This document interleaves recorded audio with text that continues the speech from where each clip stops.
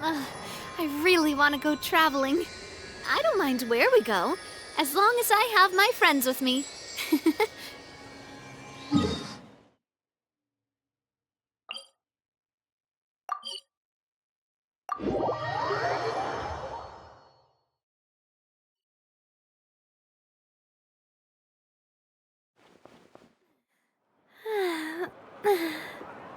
Oh,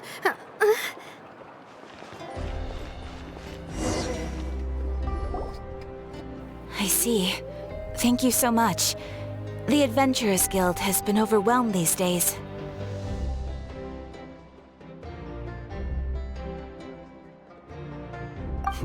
No worries at all. We've always valued the strength of adventurers. Given the current situation, it's vital that we all work together. Since we're facing the same enemies, I'll send you the intel we've collected on the Abyss so far. Then we can take a look at how to coordinate our efforts. All right. Thank you so much. Hi, Catherine, it's us! Got any new commissions? You two have come just in time. I've got some good news. The Pyro Archon has finished assembling her forces and stationed them all across Natlan. Given how the Abyss has ramped up its activities lately, we can no longer afford to act only after receiving news of an invasion. So the Pyro Archon suggested that the Scions of the Canopy and the Adventurers Guild focus on collecting and disseminating intel.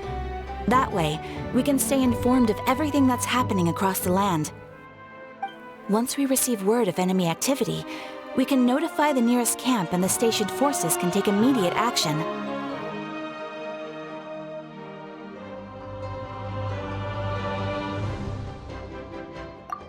Yes, precisely.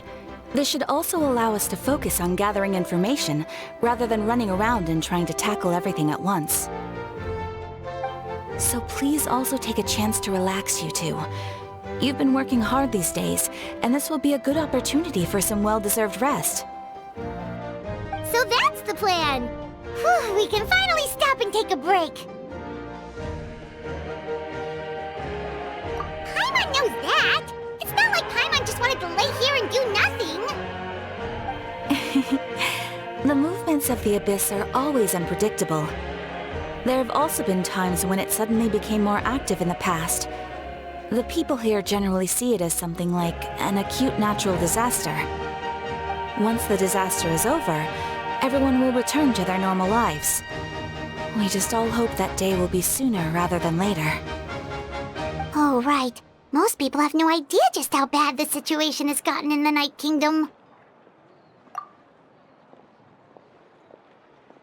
Oh, hey, Kachina! Are you feeling better now?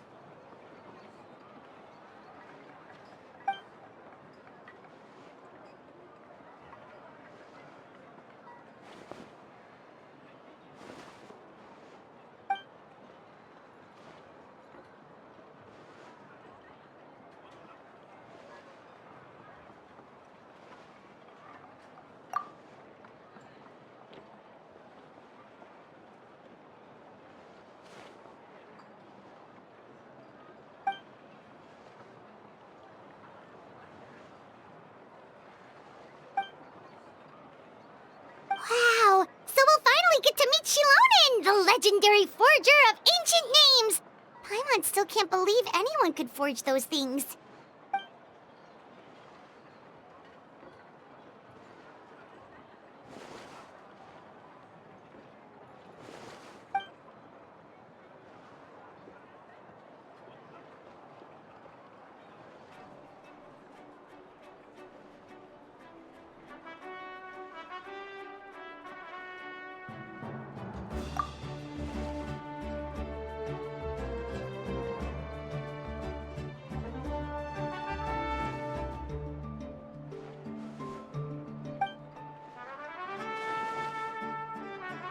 Hey, have some confidence in yourself, Kachina. After all, you're already a victor of the Night Warden Wars.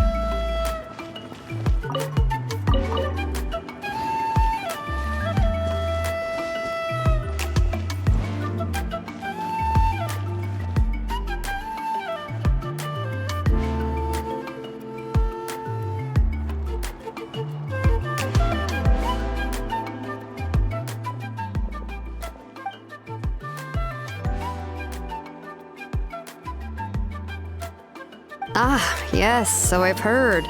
So young, and yet you've already got quite the reputation. Wait, are you Outlanders? Yep, we're travelers who just arrived in Natland not too long ago. No, I mean, I was aware that you're travelers. It's just no one told me that you're Outlanders. No, the only thing she said is that a new hero had pledged himself to the plan. But we'd need to forge an ancient name to ensure he'd be able to return safe and sound. And she did mention that it would be quite difficult to forge an ancient name for them, but at the time, I thought she was just commenting on my skills. But I seem to understand where the true difficulty lies now. Oh, I wouldn't go that far. I'm used to it, really. I just need a moment to process things. The Pyro Archon's requests are always difficult to fulfill, and we used to argue a lot. Honestly, it's probably for the better that she didn't bring this up at the time. Anyway, I can't argue with her if she isn't here, and it'd be pointless to take my anger out on someone else. But, just because I understand her rationale doesn't make me any less upset, after all. She must have known that forging an ancient name for an Outlander is an impossible task. It's impossible? As you probably know, an ancient name is a symbol of a hero's spirit and glory, which grows even richer and heavier as generations of successors inherit it. We forge ancient names by engraving the heroic deeds of an individual who will become the first hero of that particular name.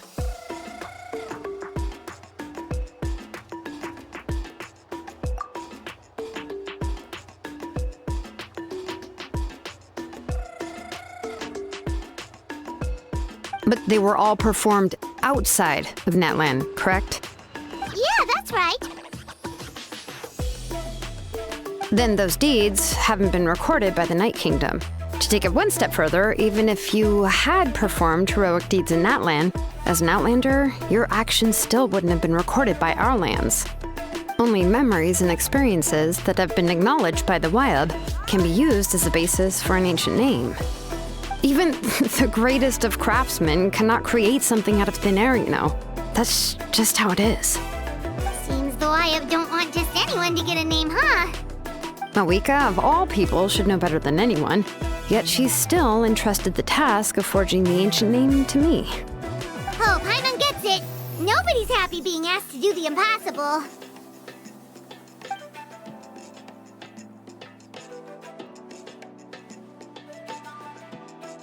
Ugh, don't remind me. Let's just focus on how we can pull this off. How to achieve the impossible. You mean you're already willing to accept the task? Well, what else can I do? What's happened is already done, and it's not like I can outright defy the order of my Archon. If she gave me this order, then she believes the ancient name is an indispensable part of her plan, and that I'll be able to find a way to make it happen. In other words, the order is an affirmation of my abilities. Whoa, not only has she accepted the task, but now she's looking for silver linings?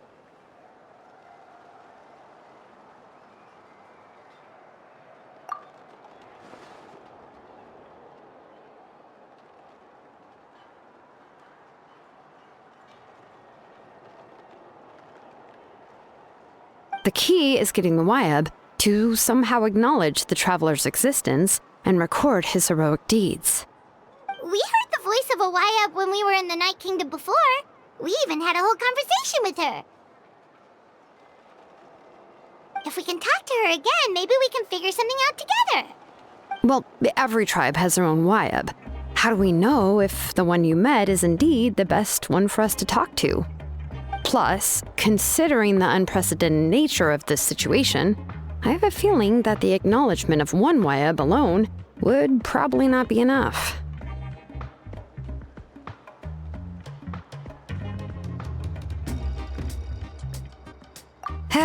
I don't know. That requires a level of knowledge that I do not possess. We need to find a consultant who's an expert on all things Night Kingdom and Wyab. The first person who comes to mind is Seat Lolly at the Masters of the Nightwind. The one we call Granny Eats Talit. Oh, we've heard that name before. We used her spirit speaker stone to find Kachina's ancient name. A person who can make something like that must be pretty impressive. I'm unsure she'd be able to help. Still, she's older now and quite eccentric. It's hard to even book a meeting with her, given that she's constantly holed up in her room and doesn't like to be disturbed. I've heard that to get her help, you have to be extremely patient with her and know how to keep her spirit up. I hate to break it to you, but... Huh. Why is that? I mean, didn't she already help you before? And you even managed to save Kachina. Well, yeah, at the cost of her spirit speaker stone being split into two.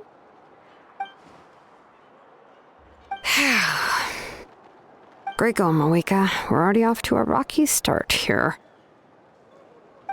In that case, I guess your only option is to try to emphasize that this is an important order from the Pyro Archon. Hopefully, Seat-Lolly would still want to show respect to the Archon. I'll also write you a letter on your behalf. If you can find someone to deliver it and mention some good things about you, then that should help too.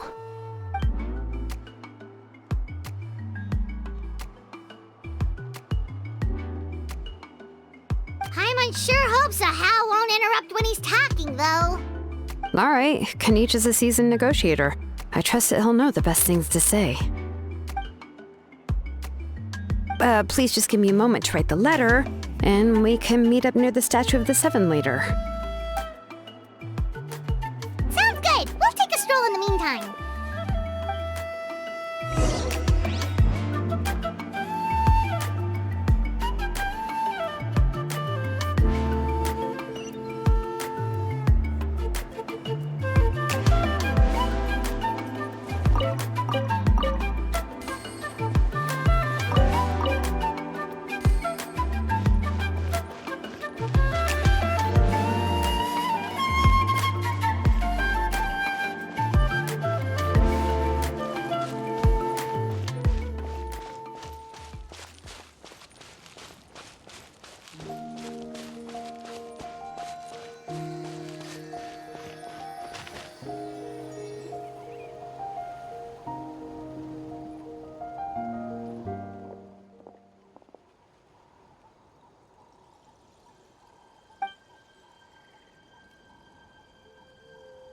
I'm sorry to put this on you, Kanich. It's just that you're probably the only person who knows how to deal with her.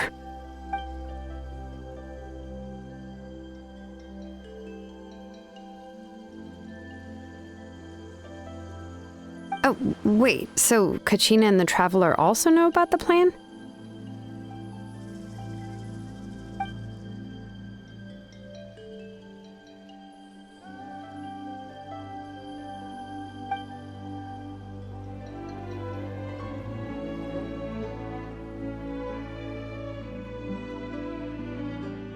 Right. She mentioned there are 6 heroes and that Shilonen is one of 4 that have already been acknowledged. Oh, well, then I suppose there's no need to keep any secrets between us. Having companions walk by your side is perhaps the best solace when facing such a bleak reality.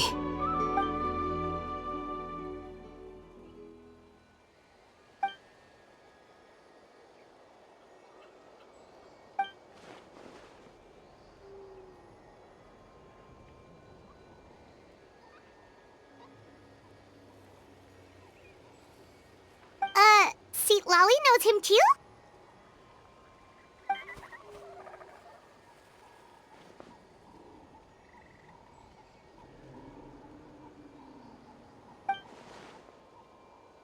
Given how the Masters of the Nightwind love to babble about dreams and revelations, they're already a pretty strange bunch to most.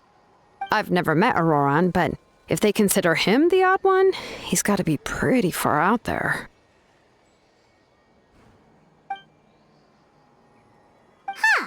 Makes sense.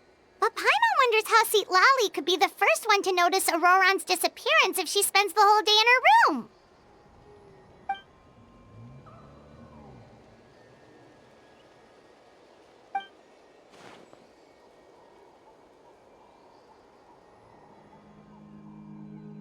Oh, so if I'm following, you mean we'll help her investigate Roron and the captain's whereabouts?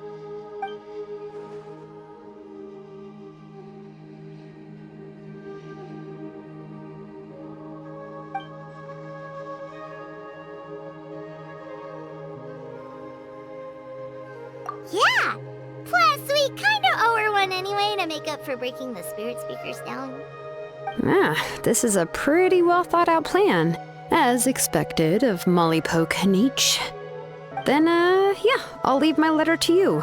Let's hope Seat Lolly can meet at the stadium in 2 days.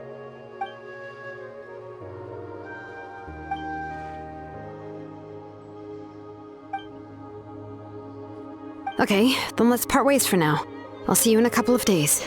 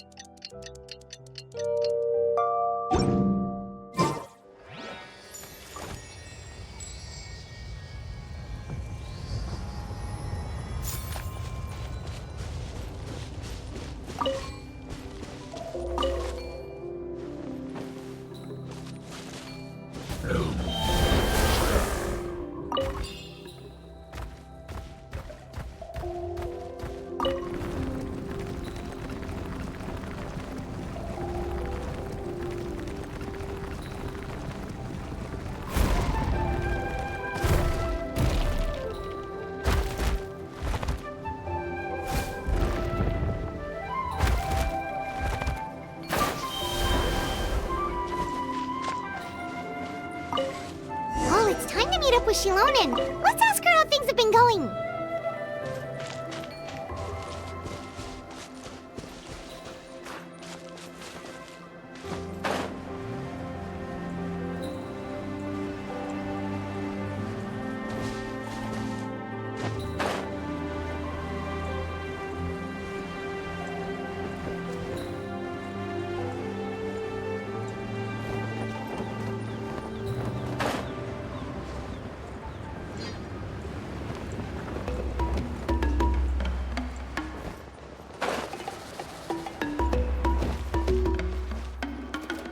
Shilonen, how's everything going? Oh, hi, Traveler and Paimon. I have bad news. Seat Lolly did not reply to our request, although I suppose I'm not too surprised. Huh? You mean she didn't even bother to give Kenichi a response? Guess she really does have quite the ego then. Yeah, well, she can be also quite eccentric, though she's one of the most gifted people around. Even the Masters of the Nightwind often struggle to work with her. My guess is that she probably has other reasons for not deigning us with a response. But let's go to the stadium and see if we can meet her there. If we do get a chance to talk to her in person, we can still try to work something out. That's true. Let's go!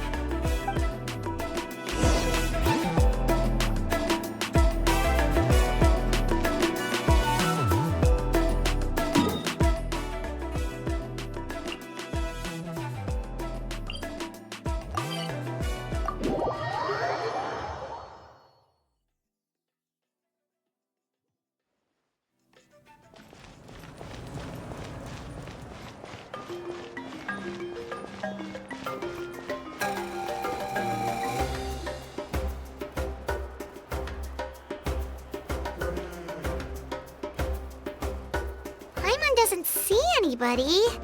Seems she's just not gonna show up, huh?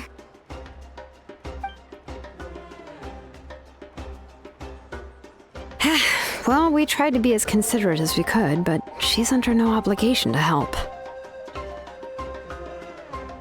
That might be true, but this is still a request from the Pyro Archon, right? Shouldn't the subject always answer the call of their Archon? A subject? Well, if you ask me, I'd say we're all more like friends with the Archon.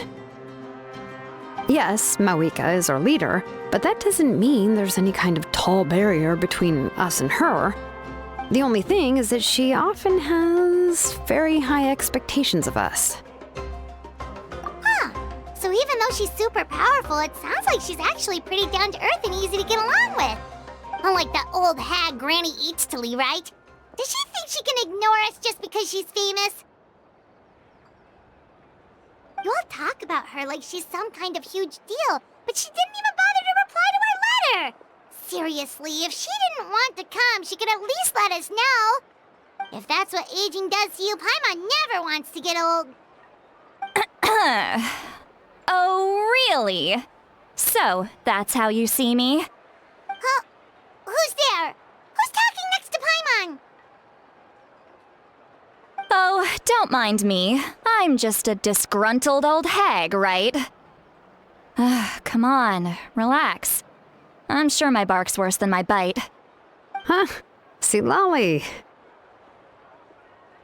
Wait, you're Seat Lolly?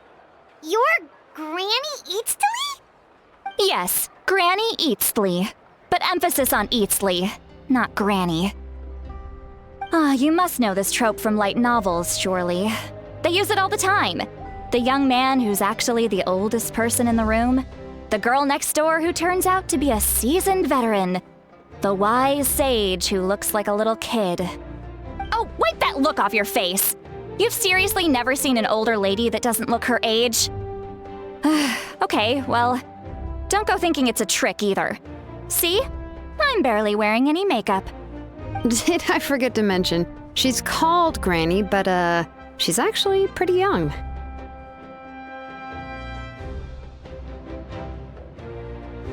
It was an honest mistake. I guess we've just gotten used to it. I'm sorry. So, how old are you actually? What? How dare you? Don't you know it's rude to ask a lady her age? Paimon really didn't mean to offend you, it's just that your case seems really unique. Oh, Paimon just wanted to apologize, but now she's putting more and more of her foot in her mouth. Really, Paimon just got a little mad since we thought, well, you were gonna leave us out to dry. It was my idea to invite you here, Seat Lolly. So if you're upset, you can just take it out on me. All right. I was only joking. I didn't mean to chastise anyone. There's really no need to take all this so seriously. If anything, I'm gonna feel awkward if we keep this going. I received Kenichi's letter and was planning to attend this meeting. Since I had already decided to come, I figured there was no need to draft a reply that simply said, "Understood." Besides, just showing up is the most important part, no?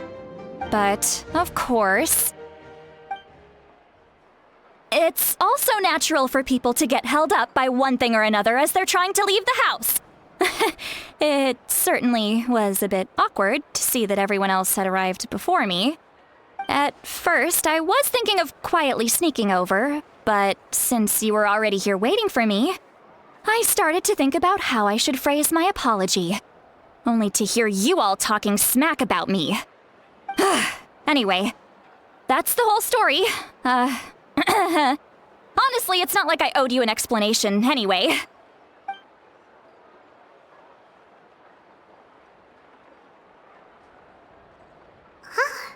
What's with that expression? Was she feeling embarrassed just now?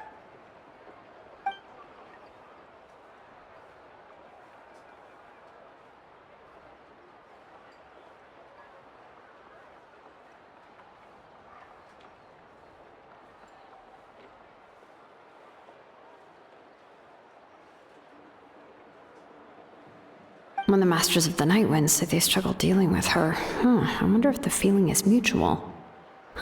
She seems to be pretty awkward herself. Everything she does and says seems a little forced. Anyway, Shilonen, I heard that you require my help in crafting an ancient name. Correct. The situation isn't like anything we've handled before. Let me explain. I see. So Mawika has asked you to forge an ancient name for an Outlander. Well, that would be a first. And you've also heard all about Auroron. I must say, he's always been a good kid. I can't see him joining the Fatui of his own volition. He must have been coerced somehow. Yeah, that's what we came here to ask you. We'll help bring Auroron back if you help us solve the problems of forging the ancient name. What do you think? I suppose I'll just call you Traveler for now. Traveler, come here. Let me take a good look at you.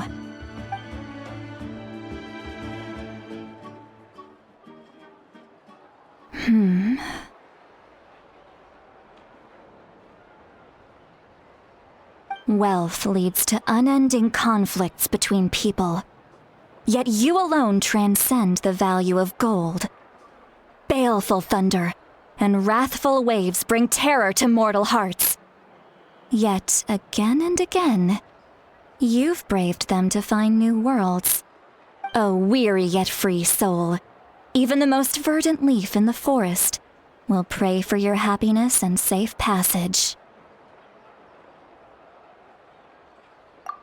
Those are all the things that I could see in you. You've experienced far more than even most mortals could dream of. You possess the heart of a sincere hero, along with the conviction to lift a torch above your head and walk headlong into the night. Huh? Don't move. There's something here. Huh? What thing? Don't scare Paimon. Is the Traveler gonna be okay? Shoo! That should do it. You've just returned from the Night Kingdom, so some fragments of souls were still stuck to your body.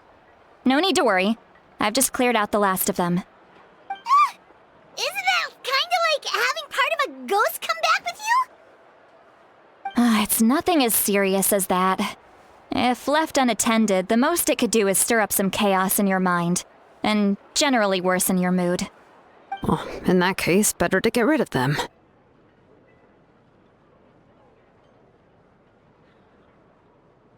It was nothing. Shilonen, let's follow your proposal. Once you've brought Auroron back, I'll take you to see the Lord of the Night. The Lord of the Night?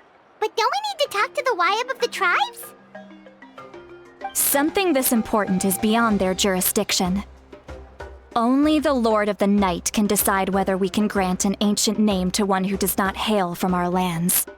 The Lord of the Night is an ancient entity that rules over the entire Night Kingdom, constantly borrowing the power of the sacred flame to combat corrosion from the abyss.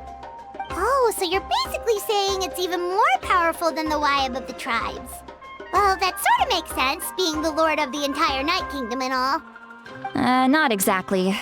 It's not so much that one's more powerful than the other. But never mind. That's not important. It would take too much time to explain. Just listen carefully to what I'm about to tell you. The Lord of the Night is currently in a deep slumber, and we can only communicate with its consciousness while in a trance. In other words, in a dream. But I will need to prepare a few more things if we are to hold a ceremony to achieve the state of the trance. I'll make a list. Can any of you get everything for me? I can go. It'll probably be a long list, so better leave it to someone who knows all the local vendors. Sounds good. Then we'll go with St. Lolly to track down Auroron. Phew, the Fatui are nothing to scoff at, so please, be careful during your investigation.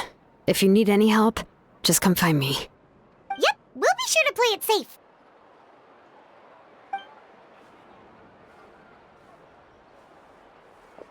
All right, now it's time for us to catch that brat and bring him back. I'm sorry I made you wait earlier. It was actually because I decided to swing by Auroron's place to look for clues. He has always lived alone, and I found a broken jar in his house. There was also something off about his phlogiston aphids, which I assume is because their keeper has been gone for quite some time. And interestingly enough, I saw some slash marks in the house that did not match any of our local weapons. My guess is they were left by Snezhnayan arms. Oh, sounds like the Fatui broke into his house and took him hostage. But why would they kidnap a kid who just spends his days living in the country and raising aphids?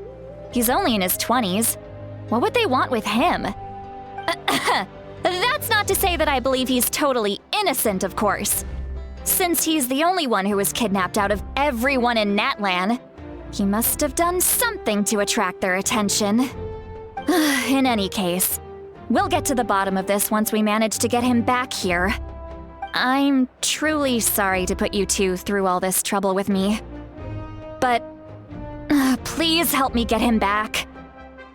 You can count on us! All right, then let's start by heading to where Auroron was seen last.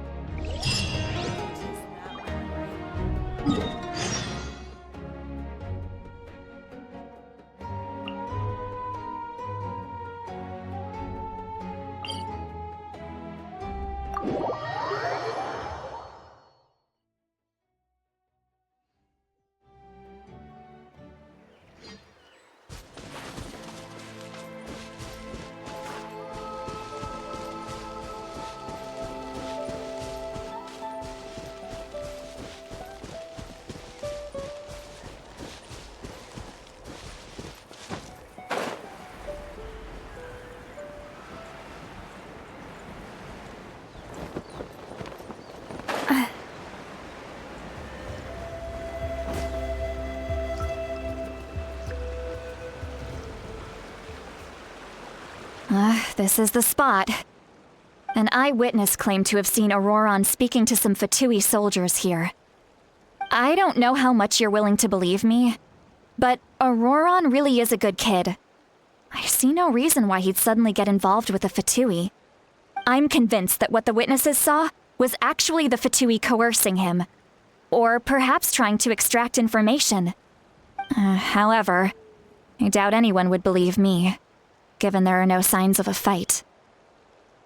Didn't Kanich say that she's a big name in Natlan? Feels kinda weird to see her so frustrated and helpless like this. Auroron? Well, he was left at the side of the road as an infant, and the people of the tribe took him in. You could say that everyone had a hand in raising him. He learned a lot from us, and once he reached adulthood, he built himself a house out in the countryside. He spends most of his days growing vegetables and raising aphids, living off of what he harvests from the garden. He's always been such a good kid. He would even get his friends to deliver whole bags of fresh produce to my place.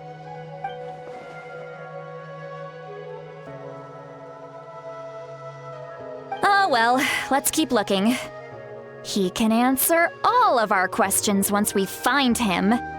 He's been raising phlogiston aphids for a long time, and since they were disturbed, they secreted a special type of phlogiston. We can use that substance to track his movements. Let's follow the phlogiston trail. Huh? What trail? Paimon doesn't see anything. Oh, right. I forgot your eyes don't naturally perceive such things. Here, give me your hand.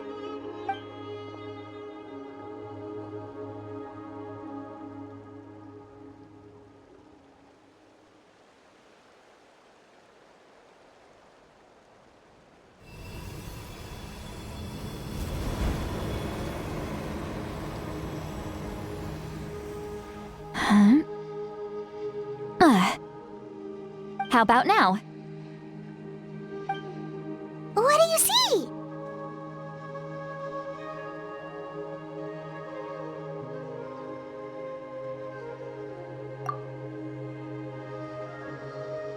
Whoa, Paimon can see it now too! That's right. I used a spell to temporarily transfer a portion of my senses to you. For a short while, you'll be able to see the phlogiston too. Wow, you can even share your senses with us? First time Paimon's heard anything like that. It requires a very rare spell that most people aren't adept at. But don't worry, it's a cinch for me. Between the two of you, it seems the Traveler's senses are a bit stronger than Paimon's. When I held your hand just now, I could sense that you've got a great affinity for phlogiston. You're extraordinarily gifted. Anyway, we'll need to use our vision now to track down Auroron. Good luck, you two. Over here, this way! See, Lolly might say a lot of deep and confusing stuff, but this spell of hers is really something. What was that? Oh, Paimon was just complimenting you, really.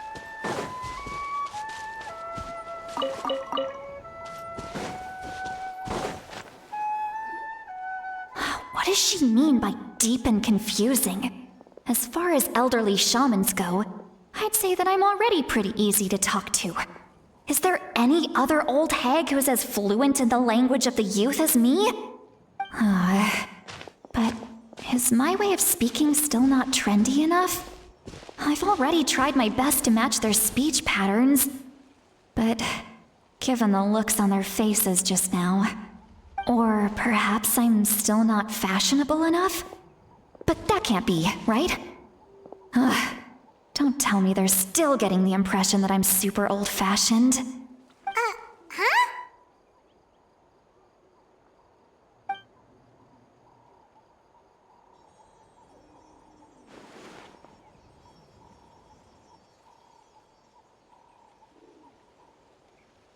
Was that Seat Lolly's voice?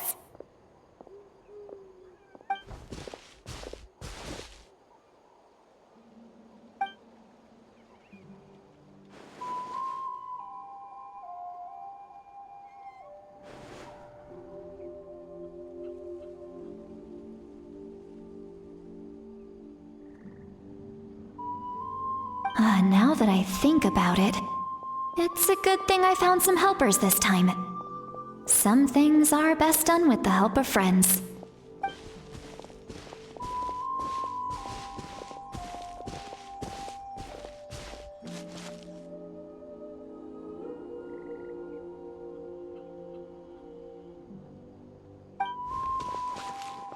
Oh? They appear to be feeling quite confident. Looks like our work will go smoothly.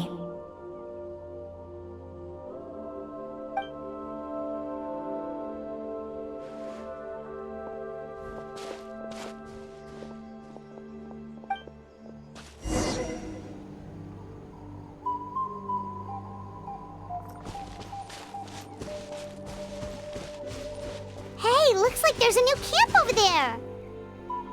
Let's go take a look. That little brat. Yep. Judging by Paimon's experience as a guide, it definitely looks like people set up camp here. Wait. The phlogiston here is a bit odd. Let me see. Paimon sees a small shape here. Could it be some sort of symbol? This is a distress signal for the Masters of the Night Wind. Only someone from our tribe would recognize it. So Auroron was indeed being threatened. We've got to find him, fast. Leaving such a subtle mark implies that he was trying to be discreet. In other words, he was probably under the Fatui's watch. If they notice us, we can just charge in and fight them to the death. But what if my darling grandson is also there? I can't have him caught in the crossfire. No, I've got to be careful. Otherwise he'd get hit as well. How annoying. No, I've got to stay calm and keep my composure.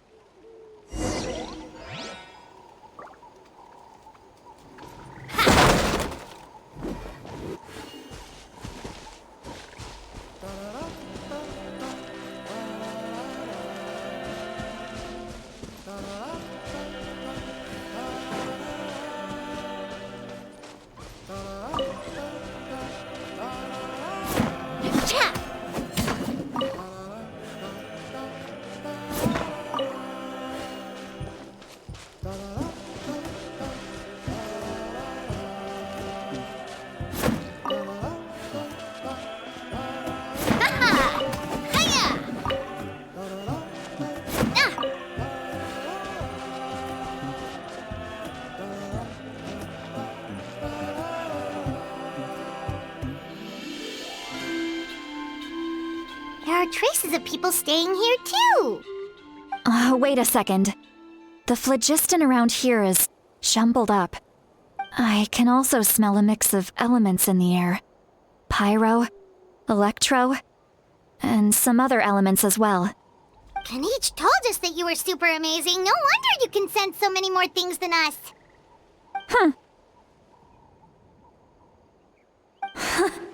It's about time that little brat said something nice about me. There are signs of a struggle here. Judging from what's left on the scene, there must have been a fight. But after that, the factions seem to have gone their separate ways. Both the phlogiston and the elemental traces in the air support that. Do you still remember the little mark we found before? Paimon's thinking, what if Auroron wanted to leave another distress signal, but was caught by the Fatui?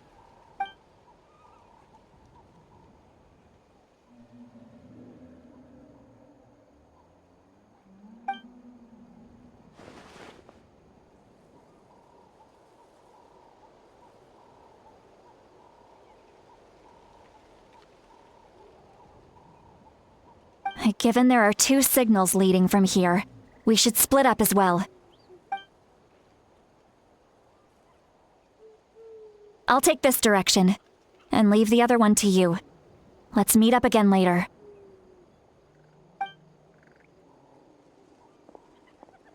Auroron, what the heck were you doing?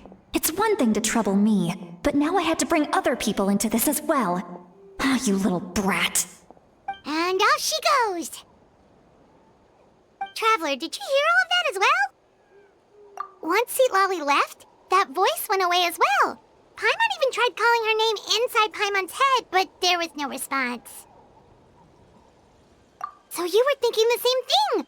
Paimon also thought that if we could hear what she was thinking, then she could probably also hear what we were thinking in our heads. She did say that she was quite adept at this spell, and it doesn't sound like she's had any trouble with it in the past. Huh, maybe we're a special case and can hear her thoughts as a side effect. If you think about it, she's really got a lively inner world. It paints quite a different picture from Paimon's first impression of her.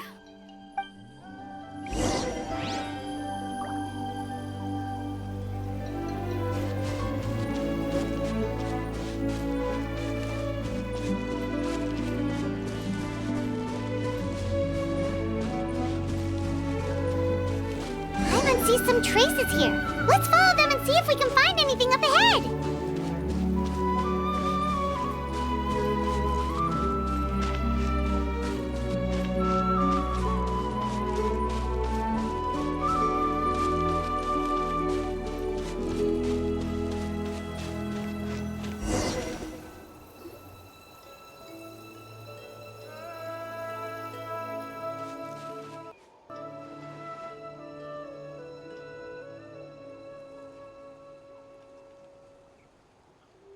Did you find something?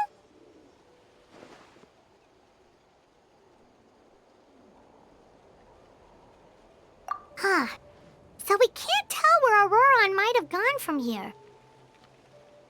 That's weird. The phlogiston trail suddenly stops.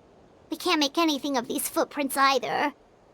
But he can't have just evaporated into thin air, right? We know he wasn't alone. He had all those Fatui with him.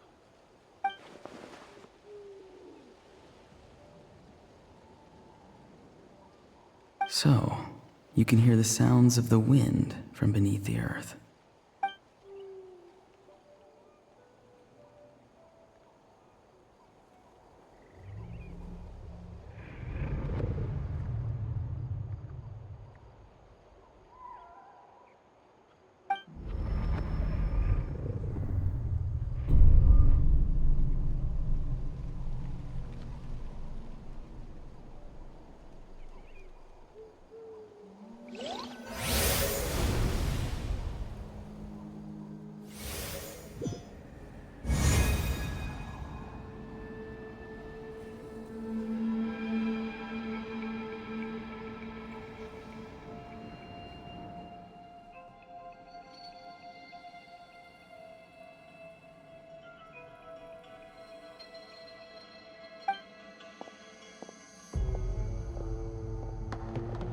I'm very sorry, but please do not move.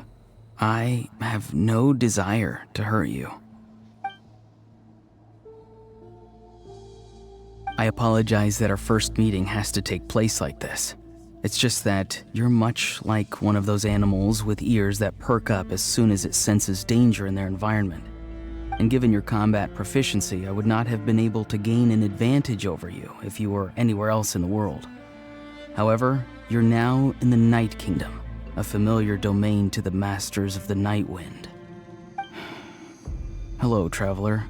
I'm Auroron, the one you've been searching for.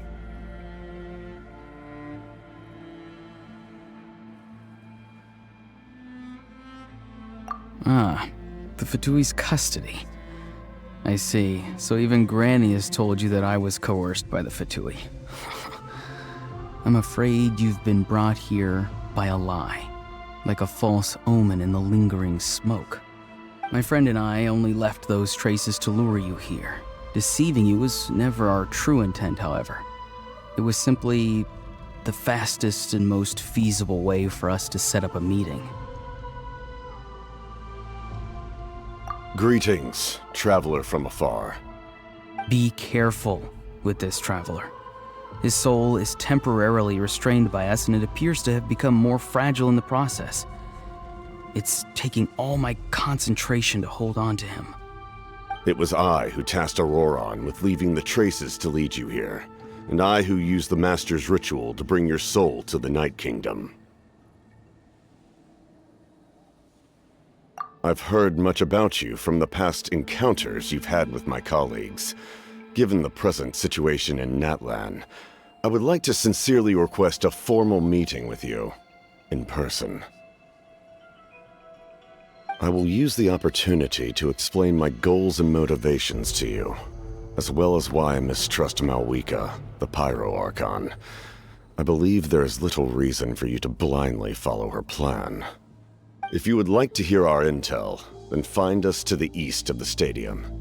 But remember, not a word of this to anyone. I would like to avoid any further conflict. You will see me again once you return to reality. No matter what I say, please, help me keep this a secret. This is all to avoid dragging Granny into this conflict.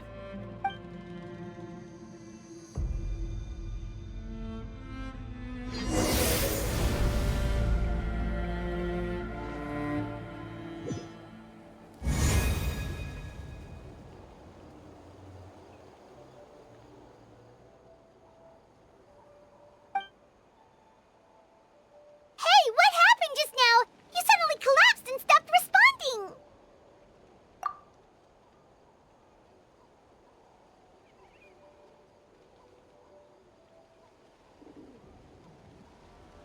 Hey, why are you sitting on the ground? Are you okay? See, Lolly! He froze for a moment and then just collapsed to the ground. Could it have been those leftover remnants from the Night Kingdom? Do you have any itches or pain anywhere? Don't worry. We can take a short break. Sorry, I know I asked for your help. But had I known you were feeling unwell, I wouldn't have taken you on this trip with me.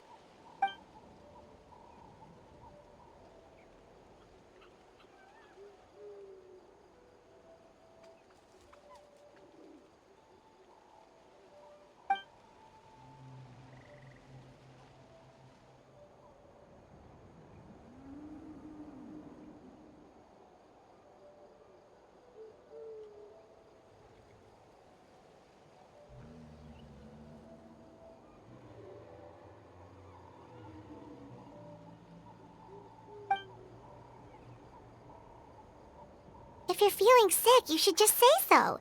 See, Lolly should be able to, exorcise any ghosts or weird stuff that you picked up in the Night Kingdom.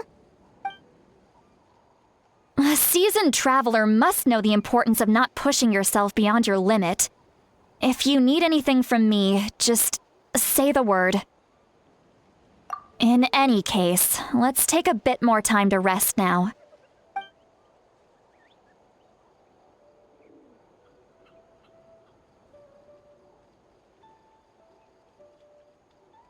Need to be more careful next time.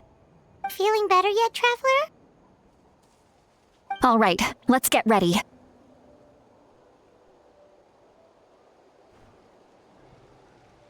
I followed my phlogiston trail earlier to a stronghold guarded by soldiers. I have a feeling that Auroron is probably being held inside. Oh, so it's close by. Then let's head over right away. Well, I recruited you to be my helper, which means we're in this together. Like the wind and the clouds. We either move as one or not at all.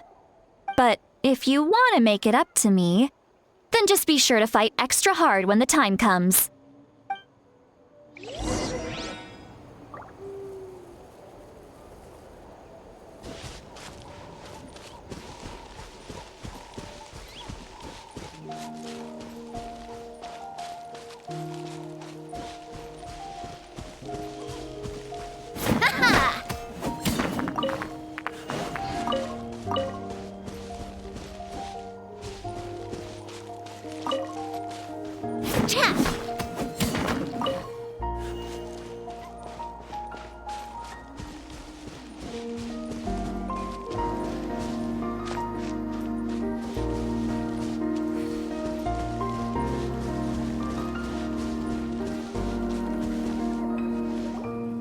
Look over there. Huh? Paimon thinks she sees someone in the middle of the camp. That's Auroron. So he really was taken by the Fatui.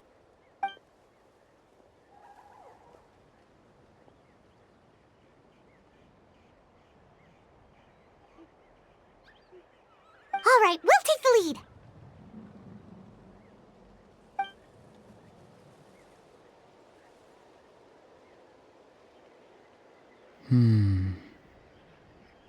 Hey, quit daydreaming. Don't you have work to do? I cannot see the sun. What? Without the sun, I cannot see the truth. You are currently blocking the light, so I must beseech you to move aside. Huh? Okay, Mr. Philosopher. That's enough mumbo-jumbo. Wow. I'm going to rip that guy's head right off. See, Lolly's struggling to control her temper now. Are you ready? Let's go kick their butts. On my count. 3, 2, 1! Still trying to resist? You've got no idea who you're up against! Back into it! Attack! That's coming at you! So soon! Stay right there! Everybody stand back! Feeling lucky? Umbrella warfare, I guess! This should be fun! Let's end this quickly! One with nature. Fallen leaves. Adorn my night. Feeling lucky? May I present? Let my name echo in some. Feeling lucky? Attack!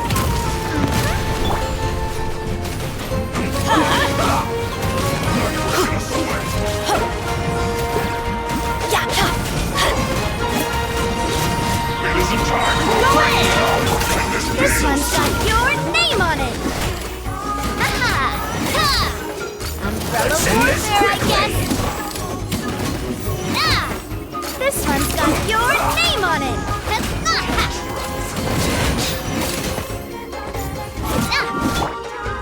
Into the wind. As one with wind and cloud. Get out of here! Fire! Well, with rocks. This one's got your name on it! Ha! Let's end this quickly! Feeling lucky? Ah!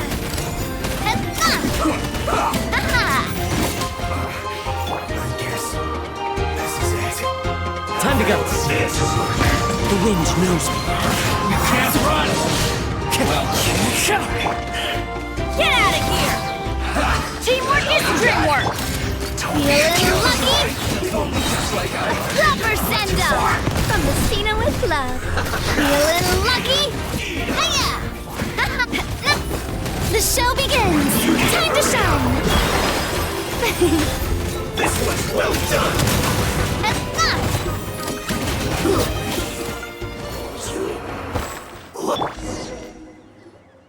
Auroron! Granny!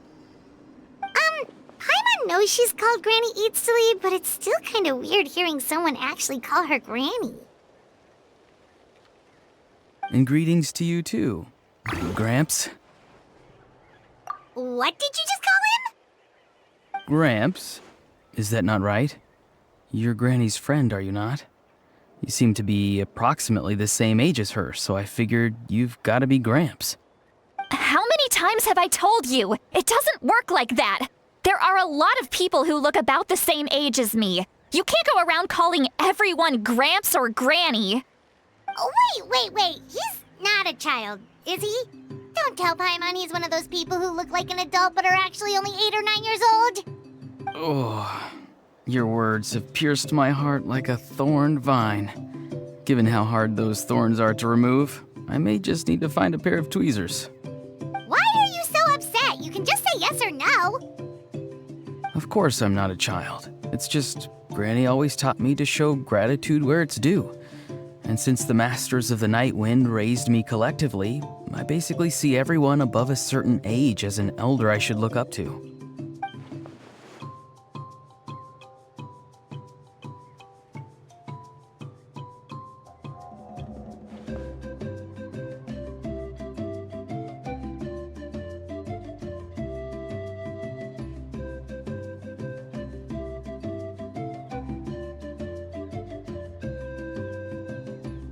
Exactly. But if you keep that up, then everyone's going to be your senior. And do you think saying all of this is gonna save you from a scolding, Auroron? Haven't I told you 100 times since you were a kid? Heed the 3 warnings. Be wary of beasts prowling around, scammers looking for their next victim, and strange people who appear out of nowhere. Oh, so you do remember, and you just chose to ignore them. I always knew that living on your own was going to get you into trouble sooner or later. But getting kidnapped? That really takes the cake. You won't always be able to rely on other people coming to your rescue, you know. You're just lucky we got here when we did. Or we might be launching another search and rescue operation to find out where they put your severed head. I'm sorry, Granny. I'll be more careful next time. Next time? Oh, good one. You think there'll be a next time after this? Not a chance. They didn't hurt you, did they? No, they just asked me a lot of questions about Natlan's terrain and made me draw a map of the ley line distribution. Okay, now answer me honestly. Were you the one who helped the captain escape after his battle with the Pyro Archon? Yes. So why did you do it? Because they said they would need my help from there on out. They also said that if I refused, they'd just come to you, Granny, and they'd already figured out a way to make you do their bidding. Hey! I'm no ordinary Granny! Would they really dare to come after me? And you! Did the gods give you a brain just for you to not use it? Did you really believe everything they said at face value and not stop to think? Thankfully, the Pyro Archon only asked that we find the mysterious individual from the Masters of the Night Wind and didn't slap your name on a wanted poster. Don't think for a second that she doesn't know what's happening. Even if the truth that you see will soon manifest into reality, there is still no need to preemptively panic. Have you forgotten the words that I've taught you? I'm sorry. Forget it. We can submit the details of this camp and the defeated Fatui as evidence of your innocence. Let's clean this place up and get back to the city. Auroron, you better remember this lesson well and seriously reflect on your actions. Also, once we return to the city, come to the speaker's chamber with me. I'll need you to explain everything. Sounds good. Should I bring some of my homegrown vegetables as well? Your vegetables? Yes. I grow a lot of fresh produce in my garden. I hope the Pyro Archon won't be too picky about the selection. Now's not the time to be thinking about that. If you do come face to face with the Pyro Archon, the first thing you should do is... Recite the 3 warnings. Huh? No! You should emphasize that you were not in cahoots with the Fatui! How exactly did the Masters raise this guy? Oh, right.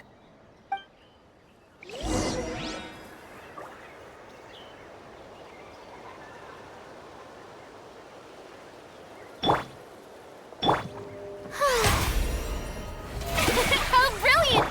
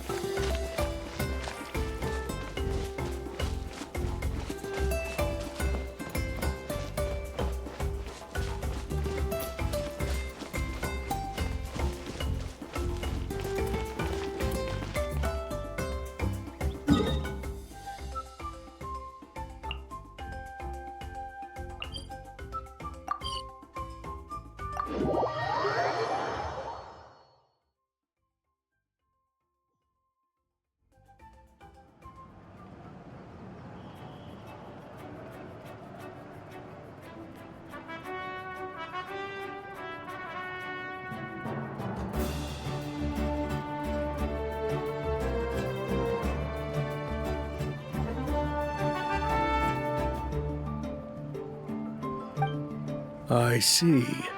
So Auroron came to the captain's rescue because he promised to help him in exchange for Lali's safety. That's right. I'm sorry. Now that you know Auroron was only trying to protect another member of his tribe, could I ask you to petition the Pyro Archon for her forgiveness? We'll give her a full report. We'll let you know once she's reached a decision. Will I need to stay here? Technically, yes. But if Miss Lali is willing to serve as your guarantor, then we can release you from custody. Sure. I'd be happy to do that. I don't have any more time to waste here. I still have other things to do. Understood. Thank you very much. Mr. Auroron, please report back to the Speaker's chamber as soon as you've received notice of the Archon's decision. I understand. Thank you. And thank you too, Granny. Whew. Well, at least you won't need to hide your face anymore. Traveler, Paimon, thank you very much for your help. And don't worry, I haven't forgotten about my side of the deal. Once Auroron is settled, I'll go talk to Shilonen and get started on forging an ancient name for you. Oh, thank you! You scratch my back, I scratch yours. It's as good as done. You can just go twiddle your thumbs or something while you wait for the good news. Bye for now. Come with me, Auroron. We've got to find you a place to stay for the night. Goodbye, Gramps.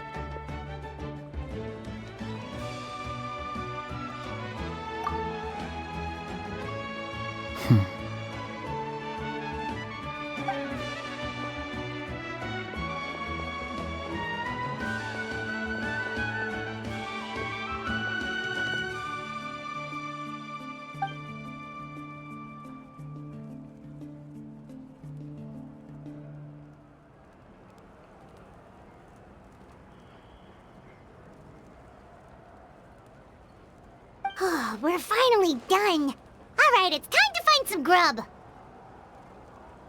Huh? What is it, Traveler? What? The captain?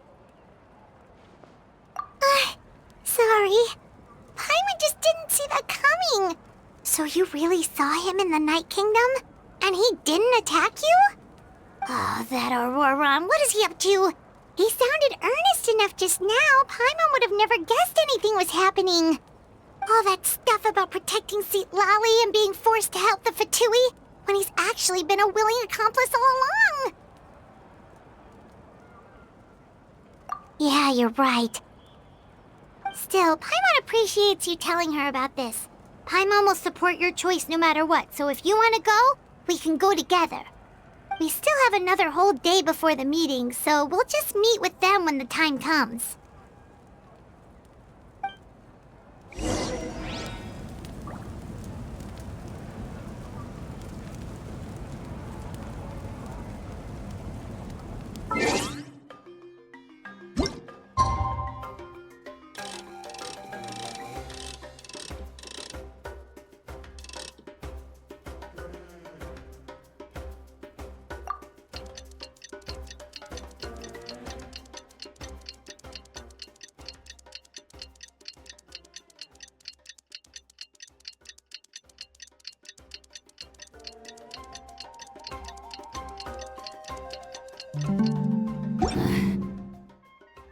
Boring!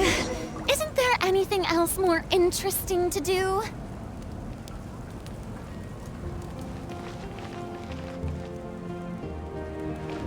What are they saying in the tribe?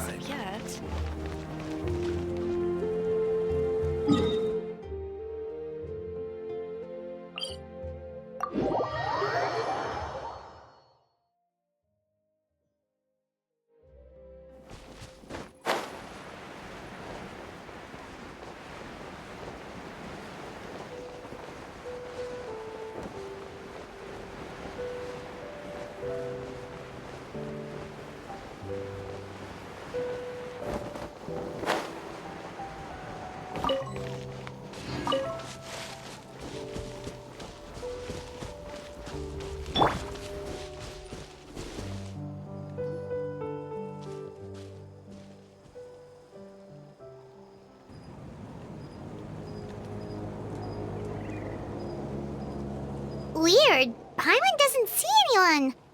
Oh, please don't let this be a trap.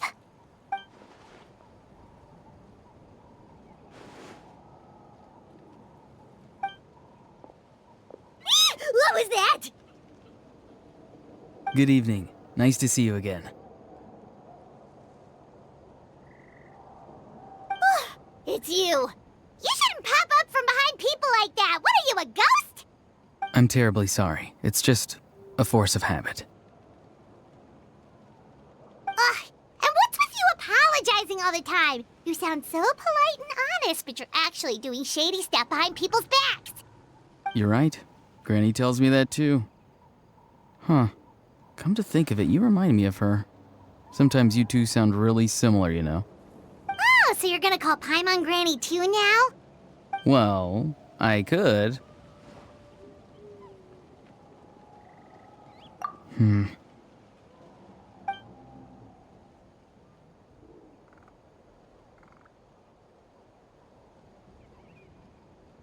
It's all clear. Over to you. Excellent. The fact that you showed up proves that I was right about your character.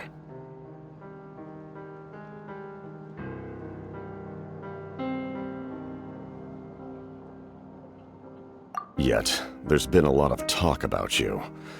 Child told me that you're passionate about the unknown and willing to take risks. Rather than facing you as an enemy, I would much prefer to bring you to my side. If we allow the current state of things to continue, we will inevitably clash, and that's a scenario that I'd very much like to avoid.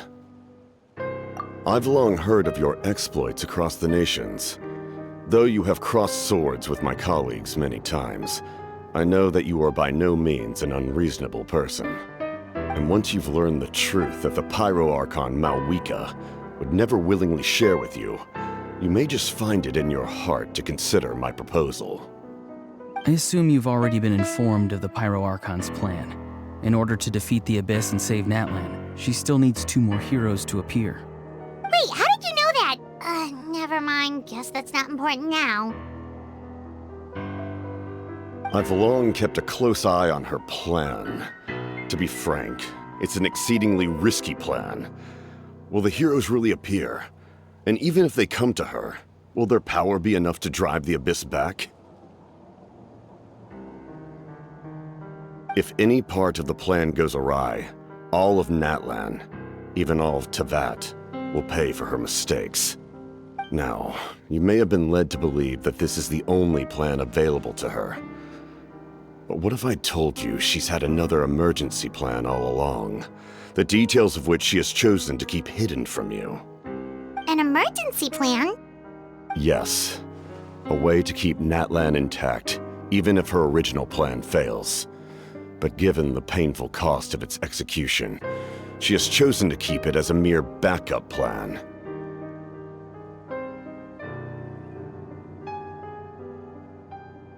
Whether this stems from hesitation, fear, or even naivete, I cannot say. But Natlan cannot afford to wait until she comes to her senses.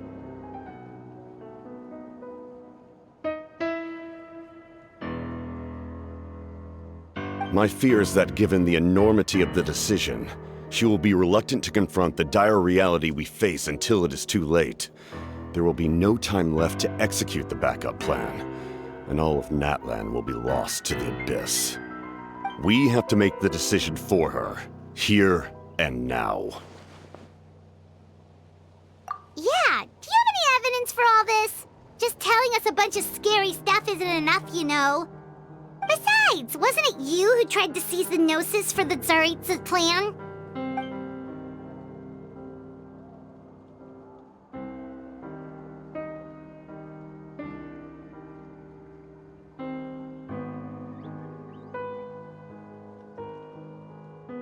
I knew you to be clever enough to see.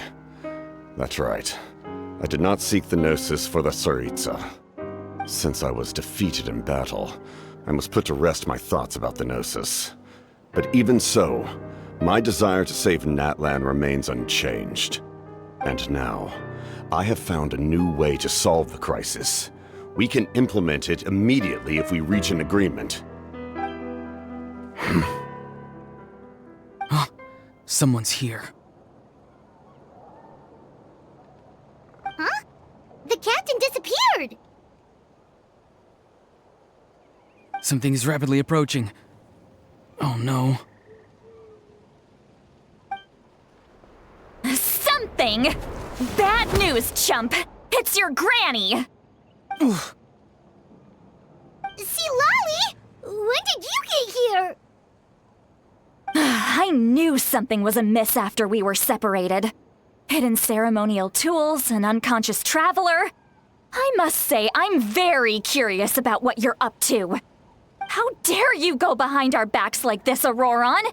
Colluding with the Fatui? Really? Oh, here we go again. Cat got your tongue, huh? You really think you can avoid a scolding just by staying quiet? I'm not trying to avoid anything.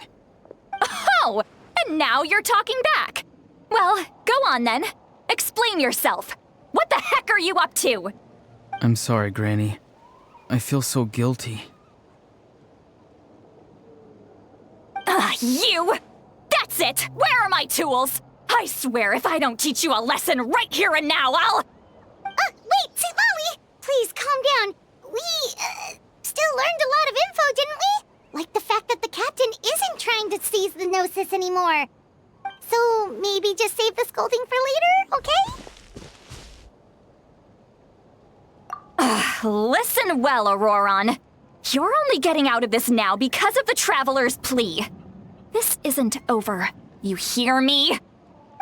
You're right, Traveler. Let's go. We can discuss this more back in the city. You two keep an eye on Auroron for me, okay?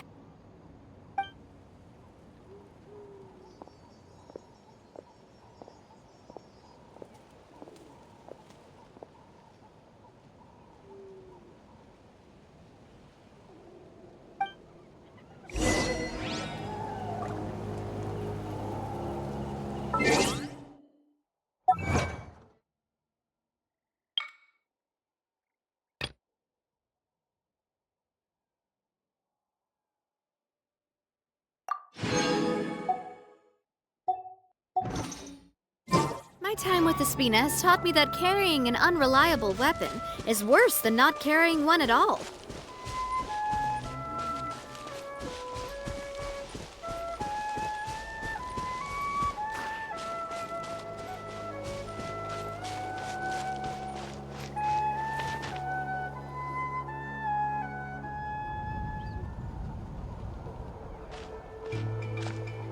In all my years, I've never had a child cause me so much grief. Do you seriously not see what's at stake here? You've got a head on your shoulders, Auroron. Use it! Why did you help the captain? And I want the truth this time. No answer? Think you're being smart? Then let me ask a different question. What does the captain want? What is his purpose in Natlan? Really? You're just going to stonewall me?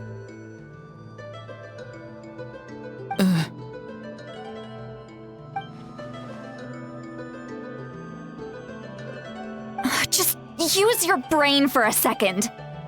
What do you possibly stand to gain by helping the captain? Only endless trouble awaits you and everyone in the tribe. You've always been a good kid. Why would you throw that all away now? If you're worried about something, just talk to me. Granny would much rather we had a conversation instead of constantly clashing like this. Why is he staring at us all of a sudden? I'm sorry that you have to hear all this.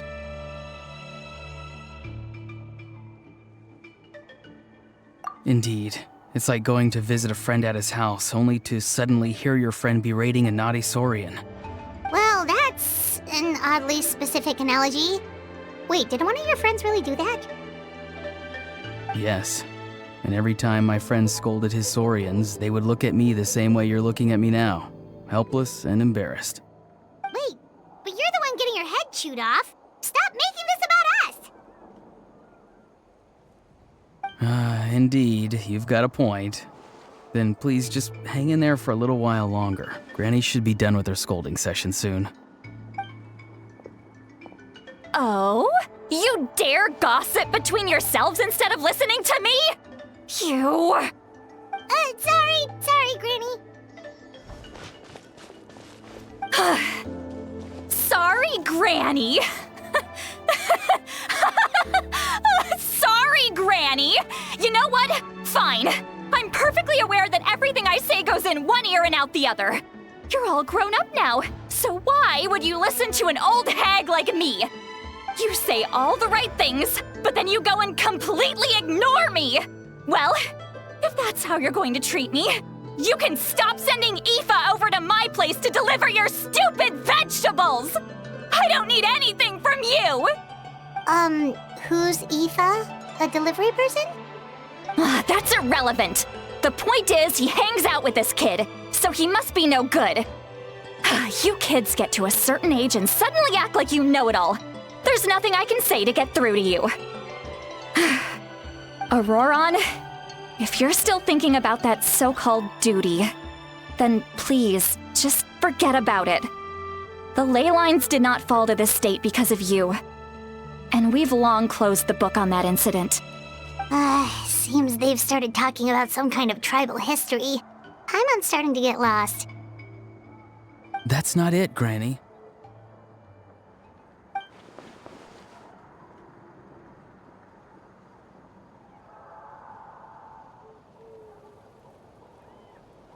I know you tend to get down on yourself when you're upset, but I can tell I really hurt you this time. All I can say is I'm sorry. His voice. Auroron! Where have you gone? It sounds like he's somewhere super far away, but isn't he right here in front of us? I'm really sorry. It's up to all of us to do everything we can to save Natlan. So I've got to go. Get back here this instant! Auroron! What is this? Powder from plant spores? Is that the trick he used? What just happened?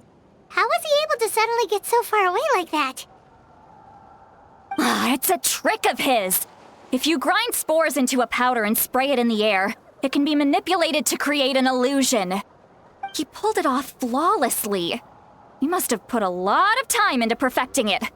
Don't tell me that's how he's been hunting in the fields these days. Oh, couldn't he have picked up something more useful? Ugh, little brat. That's it.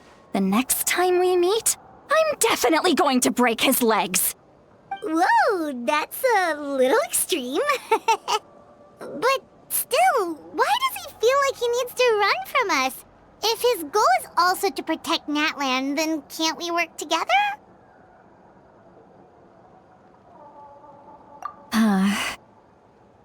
I'm sorry for interrupting your conversation with them earlier. But even if you'd been able to hear them out, there's no guarantee you would have gained anything substantial. Auroron probably did everything he could to get away because he knew I'd get the truth out of him sooner or later. Ah, that brat. I swear.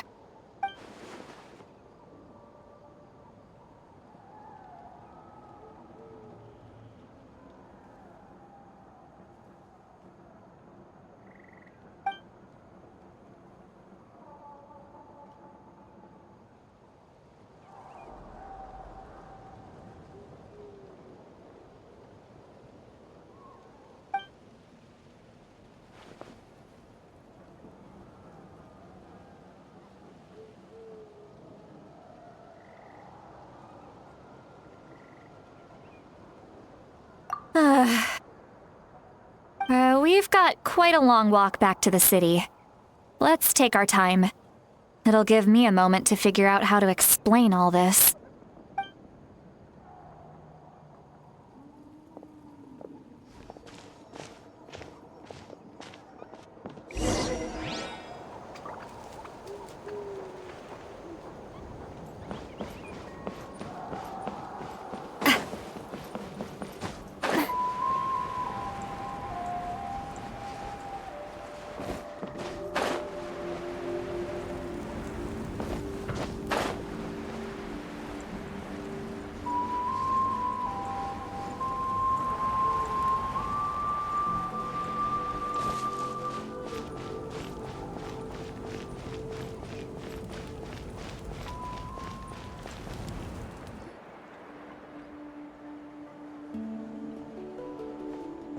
Do you two have some time? Feeling hungry? How about we get something to eat? Oh, right. It's been a while since we last ate. Now that we can relax, Paimon just realized how hungry she is. Then let's go. We can find somewhere to sit down and talk. Food and drinks are on me. Really? You're not gonna take her offer?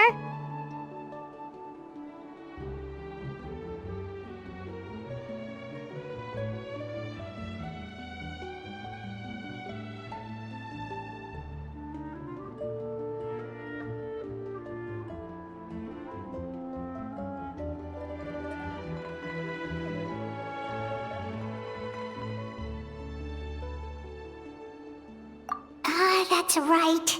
See, Lolly has gotten a lot quieter since Aurora ran away. She seems to be having a hard time. He's right. We're seasoned adventurers, so we're more than capable of paying our own bill. Hey, come on now. You won't even let me take you out for some food and drinks? I just wanted to treat you to a meal. Are you sure? We can save you some Mora.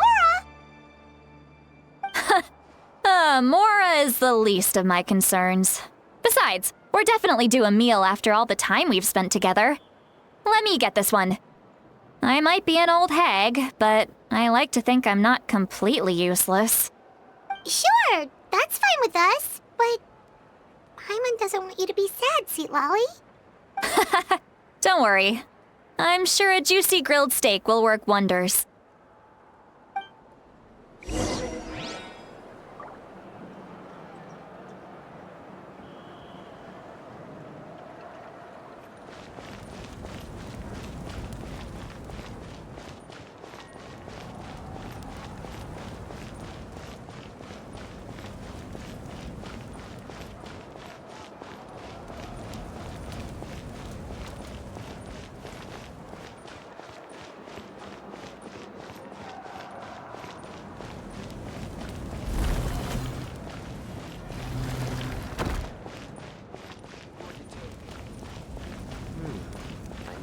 Choose carefully. What do you need?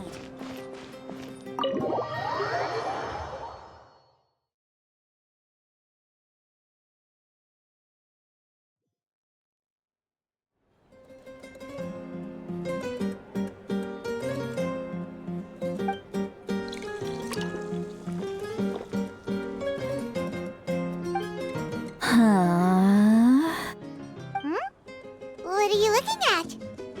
Do you see two people standing by the door? They look like spitting images of each other. Are they twins?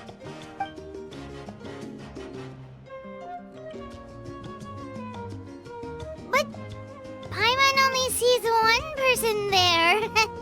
Huh? How could that be? I guess my mind isn't as sharp as it used to be. Give me another bottle, boss! Do you think she's drunk? There you go, miss. Oh my, it's not every day you get to see Granny Itzley here with some friends. Not to mention ones who've made a huge name for themselves recently. Oh, so you've heard of us? Of course I have. Aren't you the ones who saved Kachina and brought her back? No wonder you hit it off with Granny Sitlali. She wouldn't spend time with just anybody, you know. I don't even remember the last time I saw her with a new friend. Wait, so you call her Granny too? Well, given our ages, it'd probably be more accurate for me to call her my great-great-granny. She's one of the most famous people at the Masters of the Night Wind. Most days, hardly anyone even dares talk to her. Huh? Gossiping about me right in front of my face now, are you, Chonka? Oh, please, Granny, I wouldn't dare. I'm just beyond happy to see you bring over some new friends. After all, any friends of our regulars are sure to be great customers too. All right, that's enough. Go on now. I'm sure the other customers would like to talk to you as well. There's no need to keep staring at me. I promise I'll keep my alcohol down until I leave. Well then, you have my thanks.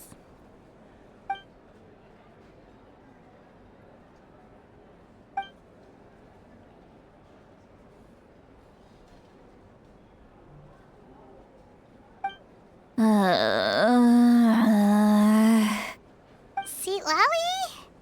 Sitlali? Who's that? You got some gall calling me by my first name. Let me guess. You want to test your skills against Granny Eatsley, don't ya? Are you still with us, Sitlali? You're kinda talking to no one. You chumps come around here, picking fights with me? Well, you know what happens next. You lose, and then run off home to tell everyone about how I'm this big scary bully. It's always the same story. You brats start it, I finish it, and then I end up with the reputation of being some kind of terrible monster among the shamans. I mean, come on. Monster? Me? Really? What did I do to deserve that? Granny Sitlali, you're not a monster at all. Exactly! And while we're at it, I'm not some lazy slacker either. Between meditation, advising the chief, and speaking with the Wyab, I actually have a pretty packed schedule, you know. Oh yeah. And I have to mentor all the new kids. Hey, new kid. Yeah, you.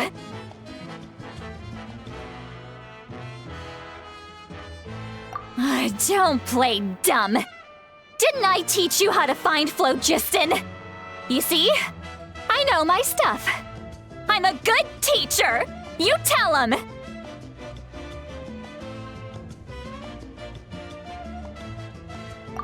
That's more like it. About dang time someone showed me a little respect.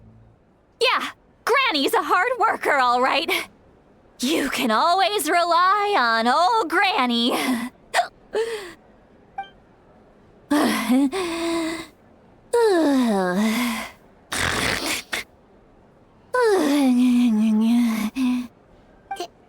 Did she just fall asleep with her eyes open? Oh, jeez. Behind this pitch-black curtain, a chapter of hatred reveals itself. Behind the smoke. The lingering smoke. Ah, she's meditating again. She does this whenever she's had a few too many drinks. Her mind's actually racing at this point. It's quite the opposite of sleep. Is this another specialty of the Masters of the Nightwind? No, I'd say it's an ability that's unique to Citlali herself. While she can easily pick up everyone else's skills and tricks, few have been able to master hers. Warning, warning. Red, the color of danger, has now arisen within that pair of eyes. Huh?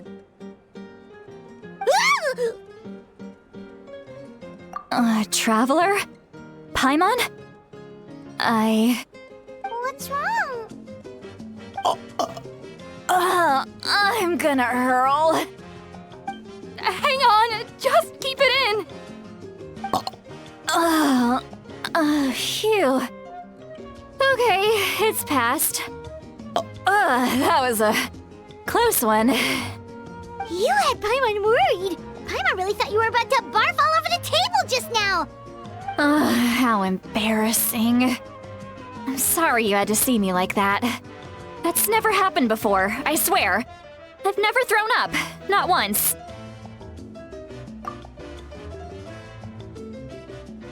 Are you feeling okay? Want to take a quick walk and get some fresh air?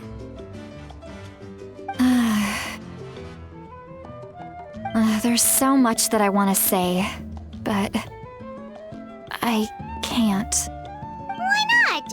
Of course you can. Just say whatever's on your mind.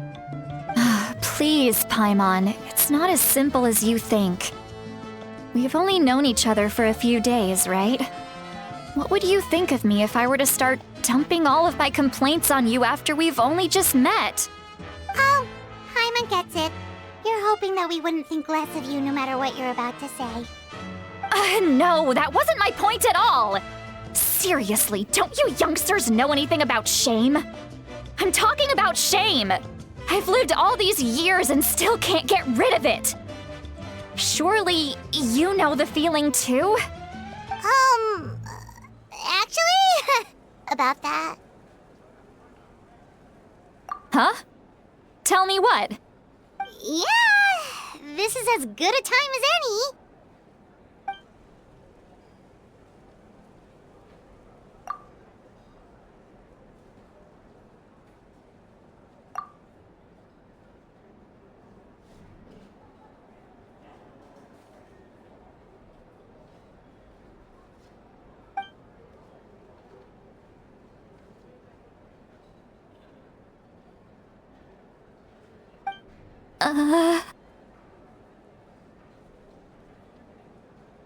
So, you heard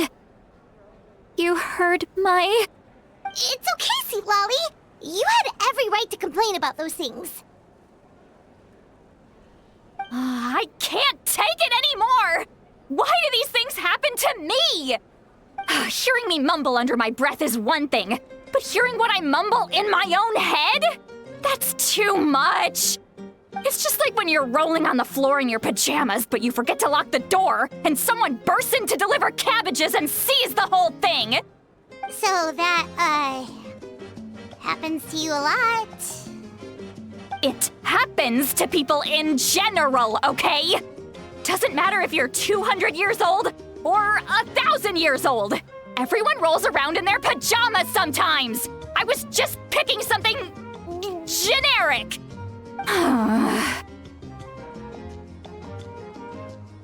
Take a walk with me. I have things to share with you. Looks like she's completely given up. Like those criminals who just confess everything and accept their fate.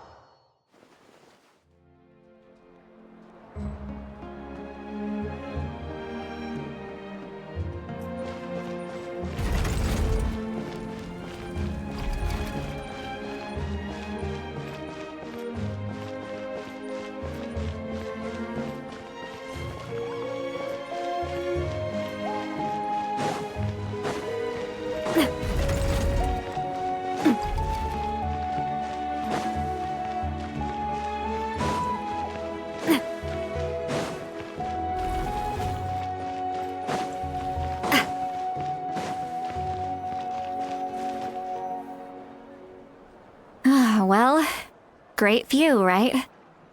I love coming here by myself. Wow, it's beautiful!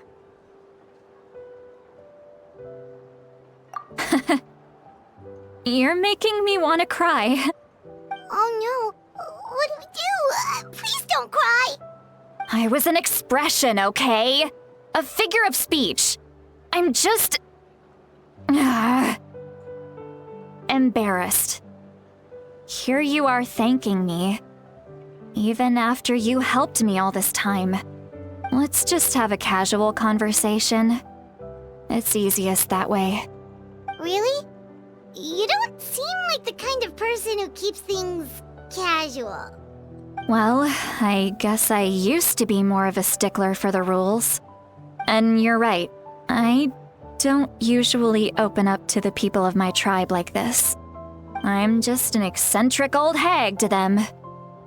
That story's been passed down so long, it might as well be true. But you're just a regular person. The kids of my tribe would have a heart attack if they heard you say that. Granny Eatsley is a powerful figure. Be careful around her. That's what they'd say. Well, you are powerful. Are they afraid of you? Some are. Others are mad I always come out on top. A few decades like that, and people stop knowing how to deal with you. What about you? Are you scared of me? We don't find you scary at all. Huh. That's because you're not from my tribe. You don't know how many delusions of grandeur I've destroyed just by existing. I make people realize that no matter how hard they work, they'll never become a living legend like me. Oh, not to brag or anything. Maybe it's hard to believe. Just pretend I never said anything. We believe you. Shilonen has full faith in your abilities, and Auroran didn't seem scared of you. He thinks of you as his granny, right? Yes, but Auroran's a special case. Mawika already told you about her plan, and you've given so much help to Auroran and me. You deserve to learn the full truth. Auroran's not like other people. As I mentioned, he was abandoned as a child. The reason being, his soul is incomplete. The Masters of the Nightwind view this as a bad omen, capable of bringing about illness and misfortune. No one knows who his parents were. He was just left on a rock in the wilderness. It's a miracle he wasn't devoured by some wild beast. The Masters of the Nightwind believe they can see human souls, and in Auroran's incomplete soul, they saw a possibility for Natlan. A possibility to turn Auroran into a vessel for lost souls. The ceremony would allow lost souls to gather within him. Auroran would then be sent to the Night Kingdom to return the souls to their rightful place, strengthening the ley lines and completing the ceremony. Wait, that doesn't sound right.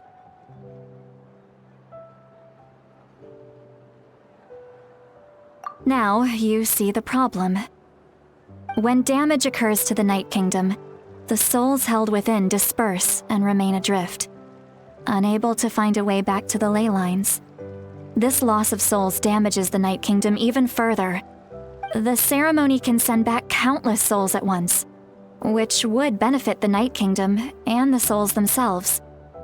Of course, the vessel, Auroran, would be sacrificed in the process. I wasn't surprised the chief at the time came up with the plan. The ley lines were already in a terrible state. A suitable candidate for the ceremony appears, and now you have the chance to make things better. Of course you're going to take it. When the chief asked for my opinion, I didn't give my approval, but I didn't object either.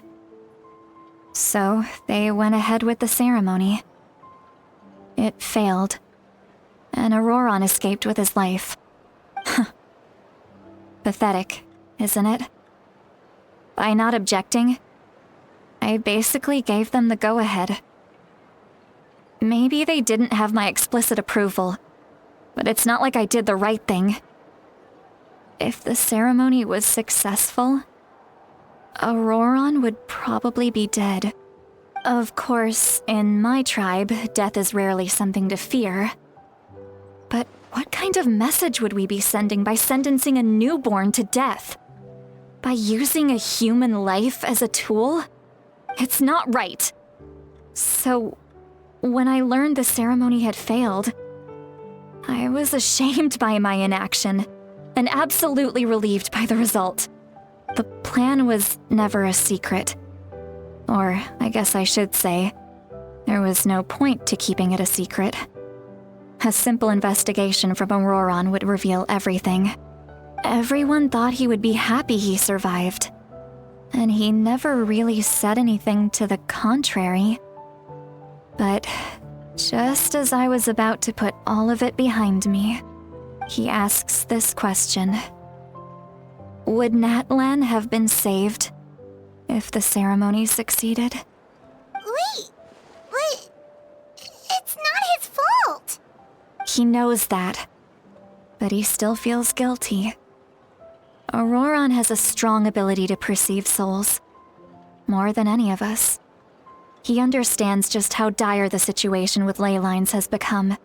Maybe he chose to work with the Fatui because he still thinks he owes a debt to Natlan.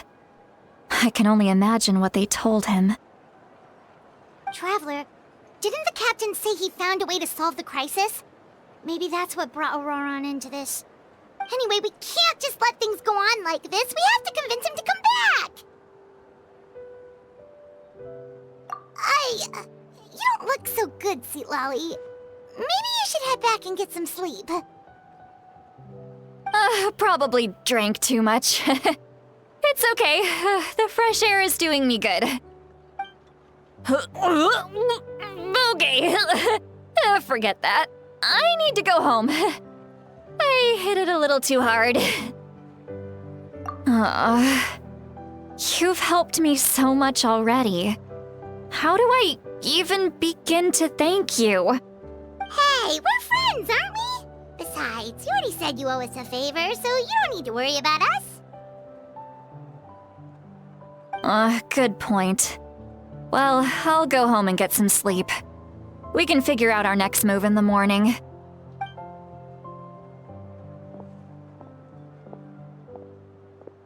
Friends. I like the sound of that. Auroran's probably back with the captain, don't you think?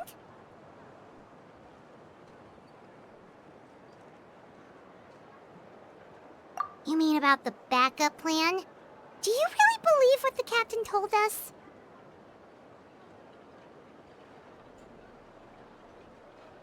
Yeah, you're right. We should just go to her directly. But she's probably asleep. We can find her first thing in the morning. For now, let's... go to bed.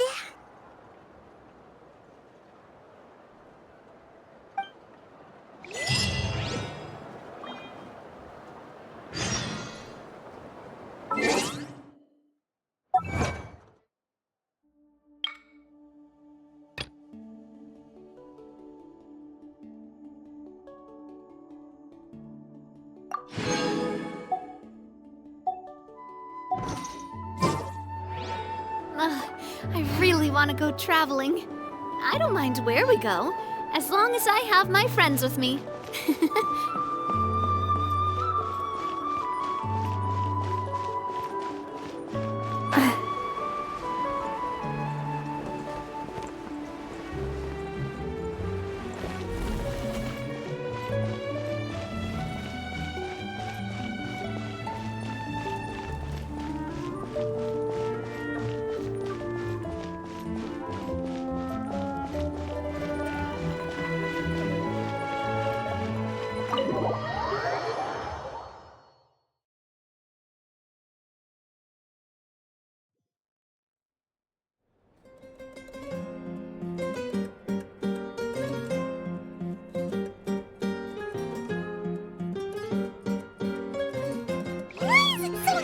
Outside. I would still have to sleep.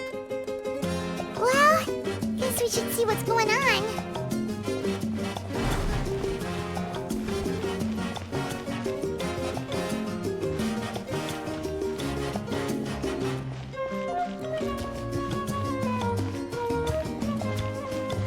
A time trial. It's worth a shot.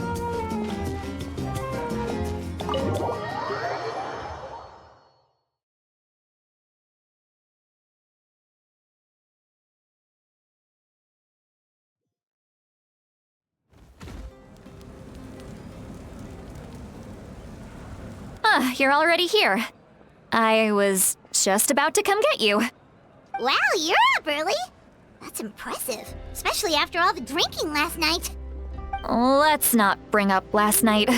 I'm embarrassed about the whole thing. Anyway, I was also woken up by the commotion. Looks like all the warriors from the stadium are on the move. I heard many areas have been attacked by the Abyss, including the Masters of the Nightwind.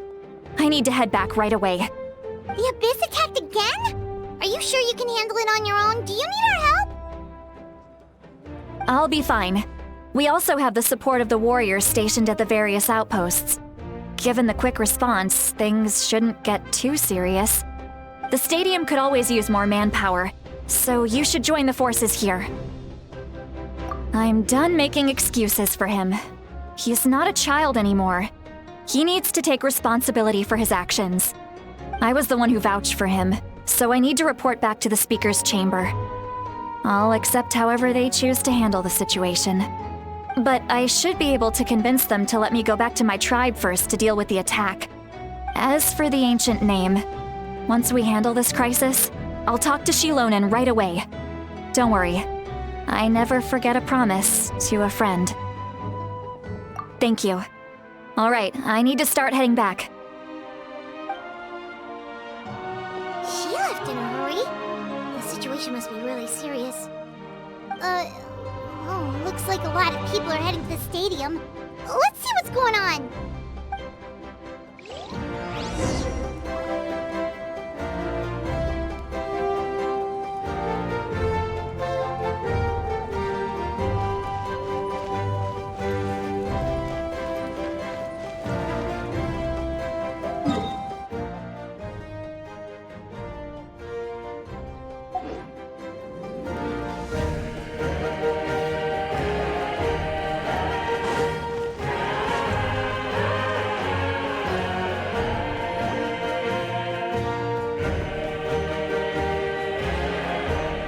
Traveler, over here!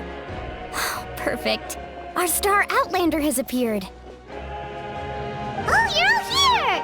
But, what's with the whole Star Outlander thing? Just my way of saying how awesome you are.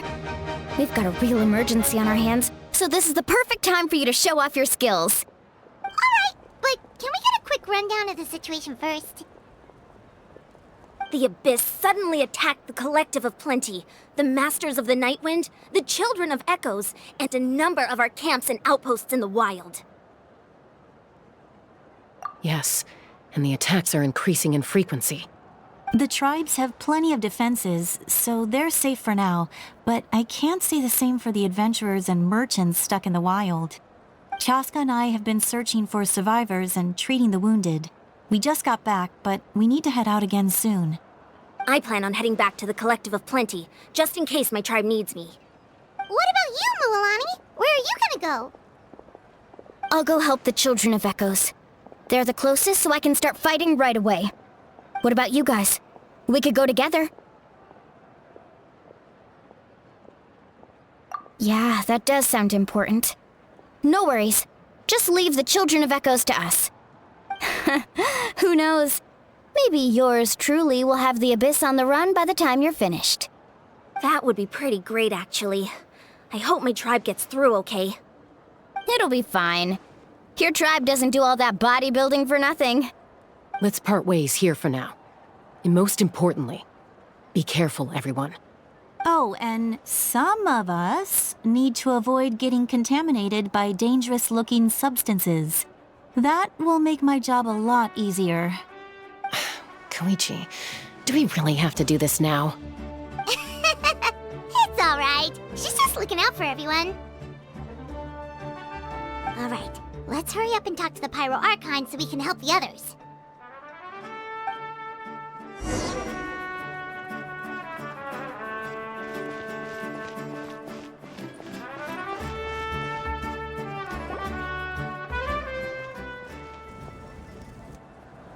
Oh, it's you two. As you can see, things are not looking good right now. People across Natlan are in danger. Look, I'm very interested in your recent adventures, but this is not a good time. So we'll have to keep our conversation short. That's alright, we're also in a hurry. We're gonna go help the Children of Echoes after this. What?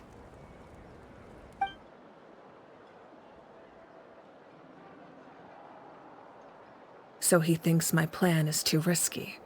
He thinks I'm being stubborn.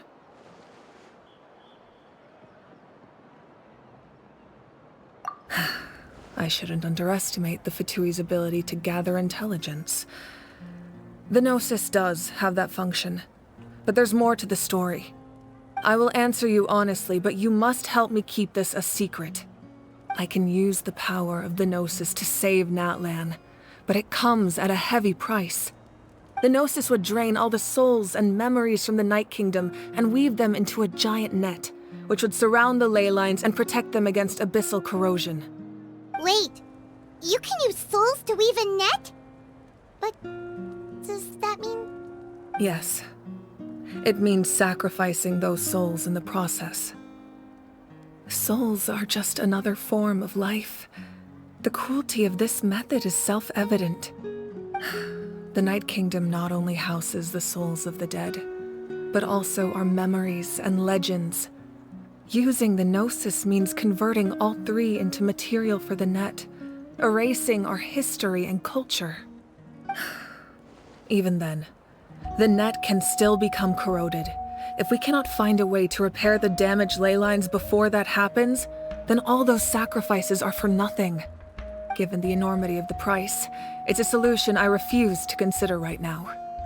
I want us to win, but I also care about how we win, and what that means for us in the end. Now it's true, both plans come at a risk, but after weighing our options, this is our best bet. Natlan is unique among the nations of Teyvat. Given the ever-looming threat of the Abyss, the Pyro Archons had to account for the worst-case scenario. Having a contingency plan is our duty, not just to the people of Natlan, but to all who live on this continent. Still, this has always been a well-kept secret. I'm very curious how the captain learned this information. Oh, one more thing? The captain said he found another way to solve the problem. Could be equally as extreme, though. Without the Gnosis, he should have no other option. But I see no reason for him to lie. Seems like our only path forward is to track him down, so he can answer that question for us.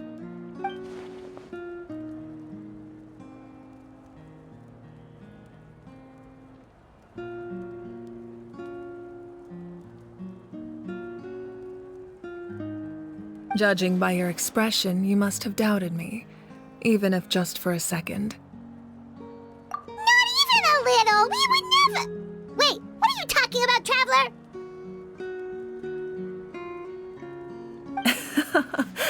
Just as expected. I appreciate your sincerity. Maybe it was out of caution, anxiety, or simple curiosity, but know this. No matter what, our goal remains the same. We both want to save the people of this land. So now that you have your answer, do you still doubt me? You scared Paimon. You've really got a lot of guts, Traveler. That's a good thing. Oh, and feel free to call me Mawika. It's what all my friends call me, and I like it that way. As for the captain, the intelligence officers we assigned to the Fatui should be back soon. We'll get our answer then. That's great! Sounds like we just have to wait a little longer.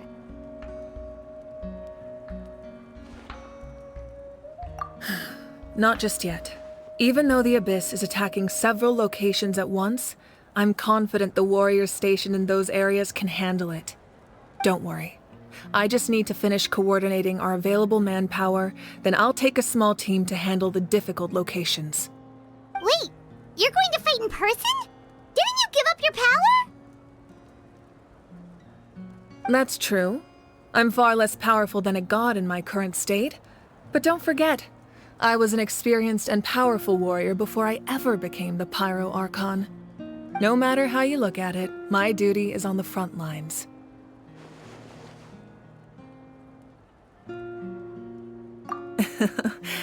I just think there's strength in numbers. If the people feel emboldened, that's just a bonus. Anyway, even if we respond to these threats in time, it's not a permanent solution in the long run. I've considered moving my people to other nations, but given their close connection to the Night Kingdom, a forced evacuation would have devastating consequences. I've told the chiefs of each tribe to strengthen their defenses and advise people against leaving their settlements. Now, I just need to find the right time to disclose the true nature of the crisis to the people of Natlan. Paimon's a little worried about how people will react. Yes, but that won't be the only response. In any case, that's for me to worry about. I'll let you know when we have more information on the captain. All right, we should head out. Maybe we can join up with Moani. She can't be too far ahead.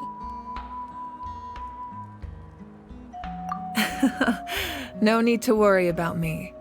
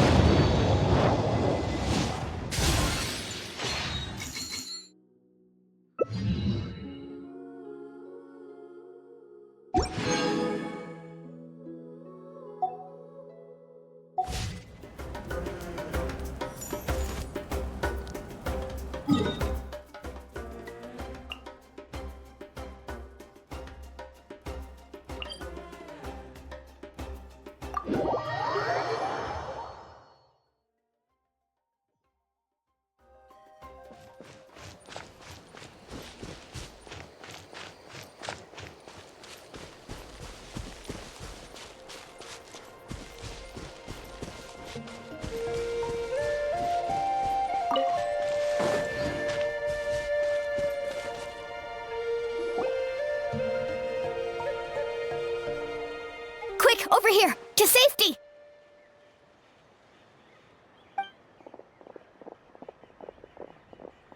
Kachina, how many people do you have left?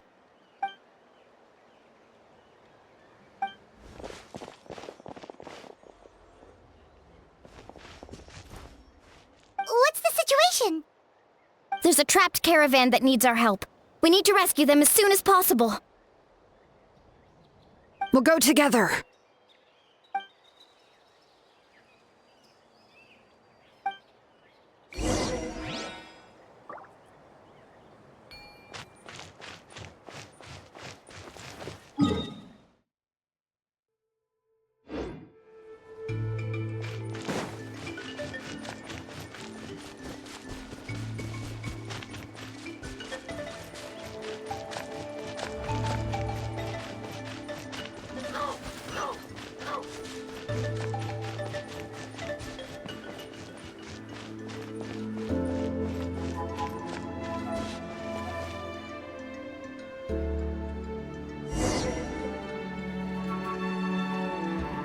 Stay safe.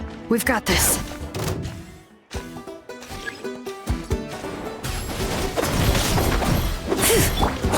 Let's go, Twirly! Yeah!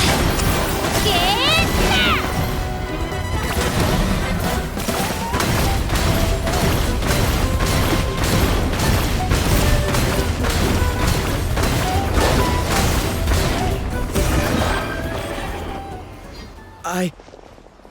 I really thought I was done for.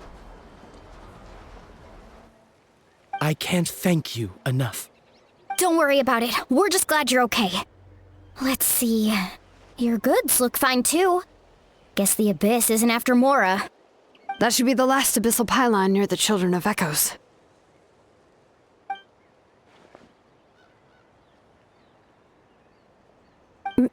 By the way, where's Lolly? I thought she would come with you. The Masters of the Night Wind also got attacked, so she went back to help her tribe. She said we can deal with the ancient name later. Yeah, that makes sense. The attacks are more urgent. Alright, this isn't a good place to talk. Let's head back to the tribe.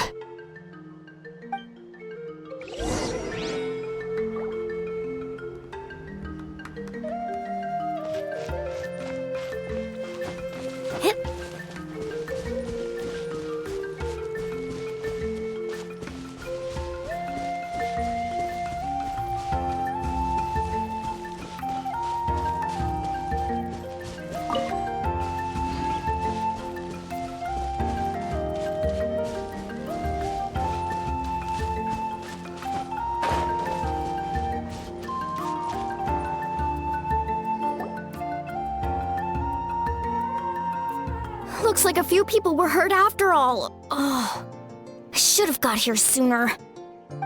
The Abyss threw a lot at us at once. I rushed out as soon as I heard the alarm, and there were already so many monsters. Before long, Kachina brought over a whole group of warriors, and just like that, we destroyed several pylons as a team.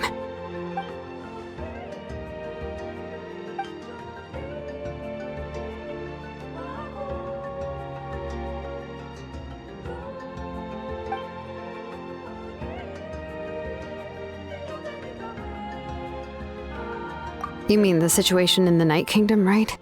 Yeah, I feel the same way. We've managed to keep it a secret all this time, but more and more people are realizing something's wrong. It's impossible not to feel anxious when things are getting worse by the second, and all we can do is wait. That just means we need to buy the Pyro Archon more time. Keep pushing, everyone.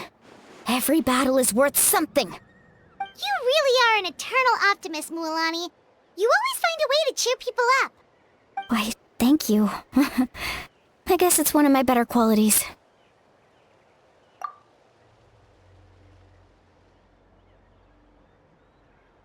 So, specifics aside, the Pyro Archon confirmed the Gnosis can resolve the crisis, but it comes at a huge price.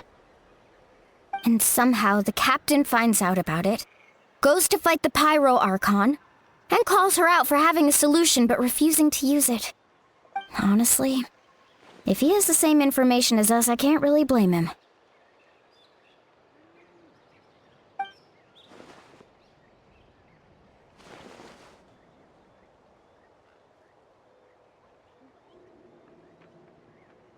We talked to Moika before we left the stadium. According to her, the cost of the captain's plan is too high. And, well, it makes sense. If that was truly the better choice, she would have picked it. Yeah, I trust the Pyro Archon. When I was upset about Kachina's disappearance, she was really sincere and patient with me. Plus, she burned down all those precious mementos for Kachina. She's already proven how much she values even a single person's life. When it comes to Natlan's survival, there's no way she would hold back. I agree. Maybe the captain weighed the costs and came to his own conclusion, but I'm sure we have different priorities. Life is important, but so are history and memory. As the Archon, she can't tell us everything, but it seemed like she wasn't holding anything back this time. The next question is, if the captain found a new way to save Natlan, how come the Pyro Archon has never heard of it?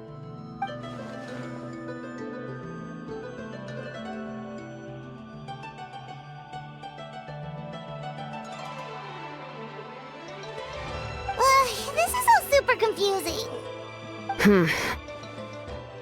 We still don't have enough information.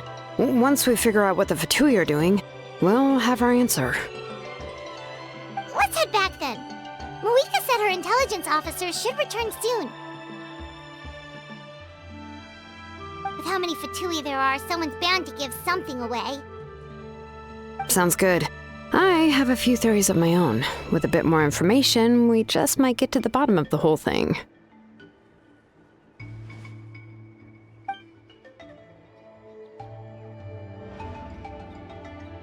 I was just about to ask. Count me in.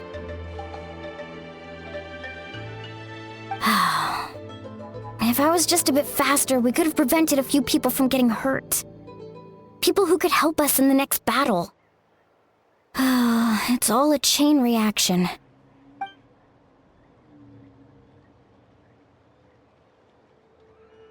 Register? Nah. I'll just follow you around. You know, go where you go, do what you do.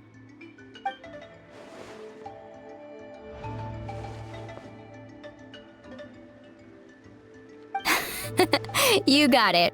I just don't want to make the trip back. It's so far. All right. See you all later. Let's get together and celebrate once this is over. Oh, you betcha!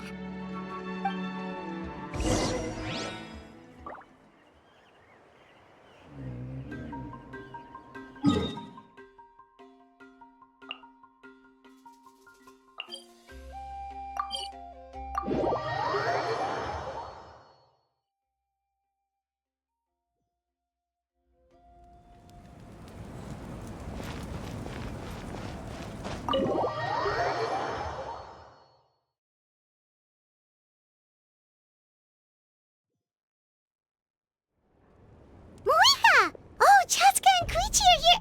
Wait, are you okay, Koichi? I'm fine. No need to worry. They ran into the Fatui while out on a mission and decided to follow them. The Fatui? Calm down and let me explain. Here's what happened.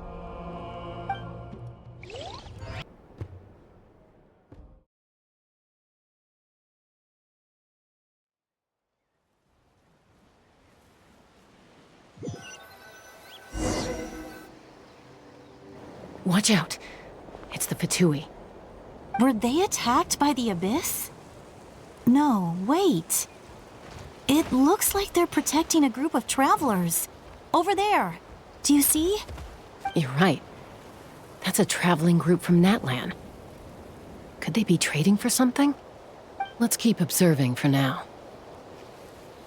We're glad you're okay.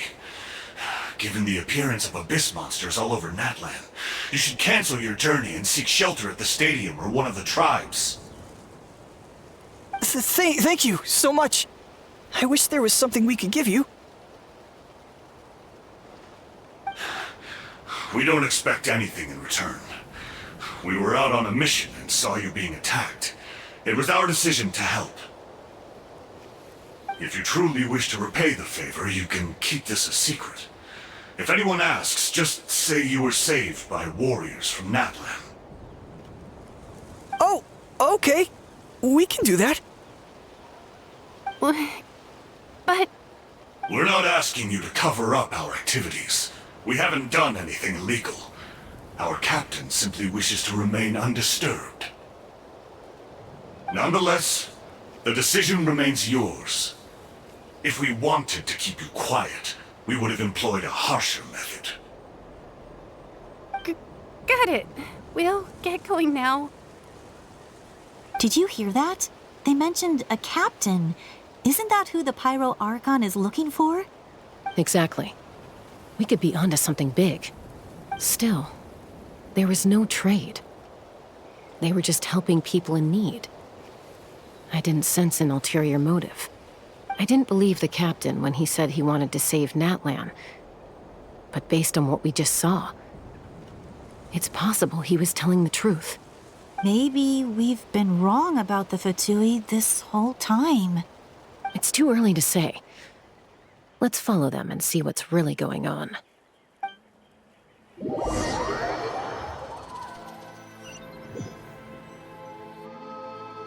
So this is where they were headed. Looks tricky. It's heavily guarded on all sides.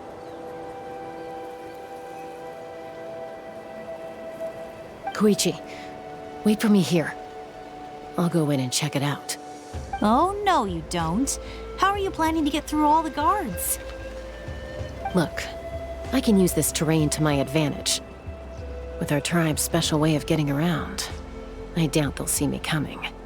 We still can't see anything on the inside. What if you can't find cover? You won't have anyone to watch your back if you go in alone. The more heavily guarded the location, the more valuable the secrets. Even if the captain isn't here, we can still figure out what the Fatui are planning. That intel is worth the risk.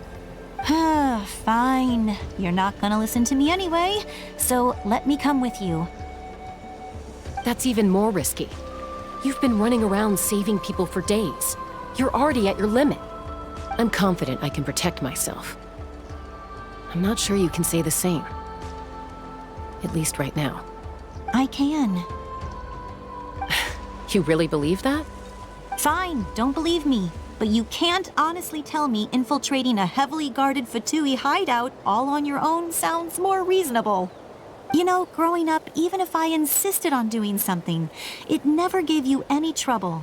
I'm not sure you can say the same. All right.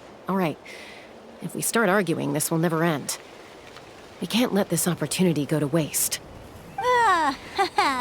Guess that means I win. Don't worry, you're not the only capable young person from our tribe. I can handle this. All right, same plan as usual. We split up, communicate with hand signals, make sure our blind spots are covered, and support each other once we strike. Got your ropes? Yeah, let's go.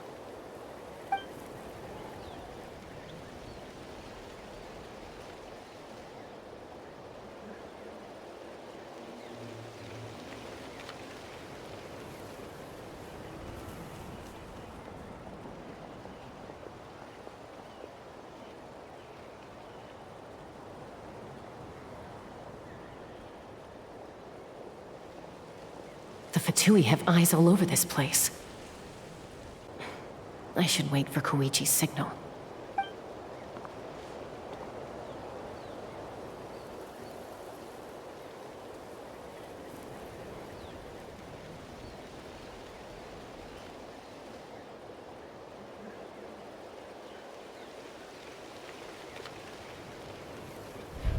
Now.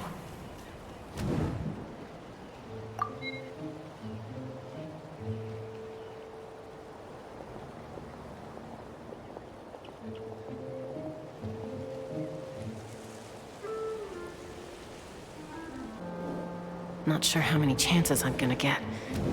I need to act.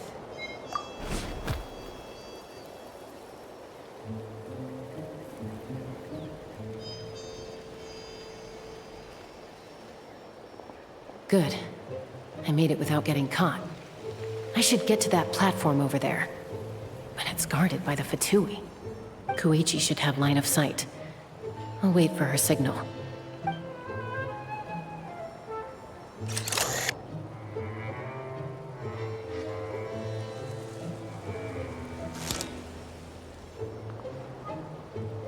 That's it. Now's my chance.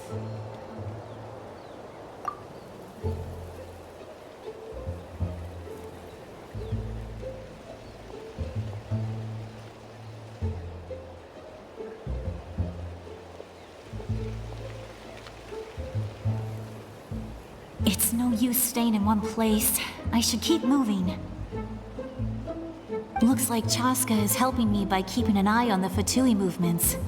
I'll wait for her signal.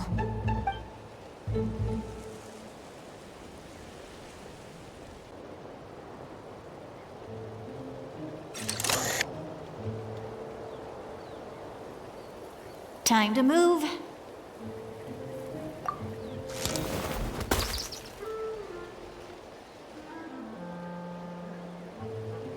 Whew, that was close. Almost got caught. Probably can't make it over in one go. I'll wait for my next chance. Now's my chance.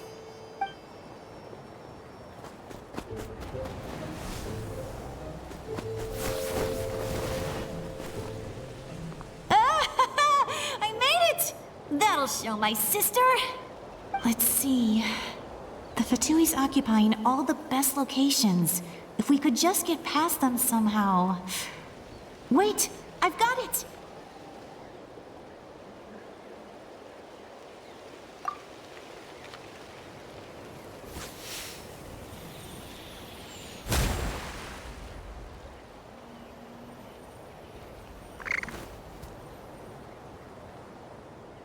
Huh? What's that noise? Did something explode? Oh! It stinks! What the heck is that? What do you think you're doing? I could ask you the same thing!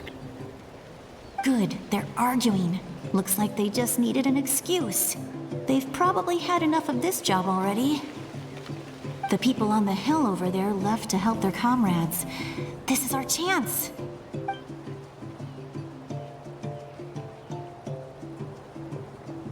Come get me, Chaska.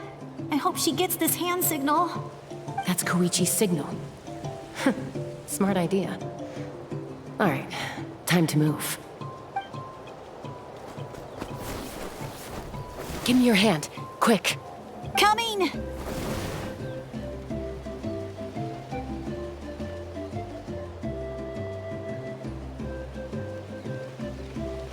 I checked, and this way is completely clear. It should lead us to the deepest part of this place.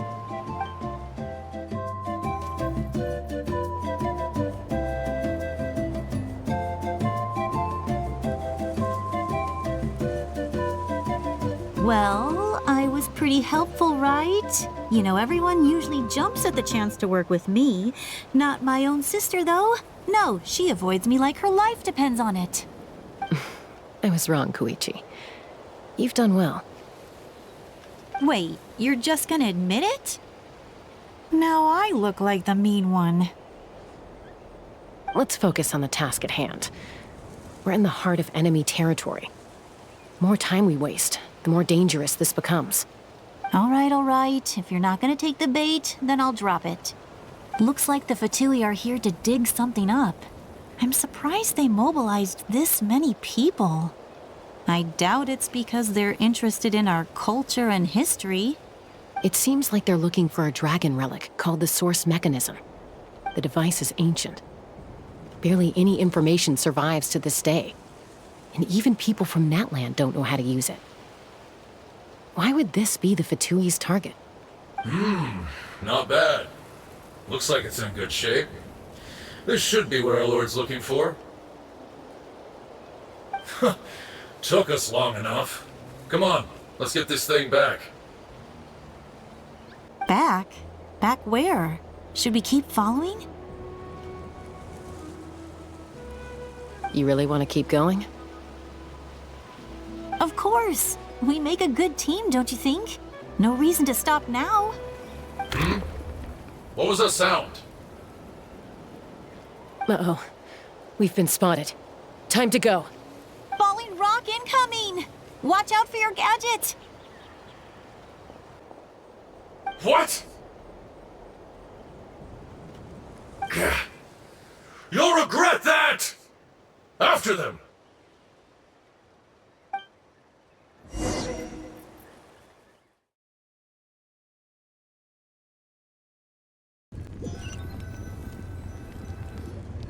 Once we got them off our tail, we went back to observe some more.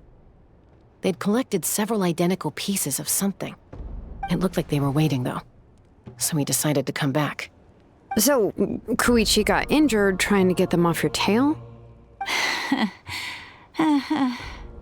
She pushed herself too hard and collapsed on the way back to the stadium. Well, I didn't cause you any trouble while we were fighting, right? So my perfect record remains. You've done very well. I could make a comment on knowing your limits, but it's not my place. I know. I'm already reflecting on my actions. So, our current intel suggests the Fatui is after the source mechanism. The device is a complete mystery, even to us.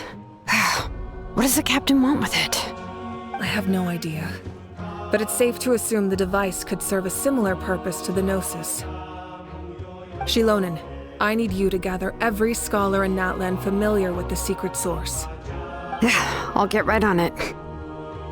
Thank you both for your hard work. Koichi, it's time for you to get some rest.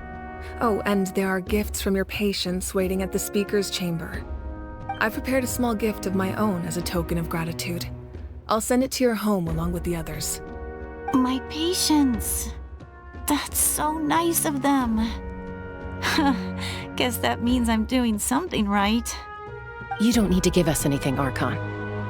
We were just doing our duty for Natlan. I should take Koichi home now. Well, if Koichi doesn't want her favorite Saurus crackers, then... I accept. Thank you, Archon. What am I gonna do with you? There's some for the rest of you as well. They're one of my favorites too, so don't be shy. I'll start investigating the source mechanism right away. If I learn anything, you'll be the first to know. Yummy snacks!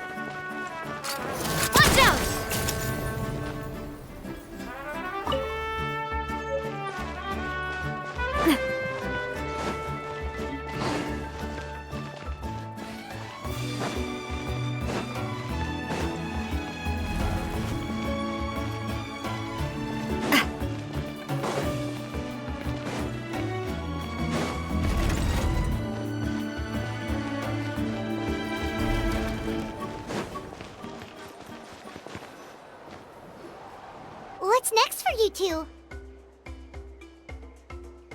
I'm taking Koichi home. With our parents there to keep an eye on her, I can make sure she actually rests. Hey, it's not like I'm some kind of prisoner. I'll be fine in a day or two. There's no need to go all the way home. That's what you always say. Everything's no big deal until you collapse. What if the Abyss attacks again? You're saying if I let you rest in a hotel, you're not gonna rush out the minute you hear the alarm? I won't. Triple promise I won't. Mm-hmm. Fine. On the off chance something like that were to happen, I might. But I'm a doctor. I have a duty to help people in need, no matter how hard or tiring the work gets. I guess you're right. but I don't have to like it. Ugh. This reminds Paimon of when we first met. Except you were the one trying to stop Chaska from doing something dangerous. I'd do the same for anyone trying to put their life in danger. As a doctor, I don't want people to get hurt because of a rash decision. Then try to see things from my perspective. You clearly want to protect your patients. So can't you understand why your own sister would feel the same way about you? The two of you are the same, you know? I disagree. I understand the risks and costs of my decisions. Who wants to be like her? Overconfident, always making excuses when things go wrong. That's just not true. You think I don't have proof? Okay, don't get into another fight. Just pretend Paimon never said anything. Don't worry, Paimon. You didn't do anything wrong. Arguing is just how we communicate. Neither of us really takes it to heart. Plus, I guess we are similar in some ways. Maybe I rush into things without thinking, but I learned that from her. We're family. I can't help it if my older sister is a bad influence. Okay, you don't have to put it that way. So, you're all good now? Neither of us are really the type to back down, so we'll always have our differences. But still, we get along in our own way. Plus, I know you'll wake up one day and realize I was right all along. I just need to wait. Be my guest. Come on, let's get you home. See you later, Traveler and Paimon. I'll be back once everything's settled at home. There's no rush. At least grab a nice meal with your family. Bye, you two. Take care of yourselves out there. Those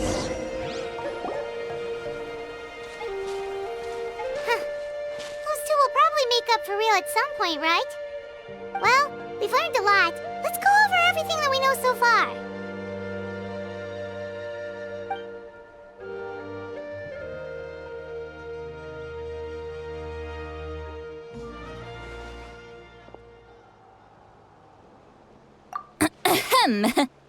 Sorry for popping up out of nowhere. Again. Why do you look so awkward? Oh, is there something you need from us? Okay, I won't beat around the bush.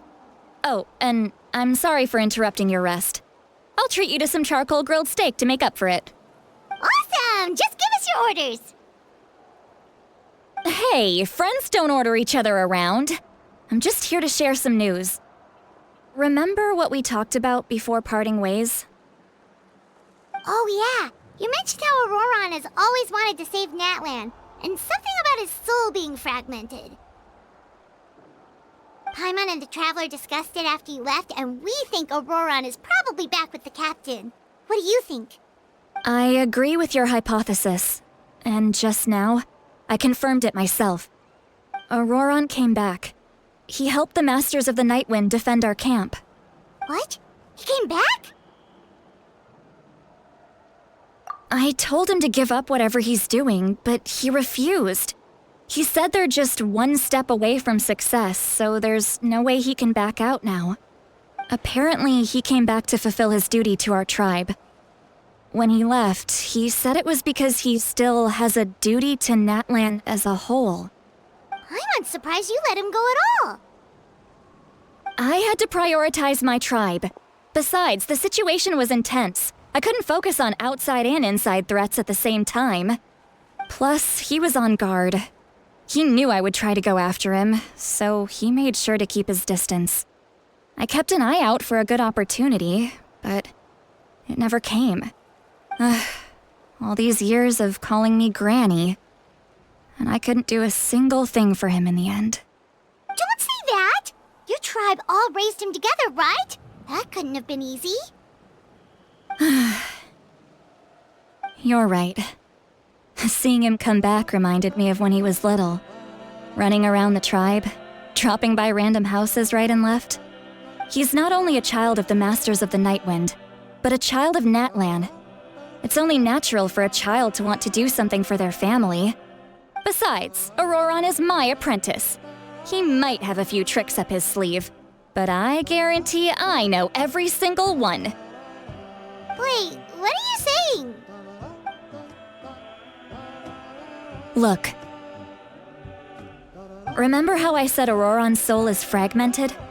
This is the talisman I created to keep it stable. And this gem is what makes the talisman work. It just so happens that Auroron is due for a gem replacement.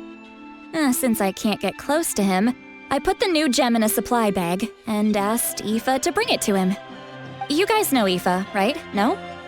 Well, he's a pretty famous vet around these parts. He's always bringing me all sorts of things, and he happens to be very good friends with Auroron. Aoife doesn't know what's going on, so he agreed, no questions asked. Auroron would find the gem as soon as he opened the bag. He knows how important it is, so I knew he would make the switch. He probably suspected that I tampered with it. But here's the catch. The trick is on the bag. The moment he touched it, a portion of his memories were copied onto the old gem, which he no longer needed. That's amazing. You can do something like that? Most people can't, but I can. That trick he used to bring you to the Night Kingdom isn't anything special, by the way. My technique is much more subtle. He won't notice anything. So in other words, we have a whole backup of Auroron's memories in this gem. The kid thinks he can take me on? Like I wasn't the one who taught him everything he knows? That's amazing, Seat Lolly. Let's take a look right away. Once we get to the bottom of this, we can finally track him down. I know he thinks of me as his grandma, but do you think he'll get mad at me for this? You can be honest. That's a tough question. Paimon doesn't have a grandma, so she's not the best person to ask.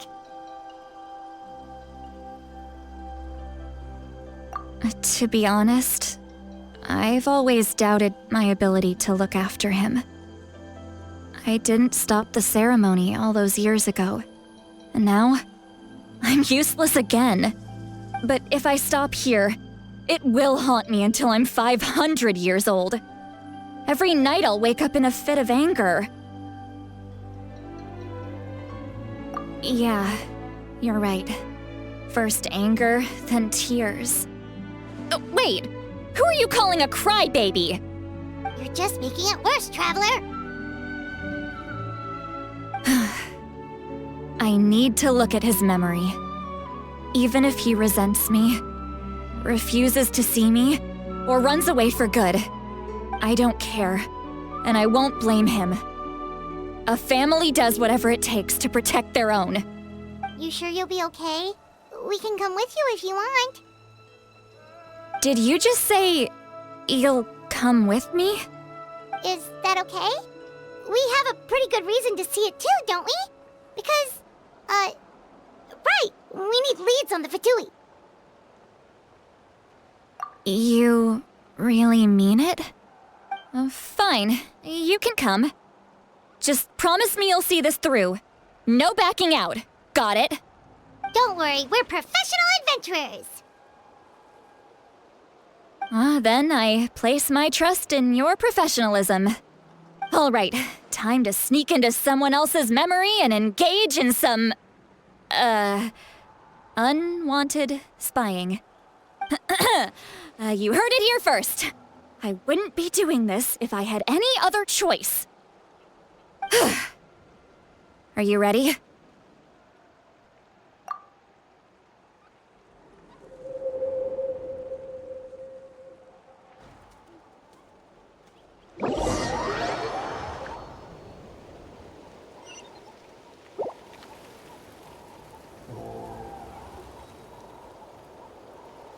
Look how good you're doing. You'll grow into nice big radishes in the future.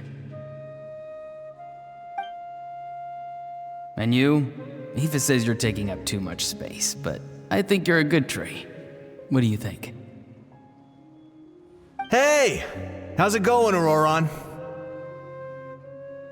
Good. How are you, Uncle Okanbi?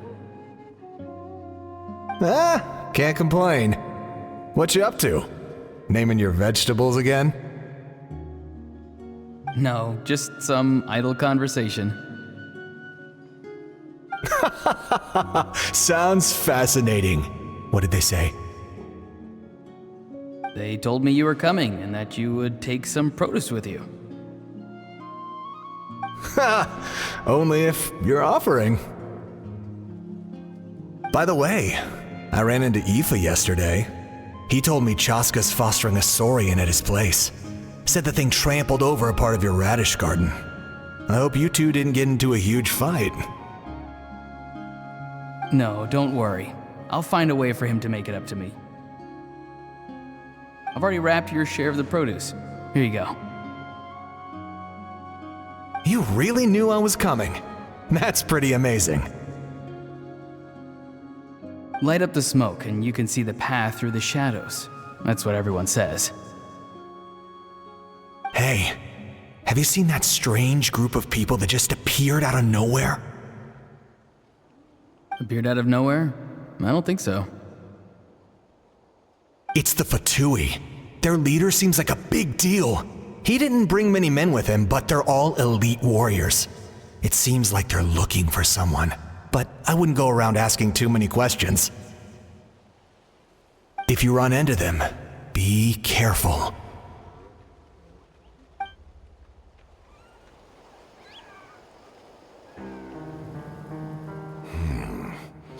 You're from the Masters of the Nightwind, are you not? Why do you live here alone? I enjoy living by myself out in the wild. I guess you're from the Fatui, the one everyone's calling a big deal. Not an inaccurate description. I'm looking for someone who may be known to you. Citlali is her name. Granny? What does an Outlander want with her? I've heard the name. You have business with her?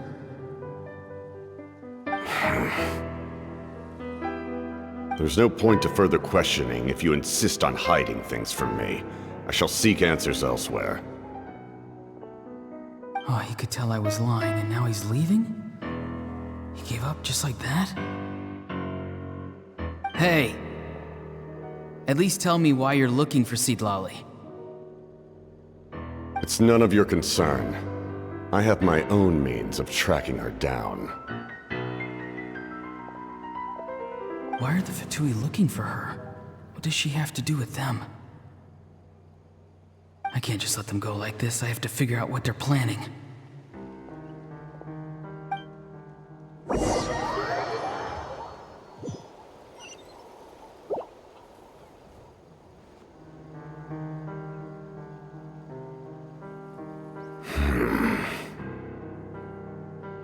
I've just been studying the ley lines and asking for leads on Granny. I can definitely rule out some sort of invasion. The situation has seen no true improvement. The Pyro Archon did not fulfill her promise. My lord! Ignore him. He is no threat. He knows I'm following him, but he doesn't seem to care. He's strong, I can tell. But there's something unusual about him and also familiar in some way. I can't describe it.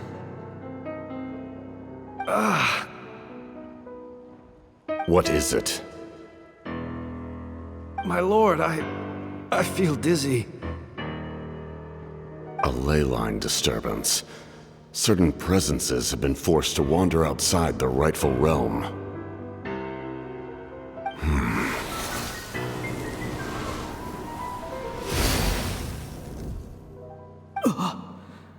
That was a spell from the Masters of the Nightwind.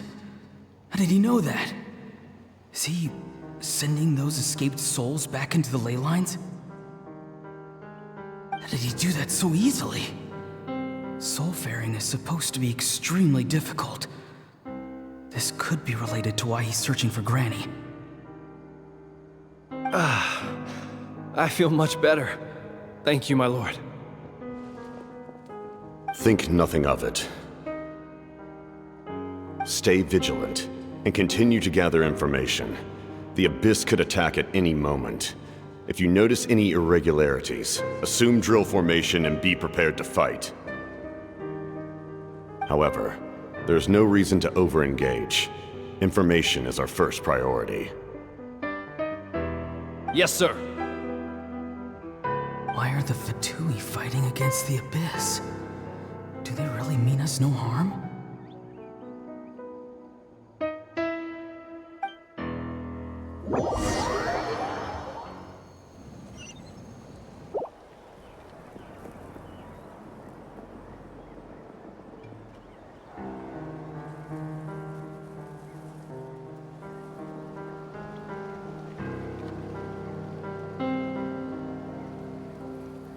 I've been following him this whole time and still they ignore me? Do they really not care?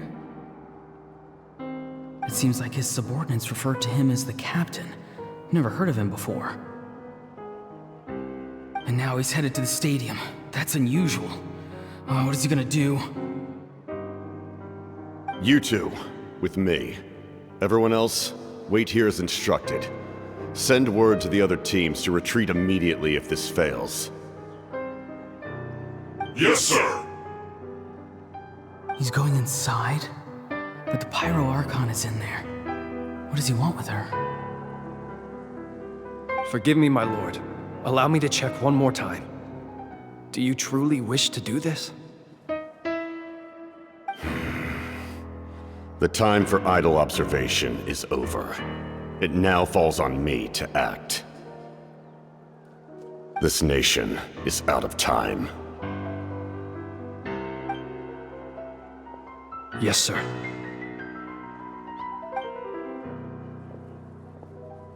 He just walked straight into the stadium. What is he gonna do?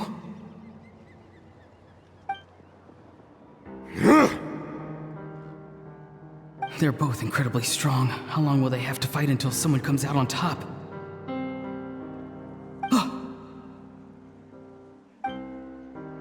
Wait, this feeling. Just like the other day near the ley lines, it's faint, like a soul's trying to escape. Where is it coming from? Is that why he's looking for Granny? If he dies here, then all clues will be lost. I can't let that happen.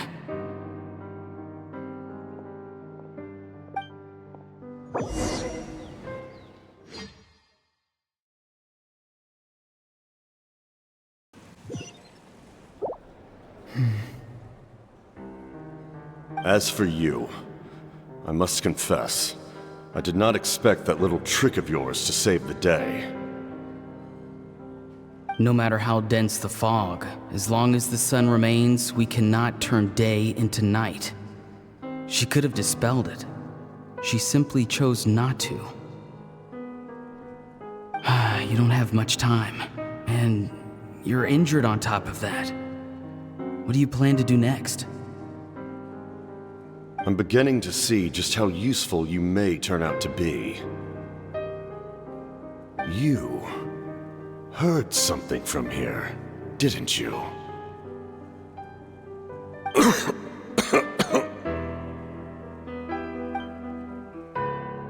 No need to force yourself.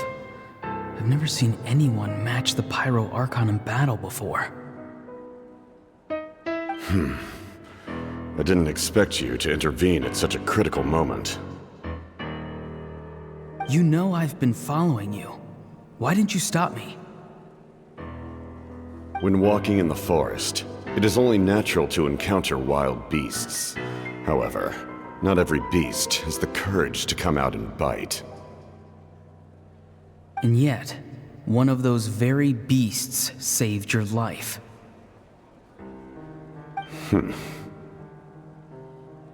Then speak. What do you want? I didn't save you because I wanted something. My soul is more perceptive than others. I can sense that the ley lines are extremely weak. I don't know what the Pyro Archon is planning. Can she really save us? The questions you asked her just now, well, I've had very similar doubts. So I felt like I had to help you.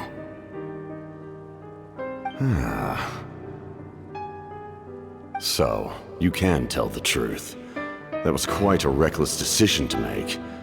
I'm not sure you realize that. There's no turning back for me now. What I did back there is going to get me in a lot of trouble.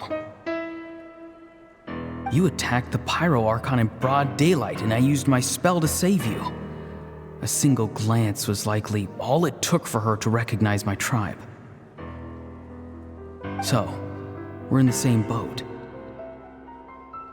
Seem to care little for my thoughts on the matter. It's too late for that. Start from the beginning. Why are you looking for Citlali? Do you know her? Explain your relation to her first. I know you two are acquainted. It was obvious the moment I mentioned her name. Citlali is my elder and my teacher. She taught me everything I know. It's my duty to protect her. If you truly wish to protect her, you should have let me perish at the Pyro Archon's hand.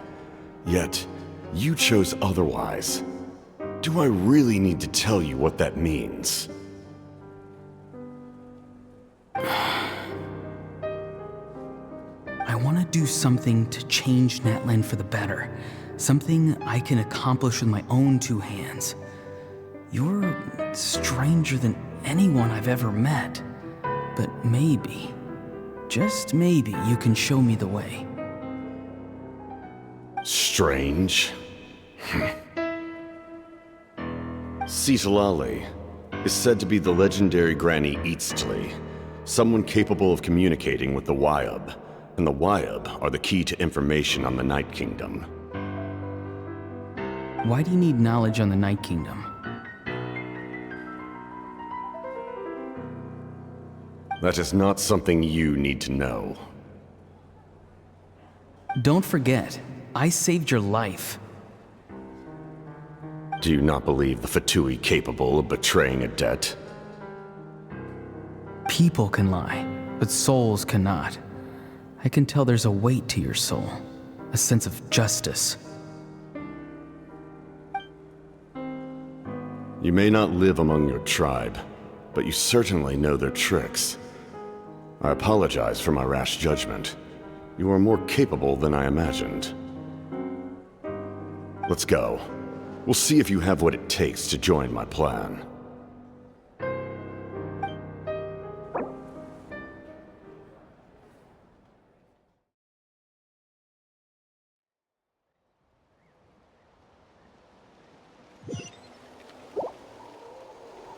I see.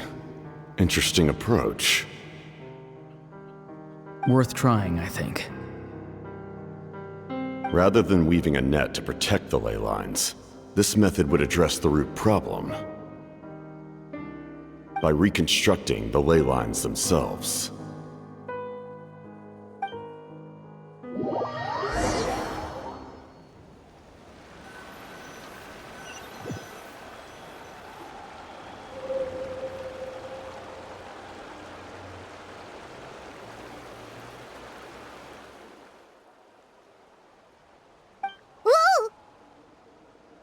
Traveler, Paimon. Are you two all right? Paimon's fine, just, a little dizzy.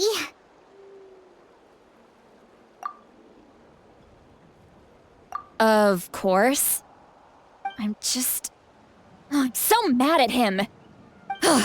After everything, he still can't let go of the past. For some reason, he thinks he owes something to the people who cared for him. Stubborn, self-righteous fool. Where's that gonna get him? Now that he's all grown up, he thinks no one can tell him what to do? He thinks he can just run away whenever he wants. I'll show him. If he tries to run one more time, he's got another thing coming. maybe stubbornness runs in the family. Like grandmother, like grandson, as they say. Is that supposed to be a compliment? Huh!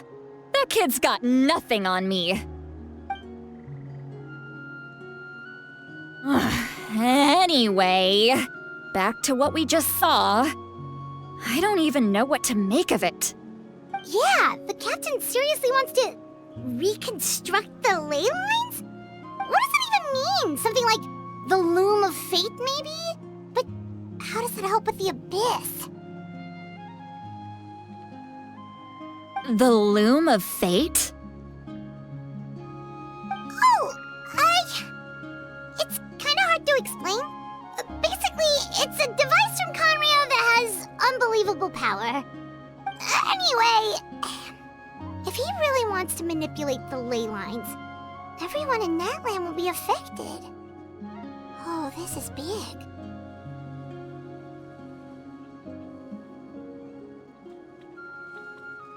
Which means the captain has been honest from the very beginning.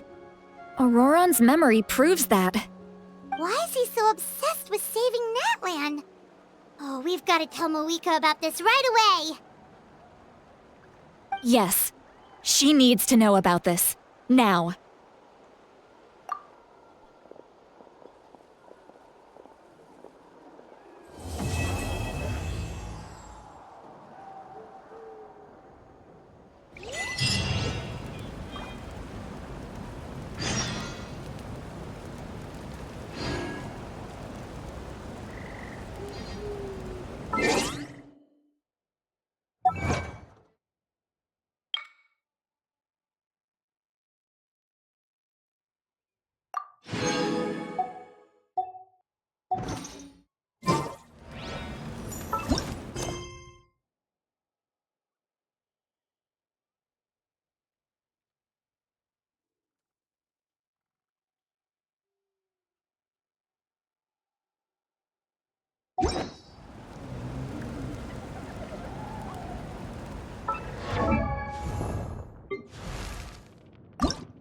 Benny's adventure team, assemble!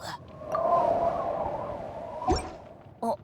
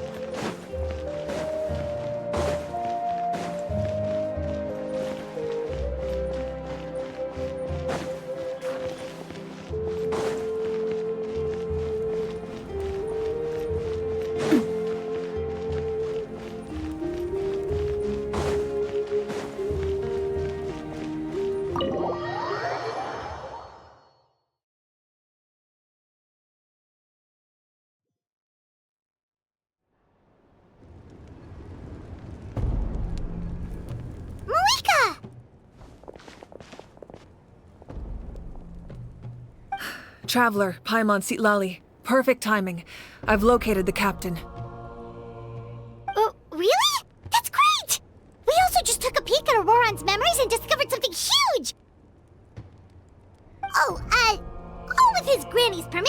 force. Or no, actually it was... Calm down, Paimon.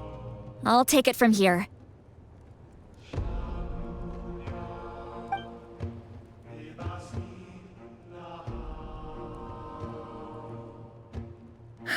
So the captain was searching for the source mechanism to reconstruct the ley lines. If his plan is already in motion, that means he knows exactly how to accomplish his goal. We have to stop him. Is reconstructing the ley lines a bad thing? Yes. It's not a simple fix. It would mean sacrificing nearly everything contained within the current ley lines, very similar to the price of using a Gnosis. If he activates the mechanism, it's all over. We need to mobilize our forces as soon as possible. But what forces do we have? Kanich, Shilonen, you two, and myself. All other warriors are working to push back the Abyss on the front lines. But that's barely any people! Not to mention you lost your power, and they've got the captain on their side! Oh, maybe we really should get Citlali to break Ororon's legs. That won't help us with the captain, I'm afraid. In any case, the Masters of the Nightwind are in urgent need of manpower. Citlali, I was hoping you could head back and help defend the tribe. All right. I understand where I'm needed. I'll head out right away. Don't worry about your grandson. We'll figure something out for sure. I'll leave him to you all then.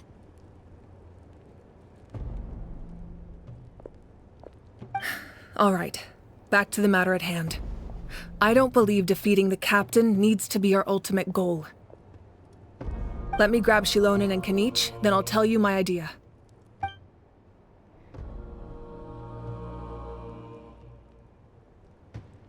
As you all know, Ororon is working with the captain and we need to stop their plan. The captain is a formidable opponent, but that shouldn't deter us. In any case, a head-on confrontation isn't the best way to solve the issue. Their plan hinges entirely on a single element, the source mechanism. If we leverage our forces, we can destroy it, and then success is ours. We'll head out together. In the event that a confrontation becomes inevitable, I'll stall the captain while you advance.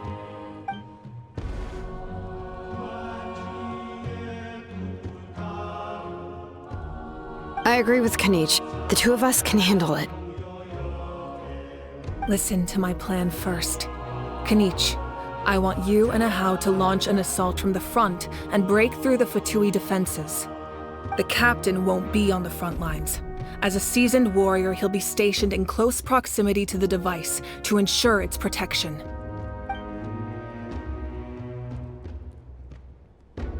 No. The purpose of the frontal assault is to gather the Fatui forces in one place. That way, it's easier for the rest of us to avoid them. Shilonen, I need you to do what your tribe does best, and dig a tunnel from the outskirts of the ruin. Once we get close to the device, we just need to destroy it.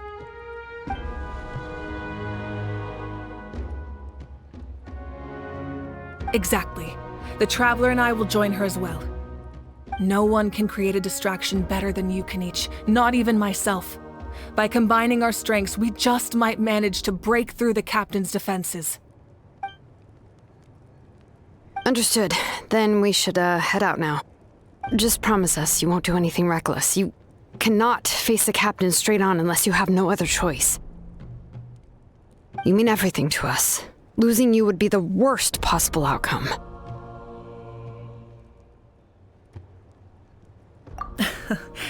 Thank you, everyone. You have my word. I'll proceed with caution.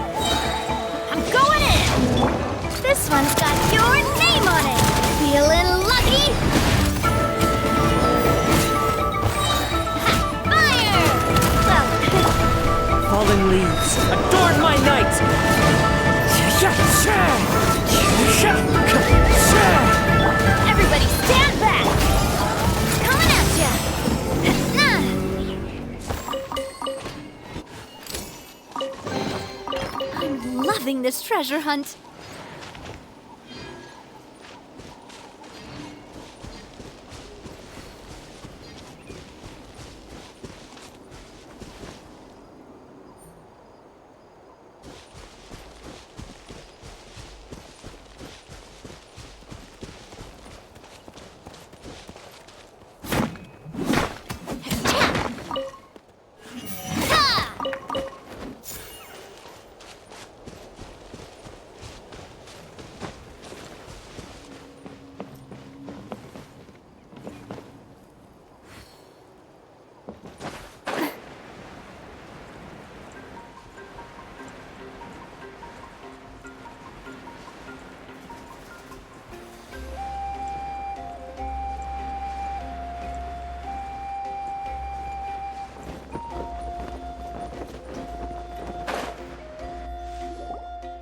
All right, this is the place.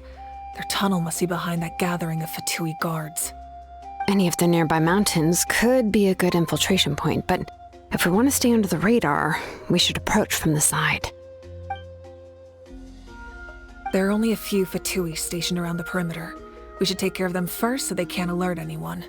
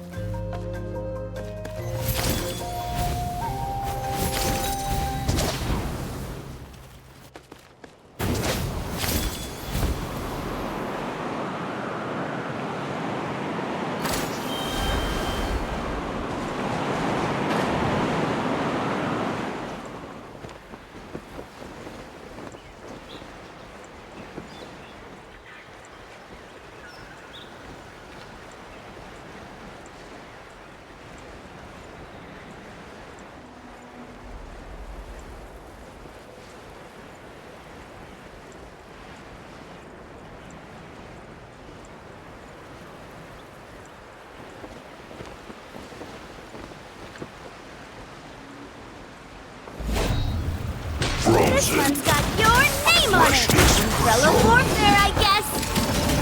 Ah! This one's got your name on it!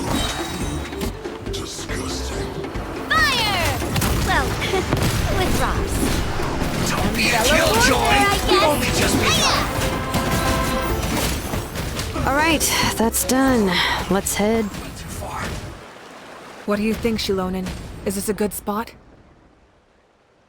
Yeah, looks good. We'll take it from here.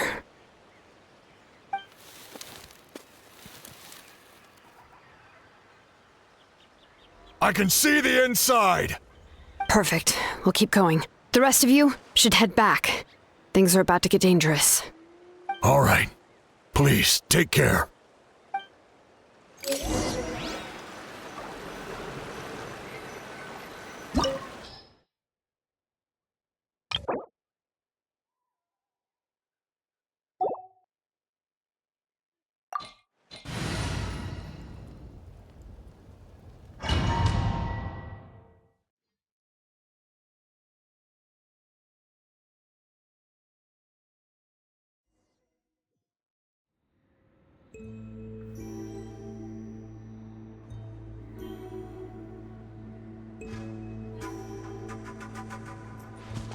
The Fatui wouldn't concentrate all their forces in one place. There's sure to be guards on the inside, so stay sharp. Oh, nice job smashing those rocks, Moika! You look super cool! Ah, that was some expert level rock clearing, even by my tribe standards.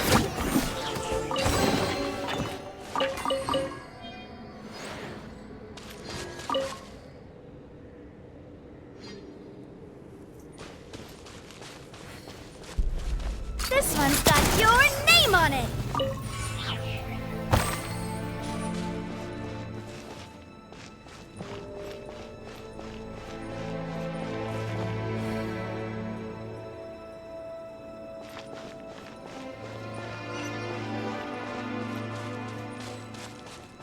That must be the Fatui tunnel over there. We should steer clear and approach from the side.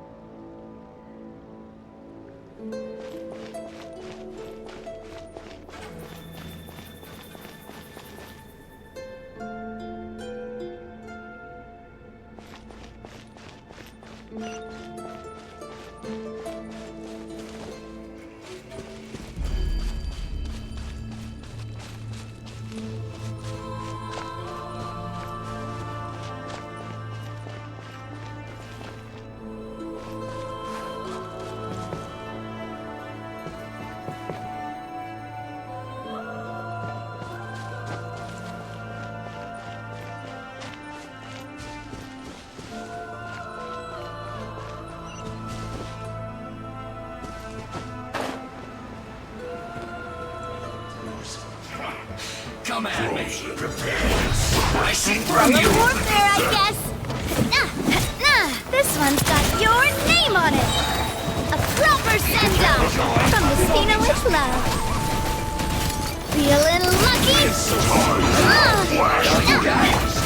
Going in. Get out of here. Can't run. Feeling lucky? Looks like I went too far.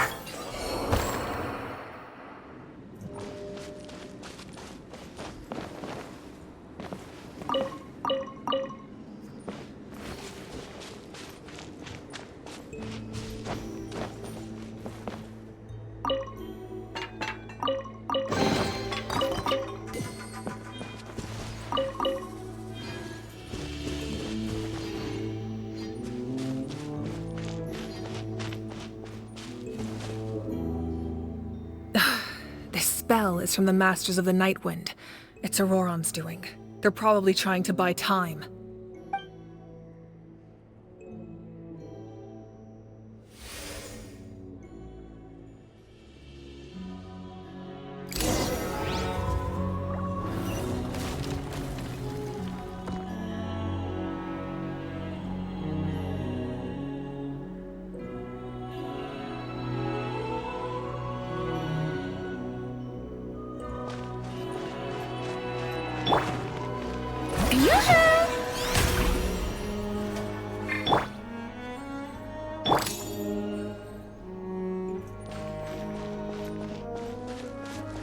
These wheels are relics from ancient times. We should try to restore them.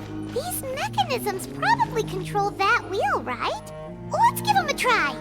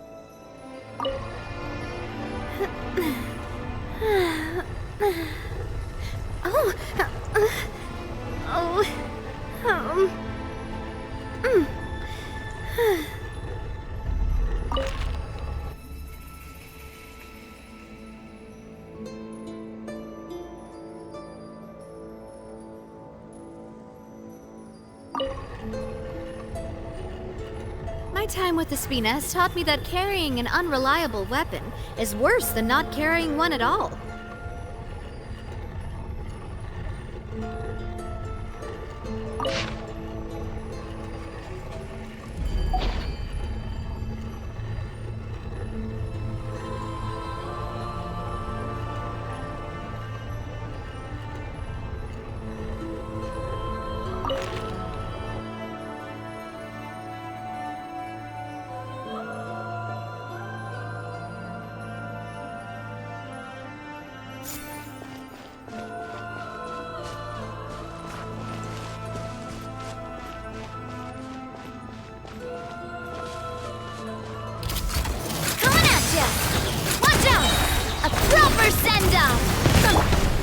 The show begins!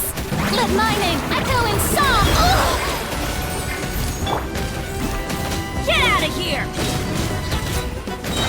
Teamwork is dreamwork! This one's got your name on it! This one's got your name on it!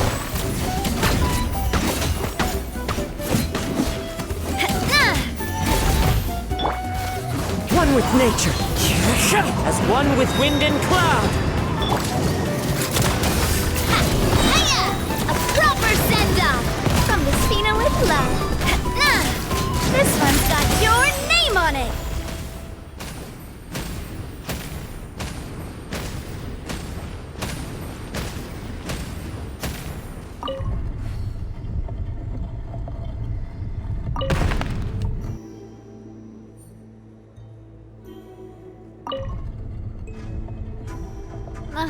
I really want to go traveling.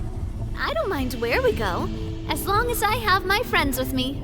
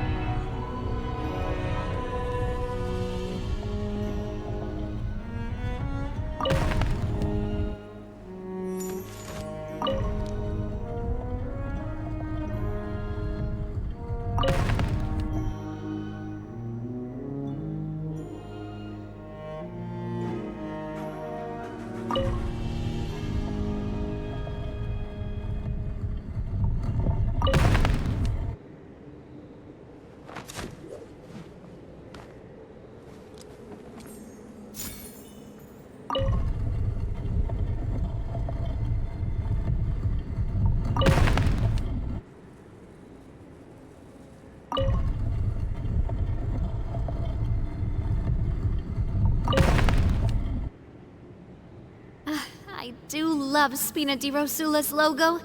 It was designed by my mother. Have you noticed how it's shaped like a heart?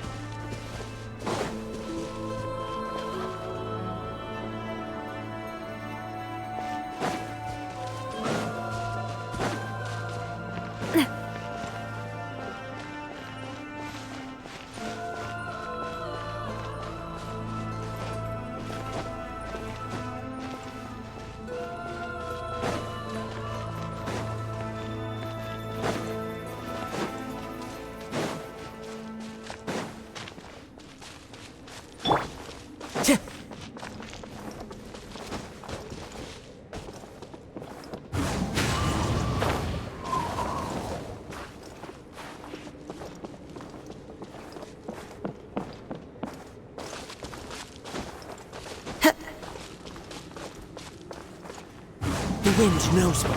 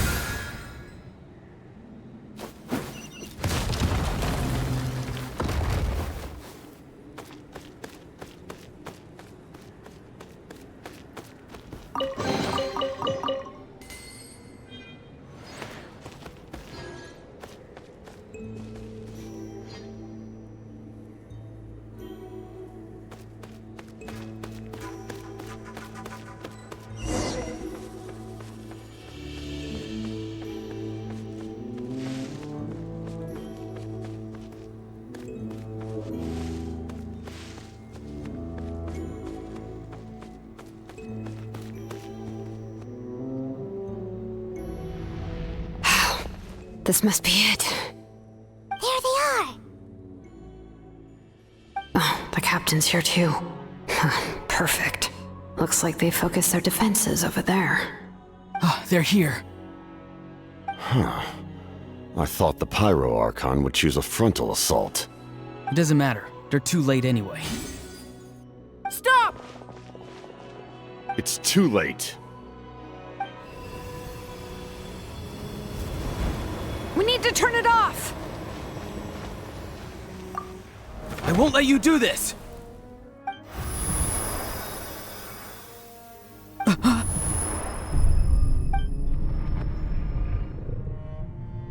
The sound of lament? What was that sound? It was like a piercing cry! Now's our chance to turn off the device.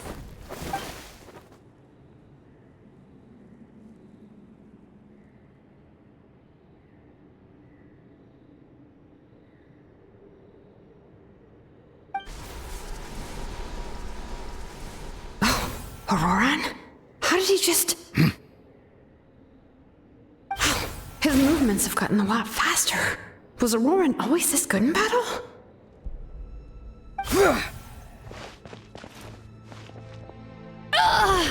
This ends now!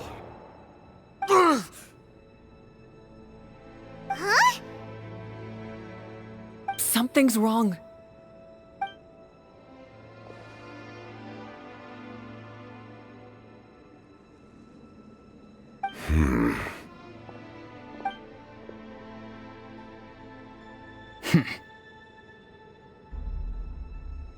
You are not Auroran. Who are you? What? Commander. You...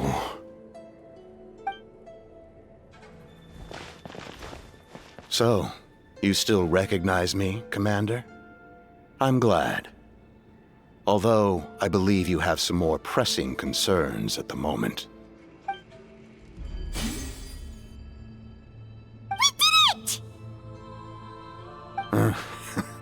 You see?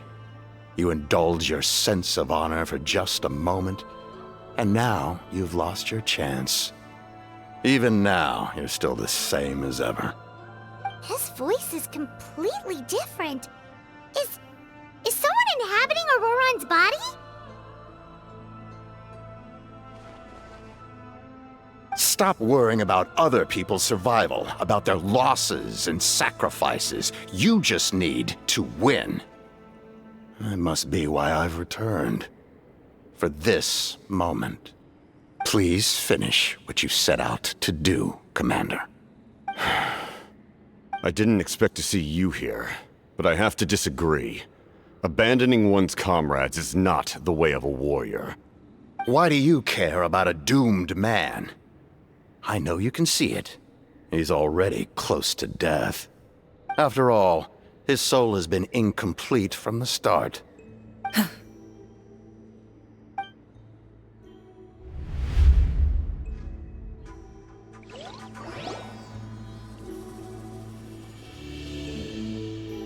Oh, someone said I'm close to death. Is it because of that noise just now? The piercing cry came from underground when I activated the device. What's down there? Natlan's ley lines must be hiding some kind of secret.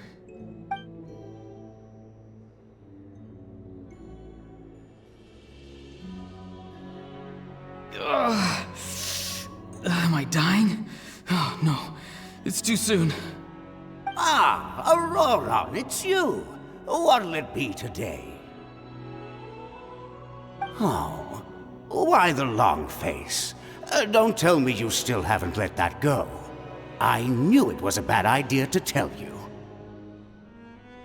I heard everyone wanted me to be the savior. Savior? Ha! Sounds nice, doesn't it? But, does such a person truly exist? Even if they do, why would you have to become that person? Hmm? Auroron, is that you? Oh, here, have a seat. Let Granny cut you some fruit. We just got a fresh batch. Can I get you anything else? Some grilled meatloaf, maybe?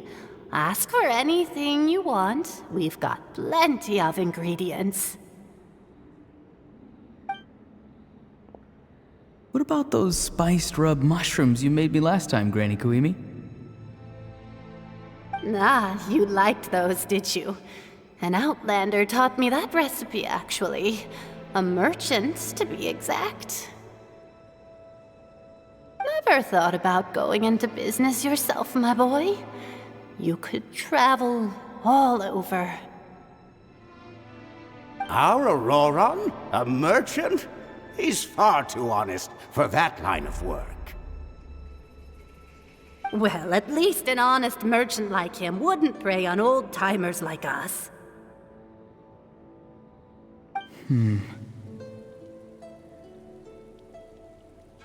Everyone said a true savior does not really exist, but then why did my birth open the door to the possibility? Why give people false hope? Maybe I don't need to sacrifice myself, but surely everyone is born for a purpose. So, what's mine? If I had succeeded back then, would the world have become a better place? What's the meaning of my existence? Done spacing out, Auroron? Did you finish your homework? Yes, Granny, it's just... Will learning all this really make me as strong as you?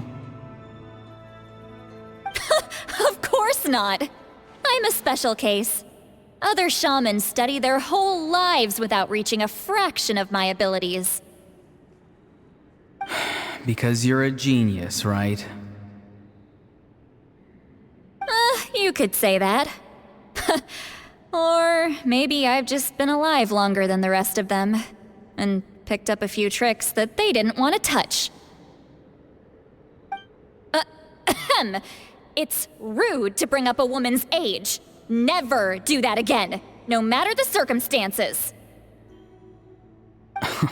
I wasn't the one who brought it up. Anyway, class is canceled tomorrow. Go have fun. What about my homework then? Do what you want. What use is it being as strong as me anyway? You've seen how the tribe treats me. They're all afraid. I try to go about my business, and they practically tremble in fear. Not the most fun way to go about living one's life, I'd say. Take it from me. The happiest people are the ones who do their own thing. So do what you want, Auroron. No matter what anyone else has to say. Granny didn't say it outright, but I think she was trying to comfort me. Don't force yourself. Don't beat yourself up over the past. That's what she always says. But I never forced myself. I never even got the chance to try before it was all over. Hey, you zoning out over here again? There's such a thing as overwatering the radishes, you know. I was just looking at the aphids.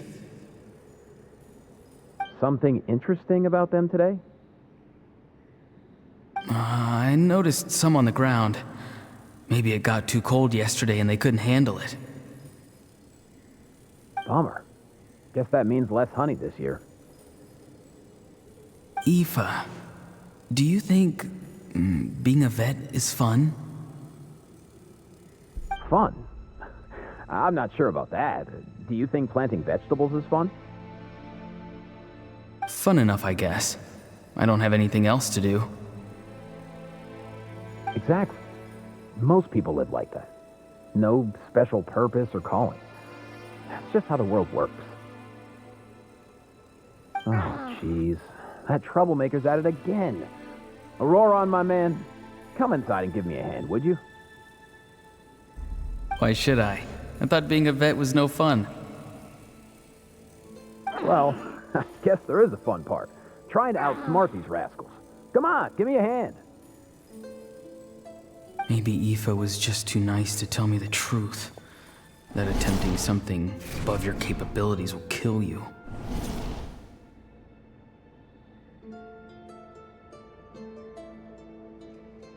My soul is unstable.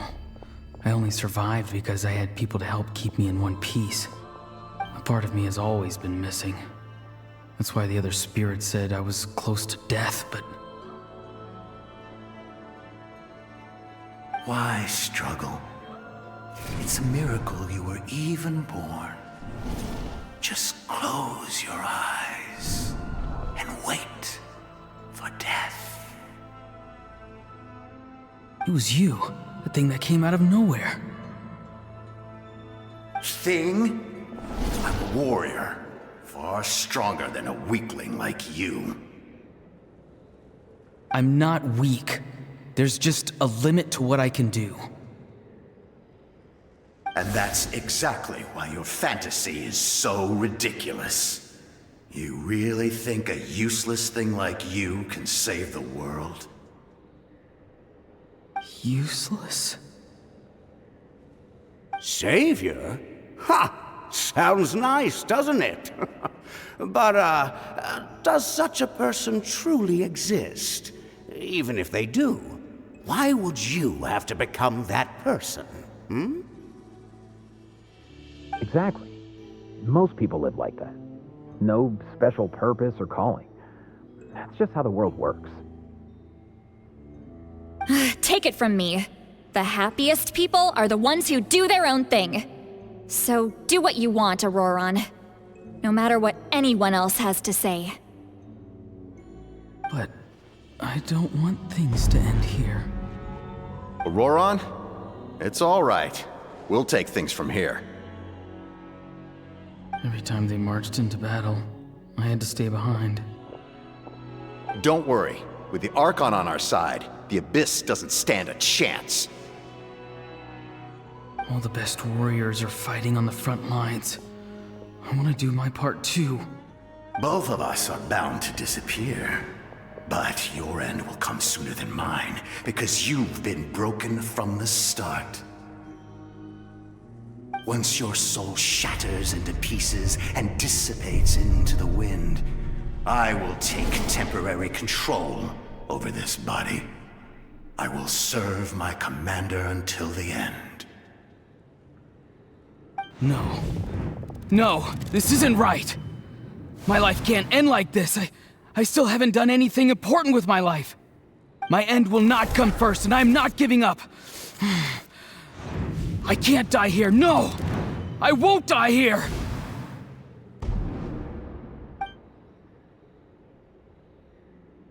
Auroron! Auroron!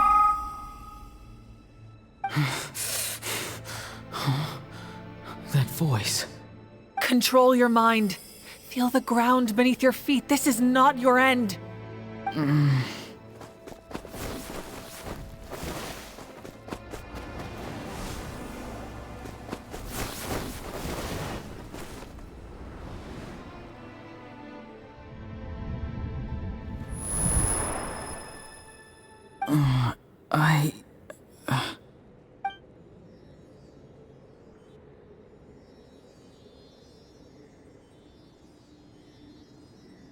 His eyes are open! He's alive! Well done. You managed to do the impossible. Uh-huh. What do you mean? Don't try to talk. Focus on holding yourself together.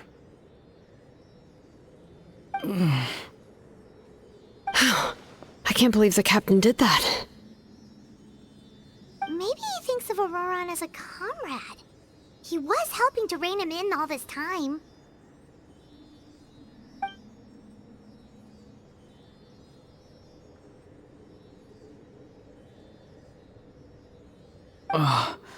I'm fine now. Damage to the soul is a tricky thing. The pain almost consumed you for a moment, but you managed to hold on to yourself. That's no easy feat. The worst appears to be over. I'm sorry for causing so much trouble. We can talk about that later. Our plan, it failed, didn't it? I'm sorry. We were so close. You saved my life, and now the debt is repaid. Auroron, I never thought you actually wanted to sacrifice yourself in that ceremony. But you never gave up. Have you come to a conclusion on what it is that you truly want? I just want an answer. A reason why I exist and why everyone always did so much for me.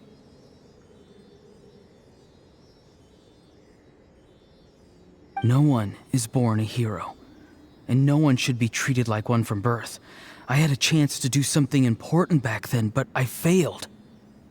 All I want is to find some more ways to make up for that. The answer you seek now lies before you.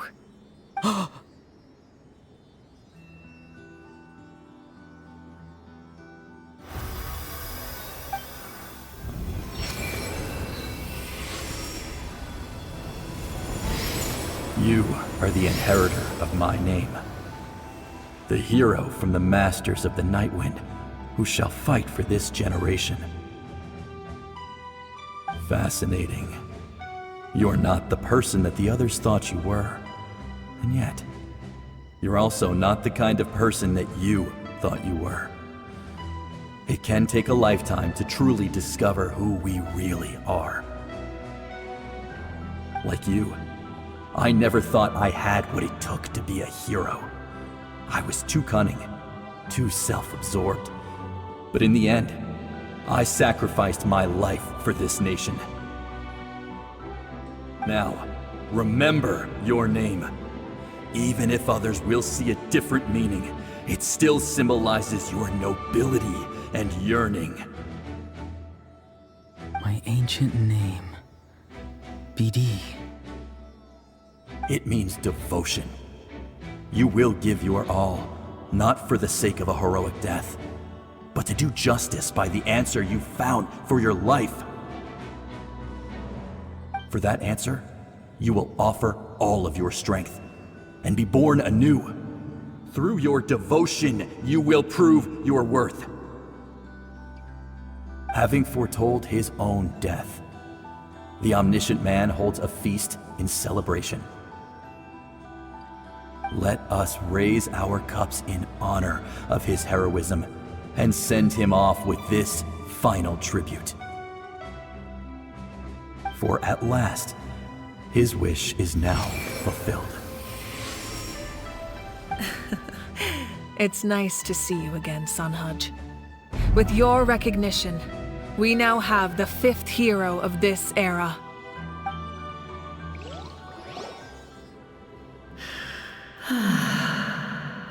I am happy to see your plan advance one step further. It seems that my cry did not cause irreversible damage. What is that voice? Just as I thought. The Lord of the Night has awakened.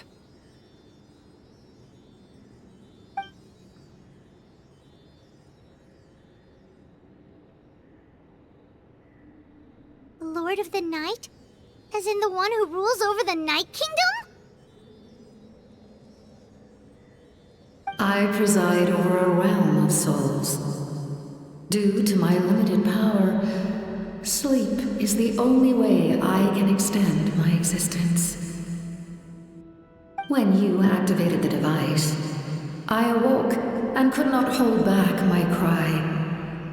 It is a sound that agitates souls. Most of you are unaffected because your souls are intact. But with a damaged soul, the effect on your friend was heightened, and his soul almost shattered as a result. And yet, His soul remains in one piece. He managed to overcome this obstacle through sheer strength of will. A truly impressive feat for a human. So, was that what caused all his strange behavior earlier? No. An additional soul was affected. It tried to take refuge in the missing part of your friend's soul, but was ultimately expelled. However, this soul does not hail from that land or the Night Kingdom. Its origins remain a mystery to me. Activating the source mechanism was supposed to reconstruct the ley lines. Why did it awaken you instead? Because I was the one who originally constructed Natlan's ley lines, otherwise known as the Night Kingdom. The ancient battle between the Descender and the dragons destroyed the corner of the world, allowing the Abyss to invade. Natlan's ley lines took the worst of the damage. To aid the people of Natlan, the Lord of the Night used the fragments of the old ley lines to reconstruct a similar network. That's how the Night Kingdom was born. The first Pyro Archon, Xbalanque, strengthened that realm and established the rules that aid our fight against the Abyss. The Ode of Resurrection and the Pilgrimage, both of which are practices that survive to this day. Oh, right! You said before it all came from the power of the heavens. The ancient dragons tried to use this device to strengthen the ley lines by imbuing them with power. Back then, this method was rather ineffective. They lacked the skills to navigate the intricate structure of the ley lines.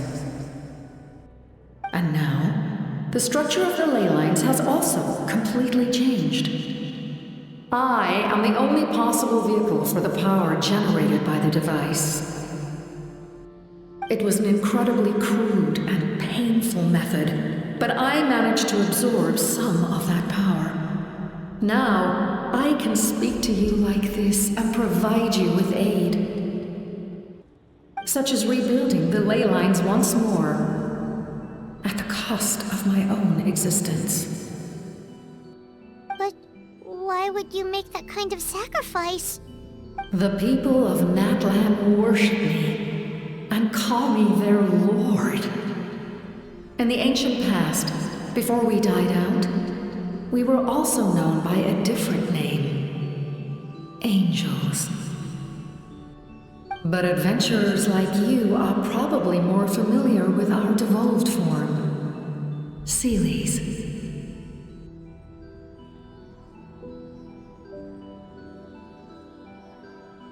No wonder there are Seelies around here. A Seelie also helped us in the Night Kingdom! Few angels remain in Natlan, so the same is true of Seelies. Everyone rallied around me and offered their power to humanity to reconstruct the ley lines. Now, I have witnessed your determined pursuit for survival, and I have become your faith. I am very pleased. Moika, inheritor of Xbalanque's will, and leader of Natlan. Despite all the obstacles and misunderstandings, I have awoken, and the efforts of this harbinger and the young hero have imbued me with power. Say the word, and I will once again work to fulfill my mandate, just as I did thousands of years ago. You need only nod your head. For the sake of your people and your nation, for the sake of overcoming the invasion from the Abyss, give me your orders. I will not. After reconstructing new ley lines, you will cease to exist. The rules of Natlan are founded in the Night Kingdom. If you disappear, so do they. Not to mention, all the memories and legends recorded within the old ley lines will disappear along with you. The people of Natlan will face memory loss, mental disorders, and cognitive issues. Just like the consequences of using the Gnosis, that is a price I refuse to accept. Humanity's survival is worth any price. Once the Abyss runs rampant, all that remains will be a land of corpses and ruin. And when the new ley lines are invaded again by the Abyss? What then? How are future generations supposed to survive? A land without the Lord of the Night, without the protection of the rules, is doomed from the start. You presume too much. If you cannot ensure survival in the present, you have no right to think about the future. What will it take for you to realize that? How many hundreds or thousands will have to die? The situation hasn't gotten that dire yet, has it? Why? Because I am a survivor of Conria. I've witnessed the devastation and terror of the Abyss with my own eyes. Conria? That's right. My family, my comrades, my homeland, were all lost to the Abyss. It is an unforgettable pain. One that no amount of time could ever dull. Not even 500 years. You've experienced something similar, Mawika. You should know exactly what I mean. You're right. The pain, the regret, the catastrophe. They all haunt my dreams to this day. If I could go back, I would reject all false hope. I would do whatever it took to ensure their survival. You have that chance before you now. Why do you refuse to take it? Because we don't have the right to make that decision. We love this world because it contains everything we hold dear. Everything that has happened here has moved us, shaped us, and turned us into who we are today. Giving up our memories and history would mean rewriting everything. The people of this world would then become fundamentally different beings, their physical bodies the only connection to their former selves. Even so, given enough time, a new civilization would inevitably flourish. If you believe in humanity, you should trust in their ability to create a new future.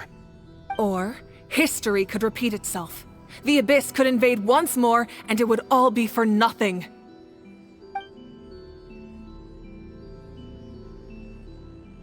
Can I say something?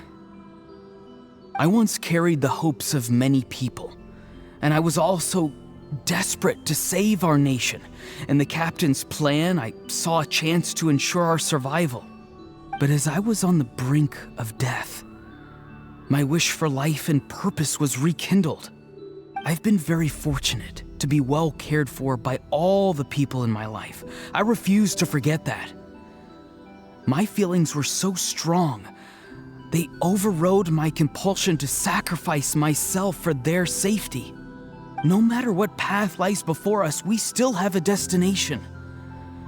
If we lose our way now, we will lose the meaning of our existence. That's right. Natlan's heroes gave their lives so we could have this chance against the Abyss. Their sacrifices are our blessings. Not only are their deeds and spirits exceptionally meaningful, they may also well be our path to victory. I don't want to give up just yet. Yeah, we're just one hero short. The power from the device will allow me to remain awake for some time. I stand at the ready should you change your mind. Even if you fail, you need only send someone my way. My offer still stands. Humanity is truly remarkable. Even the gods in the heavens hold you to be special. Even now, you stand before me, dazzling like the sun. You must have a profound connection to this land since you're so determined to save it. But what are you really trying to protect? The land or its people?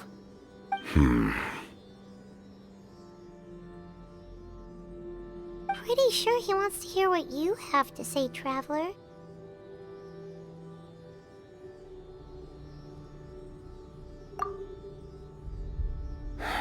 Fine. I suppose we can wait. Now that Auroron has inherited the memories of his forebear, there's only one hero left.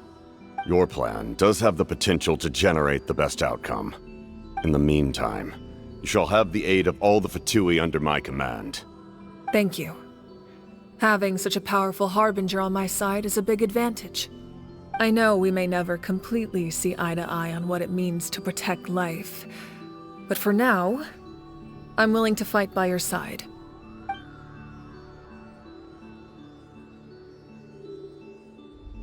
All right, we should let everyone else know about the plan. They're probably still at each other's throats outside. Good idea. We need to explain the situation. Oh, guess we'll stick around then. I'll update everyone outside. Let's meet back up at the stadium.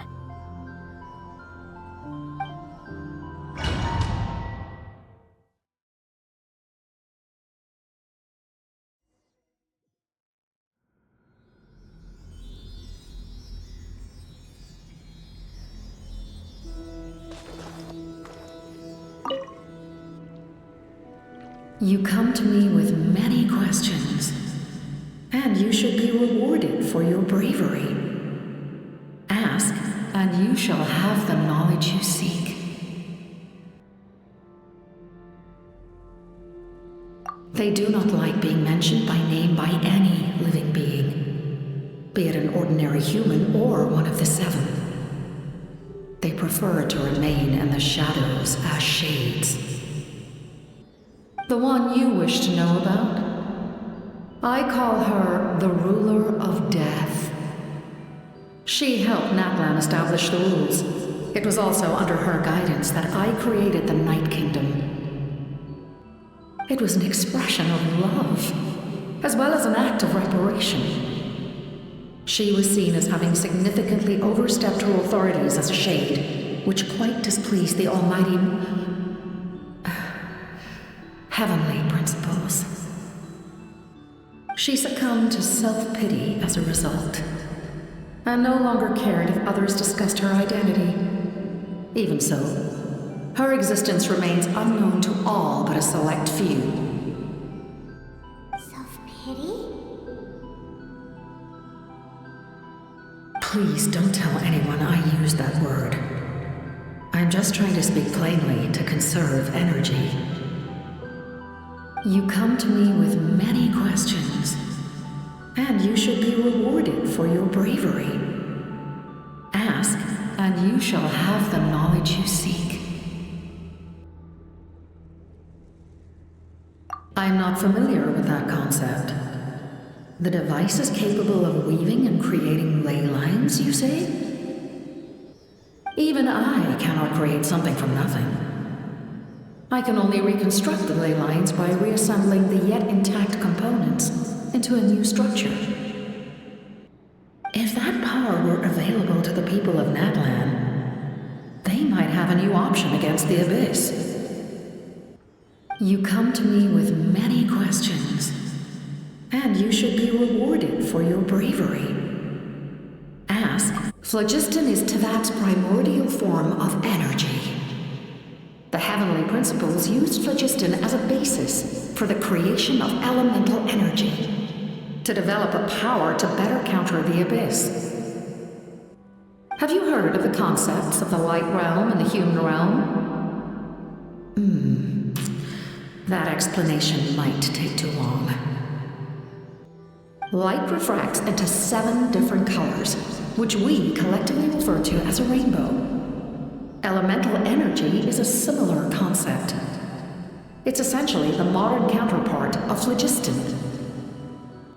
You come to me with many questions, and you should be rewarded for your bravery.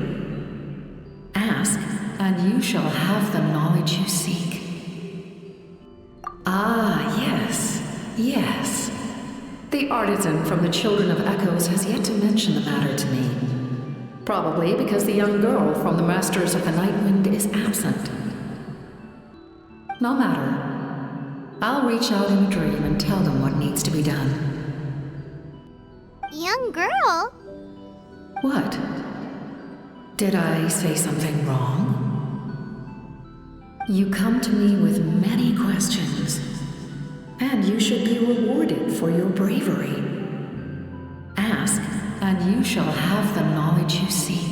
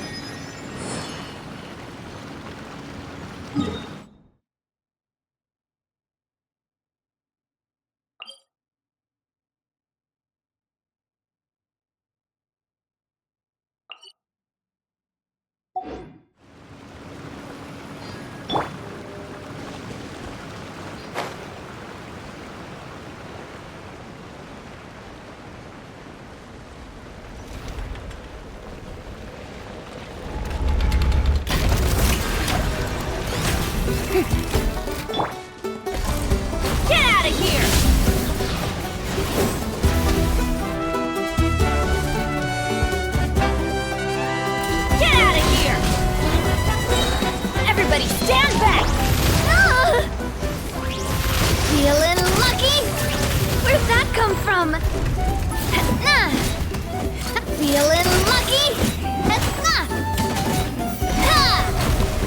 This one's got your name on it!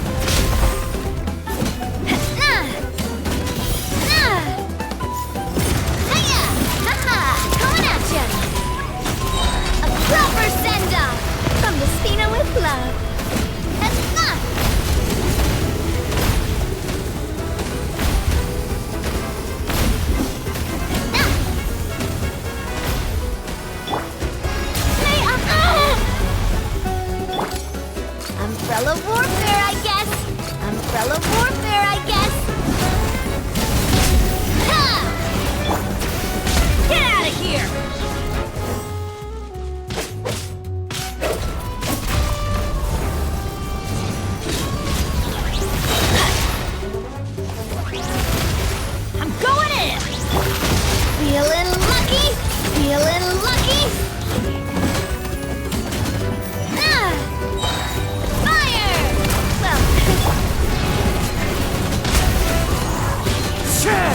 fallen leaves, adorn my night!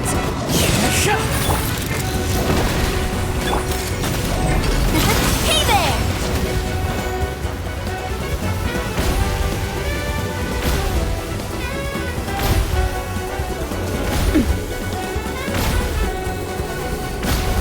Coming at ya!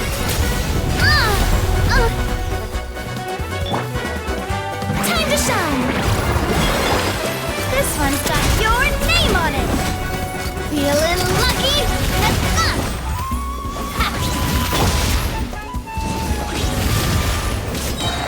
Everybody stand back! The show begins! Watch out! A proper send-off from the Spina with love. Hiya! Feeling lucky?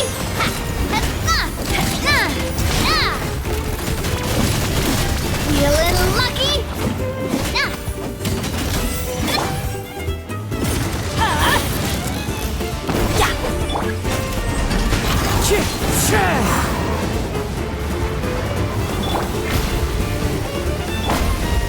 This one's got your name.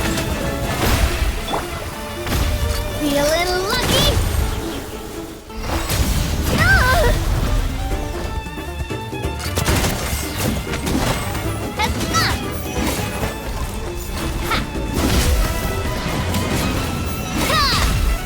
Feeling lucky? Fire! Well, going in! Into the wind! Clouds high, the birds call! This one's got your name on it! Feeling lucky? Ha! Ow! I'm fine! Umbrella warfare, I guess!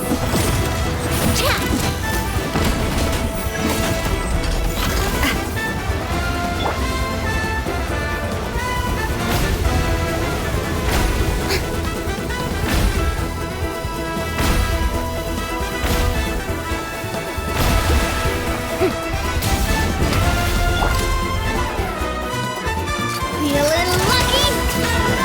Coming at ya! A proper send-off from the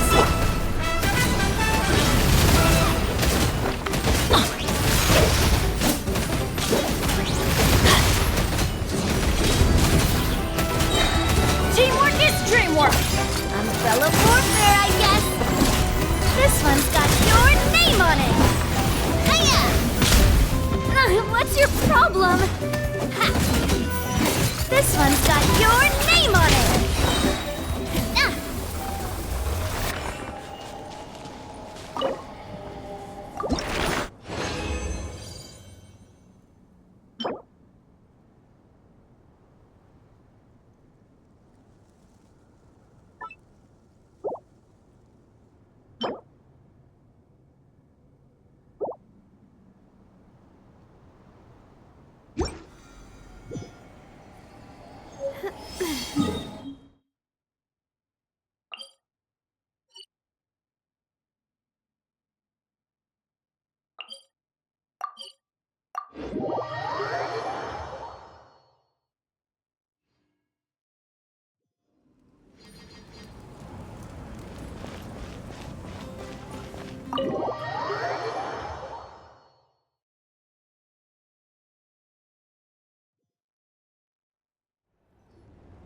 In that case, allow me to formally welcome the Fatui to our cause.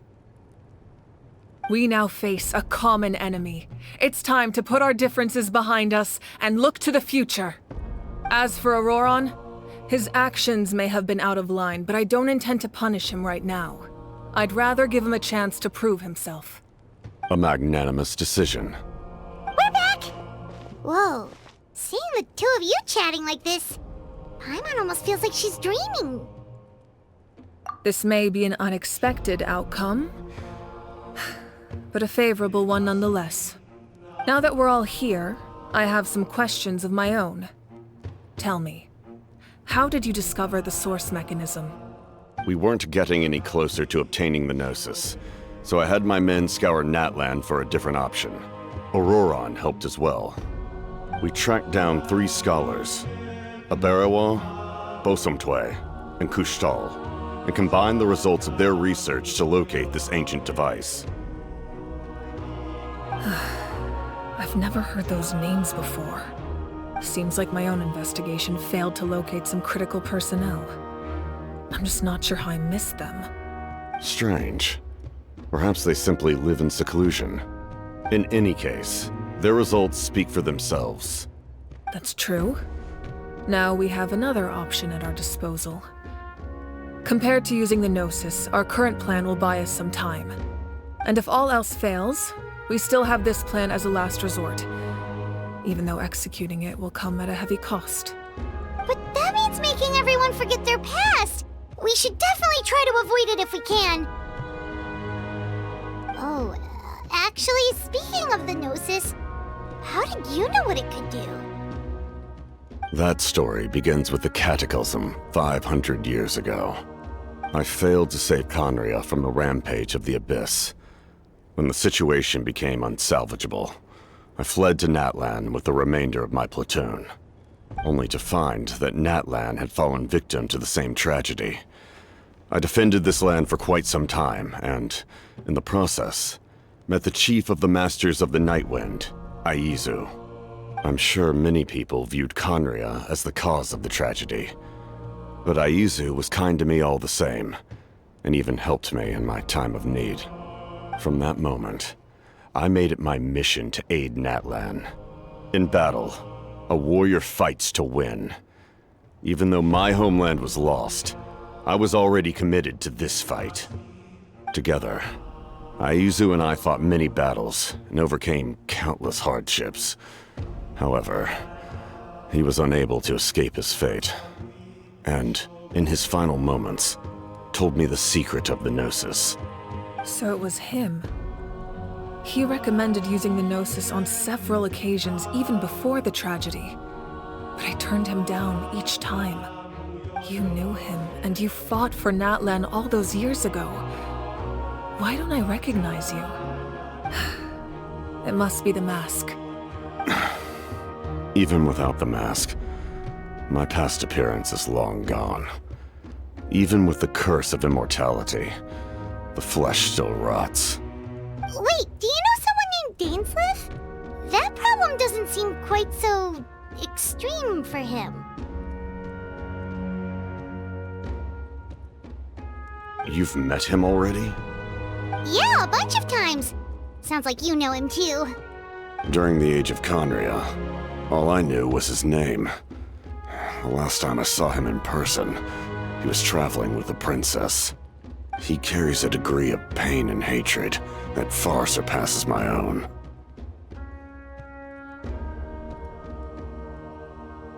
Yes, you're the brother of the princess.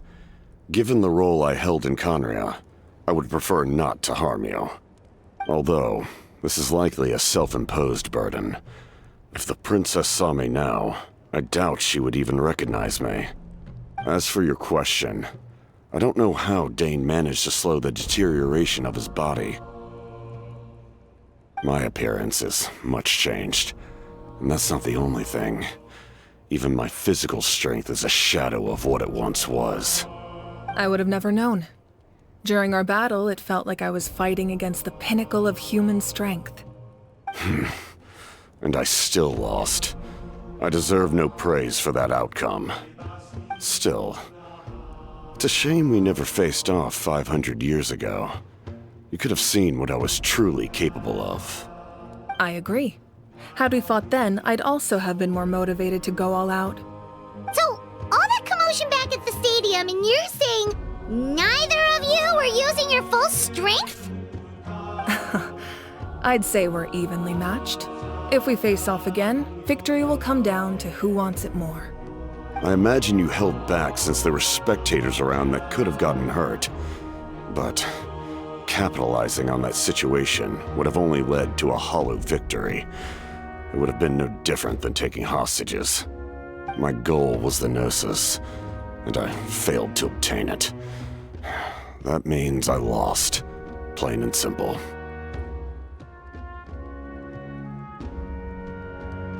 Her Majesty the Tsaritsa allows every harbinger the freedom to pursue the meaning of their existence.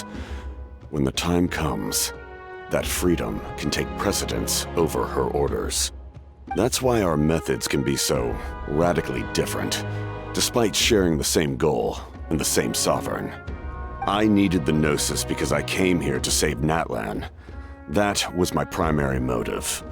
Once Natlan is saved, if the Gnosis still remained in my possession, I could bring it back to Snezhnaya. My decision regarding the Gnosis will not change. So let's focus on the Abyss for now. Right! What happens when all 6 heroes are together?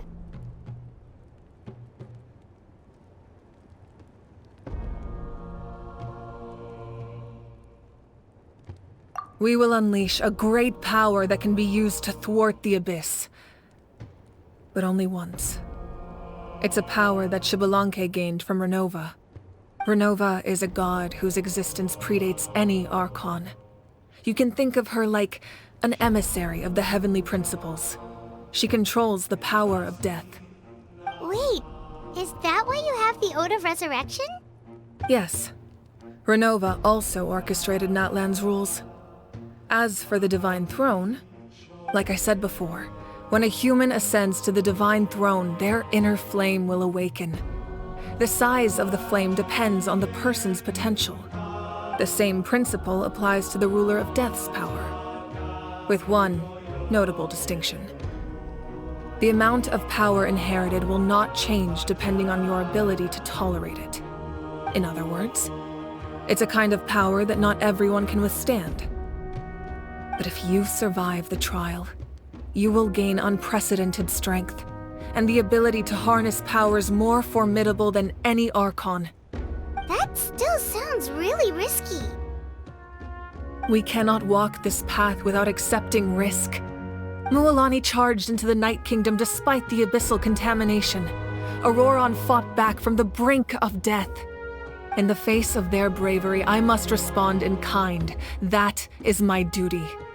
Spoken like a true leader. All right, that's enough for one day. You should head back and get some rest. I'm sure you're exhausted. The Abyss will likely sense the change in Auroron. It's possible the frequency of the attacks will increase. There are many challenges to come, so we need to be prepared. When you put it that way, Paimon feels even more exhausted. All right, let's head back.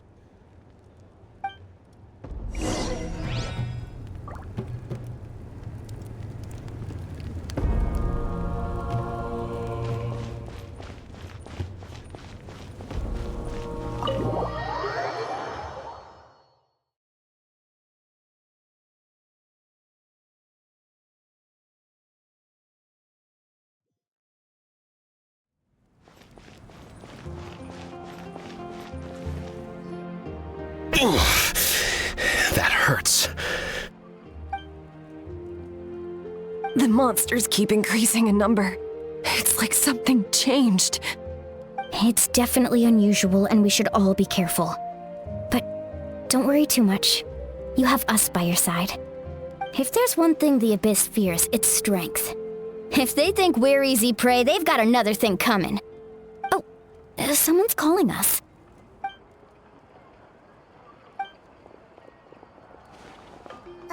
Something wrong, Traveler?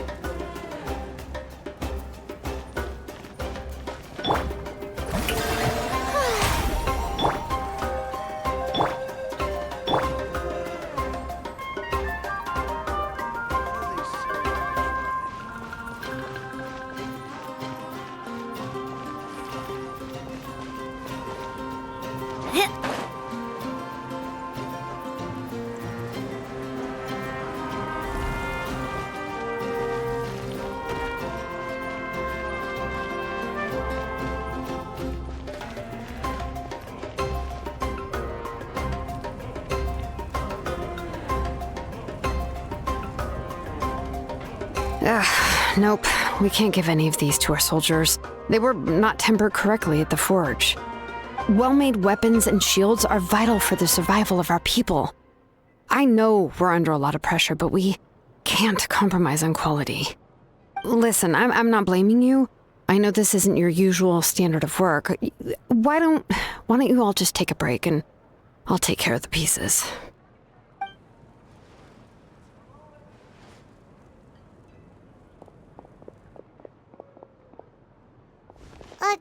Hey, Shilonen? Is something wrong? Nothing I can handle. Just, some rushed defective goods, that's all. Even the most skilled craftsmen make mistakes under pressure, and if you two want to avoid the same fate, you should really get some rest. You must be exhausted too. Don't worry. I like it that way.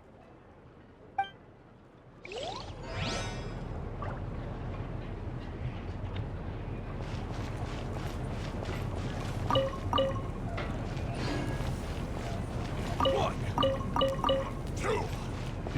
Wait, how many pieces is that?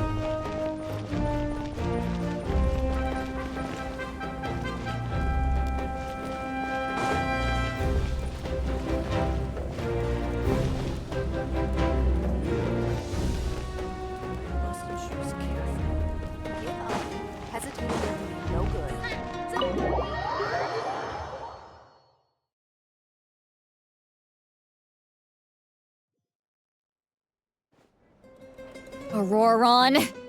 Granny? What's wrong, Granny? It looks like you have something to say.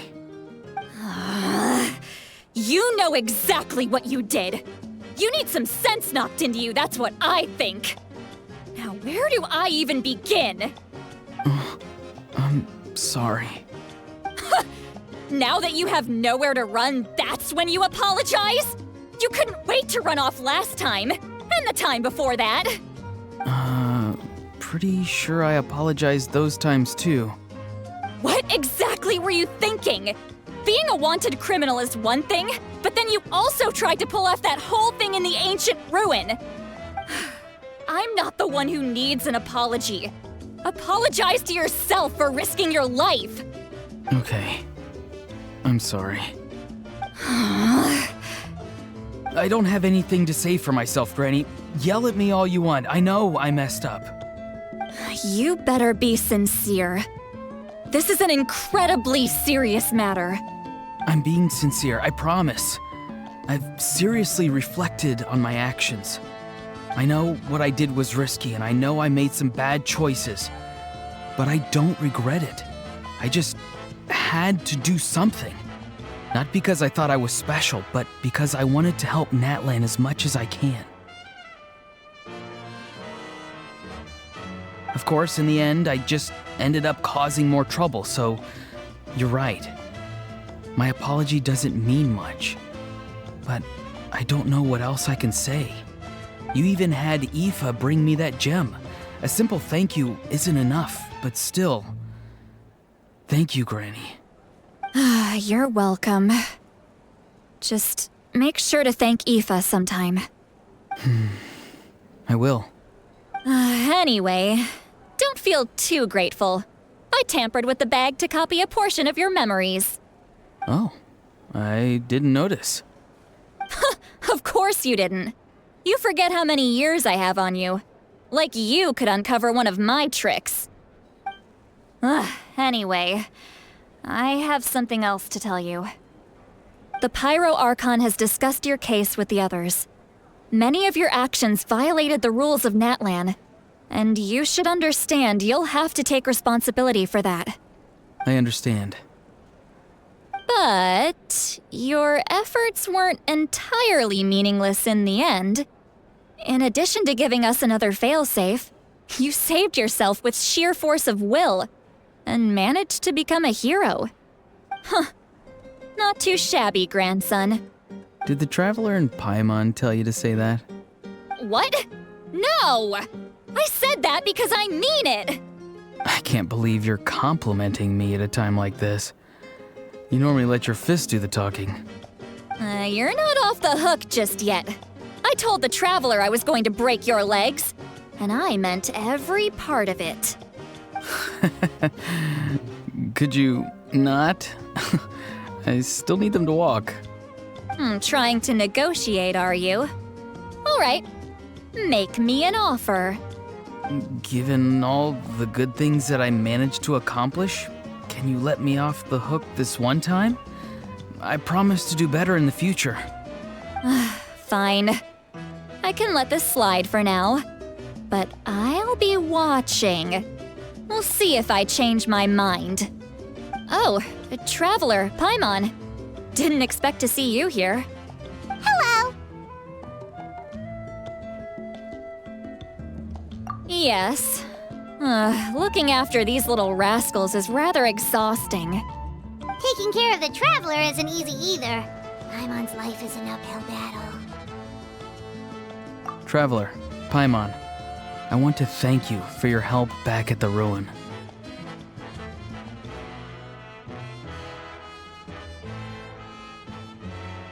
I won't. Let's get together sometime. If Auroron really wants to thank you, he can treat us all to a tasty meal. Sounds great! We'll be there!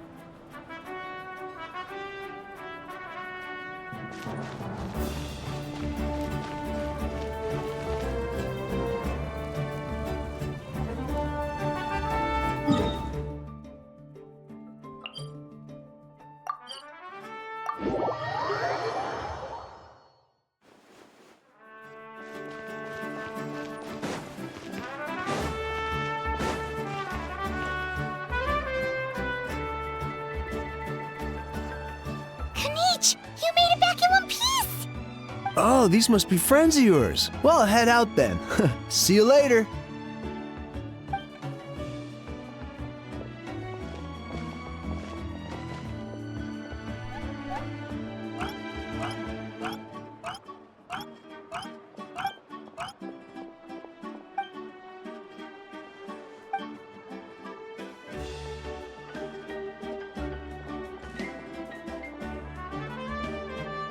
Yeah, a lot happened while we were in the ruin. We'll tell you about it some other time.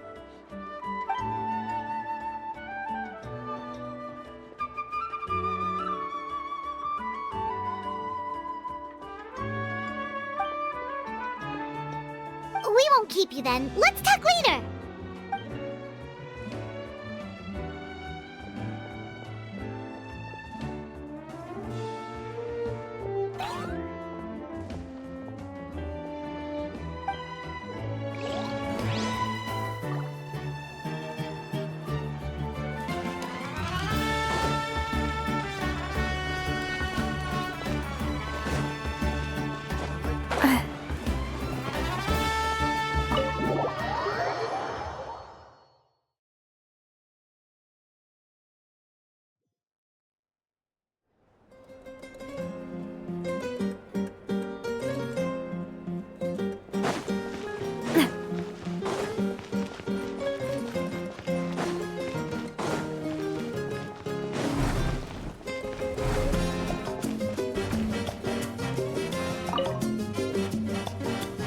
done for the day, we should get some rest.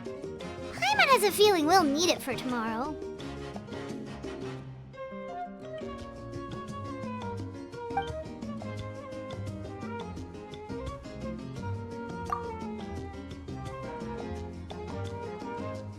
You ready?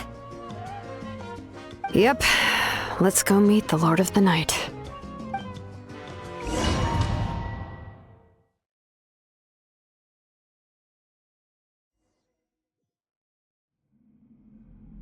So, this is where you heard the Lord of the Night? Guess that means she really has awakened. Hopefully we made it before she falls asleep again. Fret not. I'm still here. For a weak life form, falling asleep is no less taxing an exercise than staying awake. I'm sorry for disturbing your rest, but there's something we didn't have the chance to ask you earlier. We need to forge a new ancient name for the Traveler. But we ran into a problem. He's not from Natland, so there are no records of him in the Night Kingdom. I see. Malwika must hold him in high regard. It would seem the two of you are not simply here on her orders. So, what say you? Do you believe this traveler to be deserving?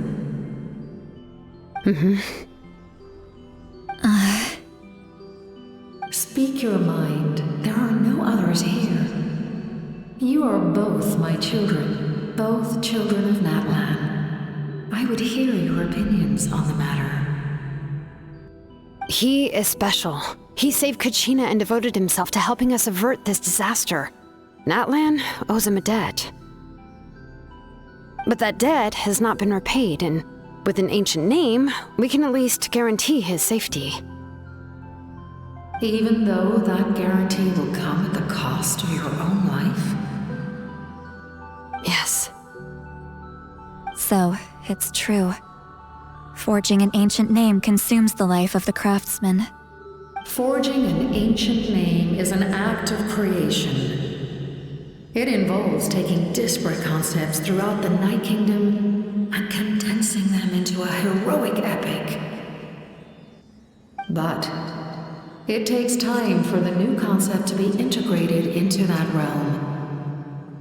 If the ancient name is like a seed, then the life of the craftsman is the outer shell, serving as its protection. Once that process is complete, the seed will sprout, and having served its purpose, the outer shell will gradually disappear. Forging an ancient name is no easy task, and creating one for an outlander makes it even more challenging. Still, if you're here, that means your mind is set. Yes, because I believe forging this name will be well worth it.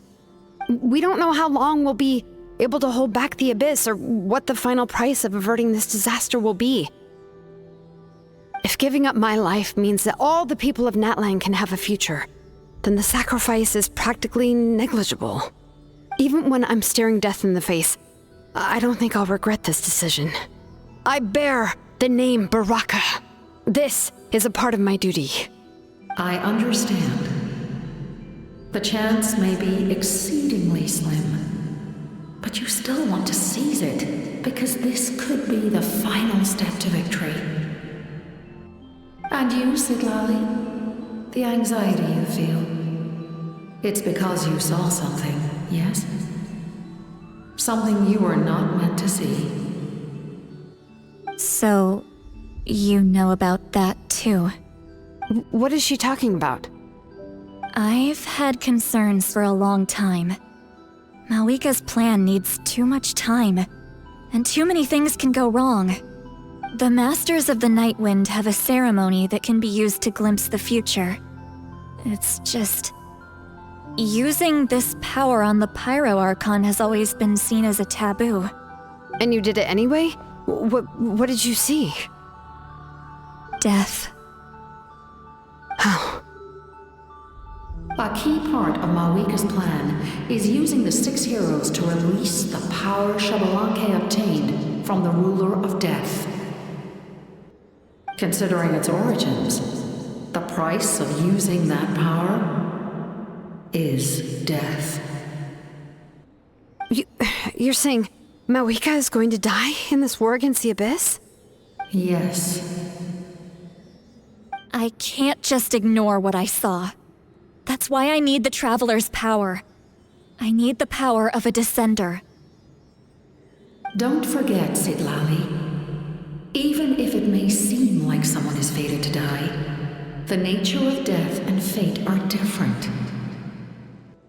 Fate indicates what will happen in the future. The time, manner, and place are all predetermined. But death is different. Death is a rule. The ruler of death's power will allow Mawika to triumph over the Abyss. But she must offer her own life in the process. The ruler of death cares little for the time and manner of a death. She simply guarantees that it will occur.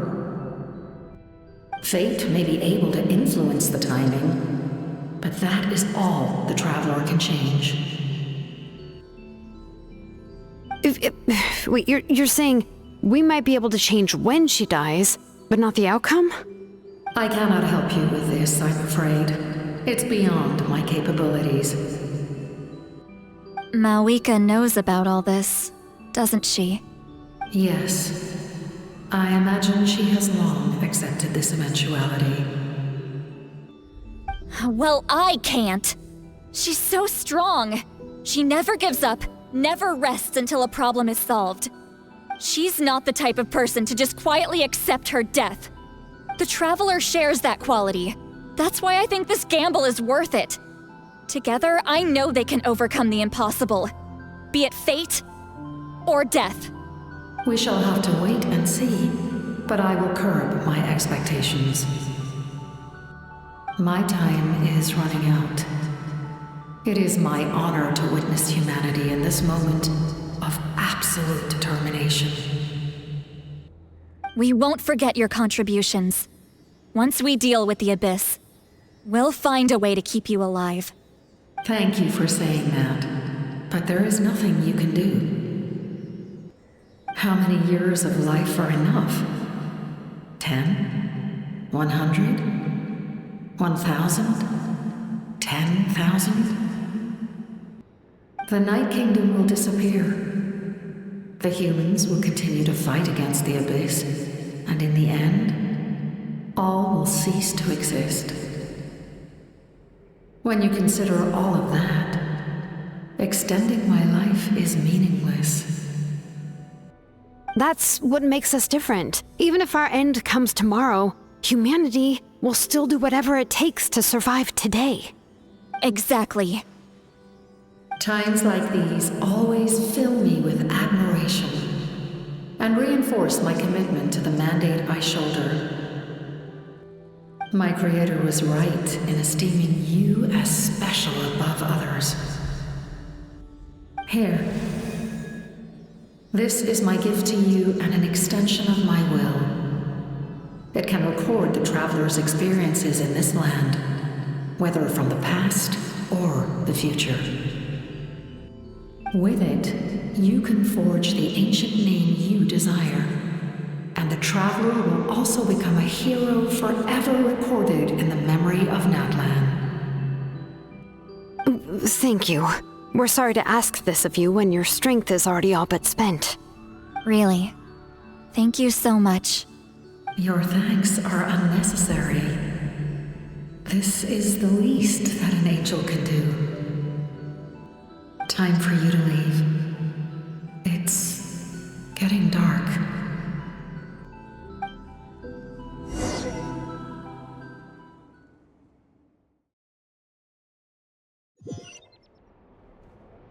I can't sleep with all the noise outside! Forget it, let's go check it out.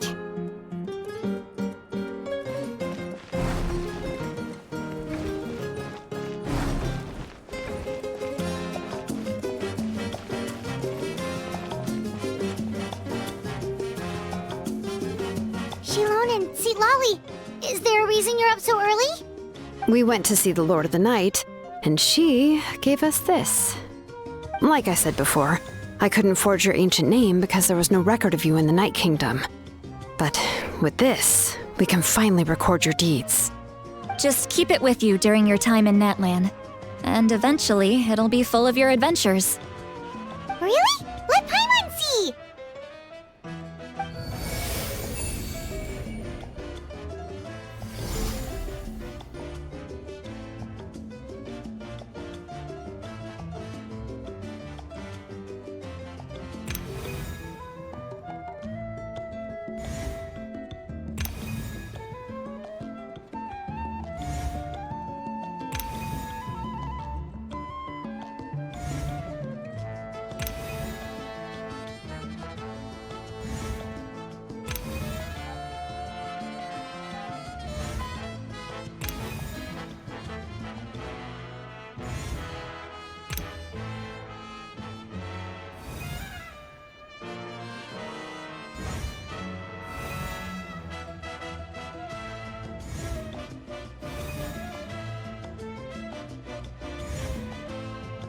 Oh, it's the two of us!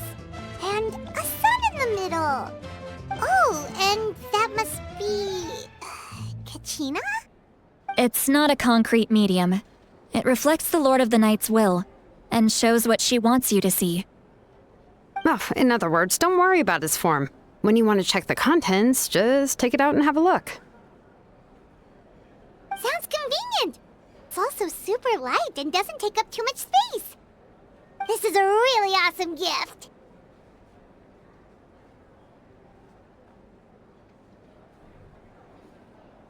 Oh, yeah.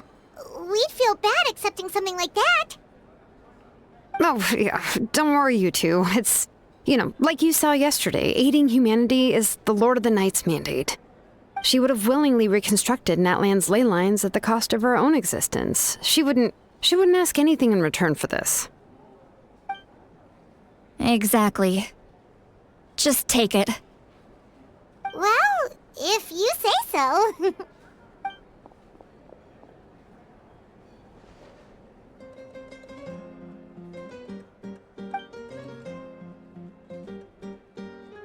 So soon?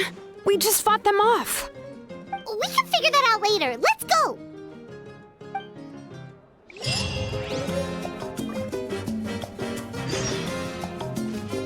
Time trial. It's worth a shot.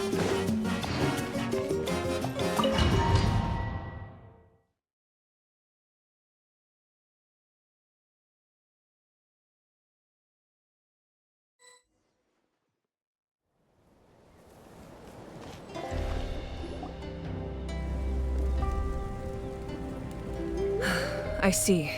I'll send reinforcements to those two locations. This other one is too dangerous. I'll handle it myself. The remaining locations are remote with no inhabitants. Let's bring our warriors back and make sure they're careful on the retreat. Understood. I'll spread the word.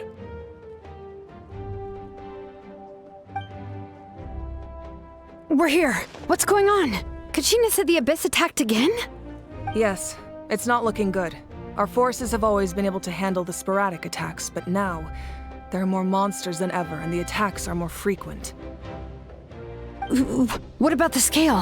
What areas are they targeting? All of Natlan. Not just around the stadium, but even the remote areas of the Collective of Plenty are reporting attacks. Could this also be some kind of omen? If things continue like this, then... We won't last much longer, I know. What we're seeing now is the desperation of the Abyss. It knows we're only one hero short.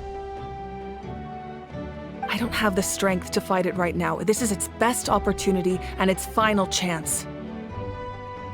You're saying we just have to hold out for as long as we can? It'll be a long fight. Our current focus needs to be on protecting civilians and conserving manpower. There are caravans and adventurers trapped in the wild. Many of our warriors have already left to rescue them, but they'll need reinforcements.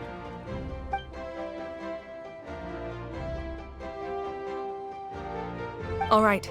Shilonen, Kachina, head to the camp near the Children of Echoes. Sitlali, you're needed in the Masters of the Nightwind. As an important figure in the plan, Auroron will stay here. Your tribe is too far from the stadium. Understood. I'll leave right away. I prepared a hot air balloon to take you where you're needed. Messengers from the Scions of the Canopy are traveling all around Natlan. Update them once you've completed your mission, and they'll compile the information into a battle report. As I receive intel from the various regions, I'll plan your next move. All right, no time to lose. Let's go!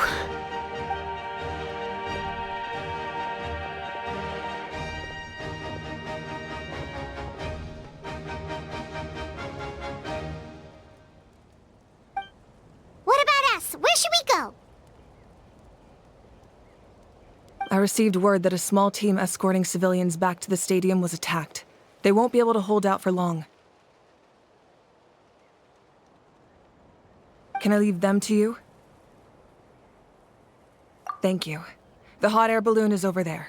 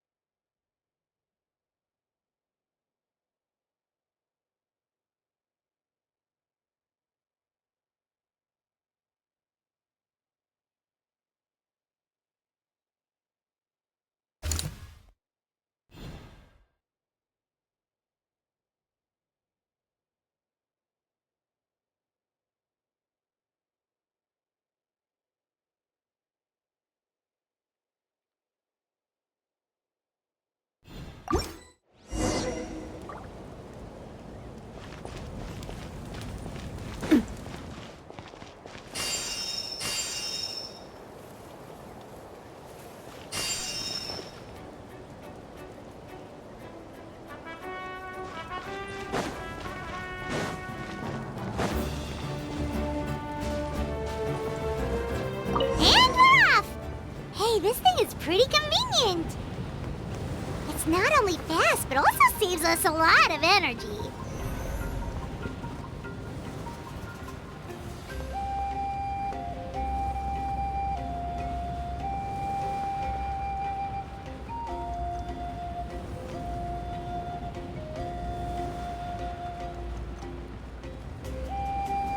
Whoa, there are warriors fighting everywhere.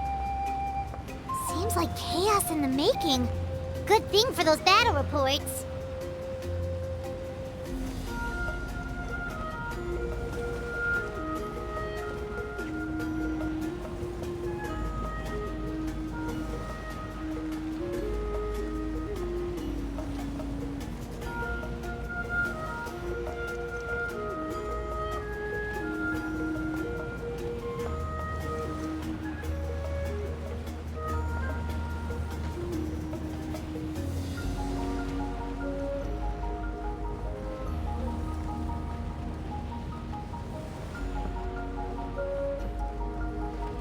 Look, they must be trapped. Let's go help.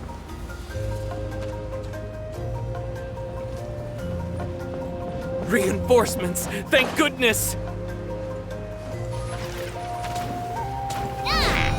This one's got your name on it! Fire! Well, with rock. This one's got your name on it!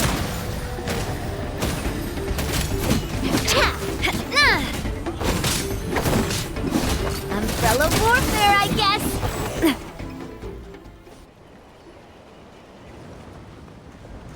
Thank you for coming. We were almost at the breaking point.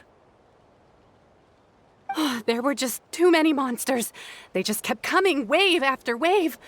I've never seen it this bad. At least we got here in time. You all should get going. I know, but it's not that easy. A lot of people were hurt in the battle just now. Our cart was also attacked, and now our supplies are scattered everywhere. That's not important right now. We need to focus on getting out of here alive. I know, but these were medical supplies. What if they need them back at the stadium? It's them! Over here!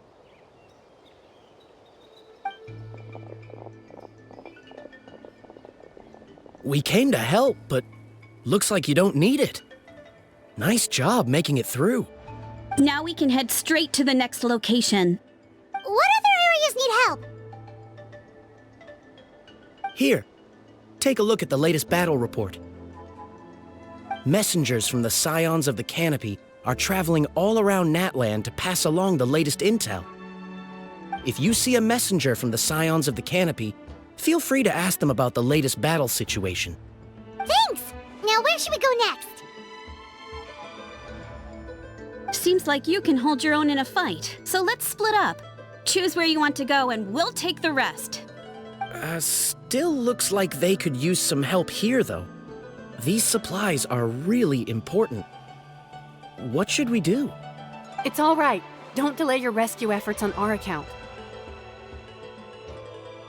But if we stay here too long, the monsters might come back. What do you think, Traveler? Should we stay and help? Paimon will do whatever you decide.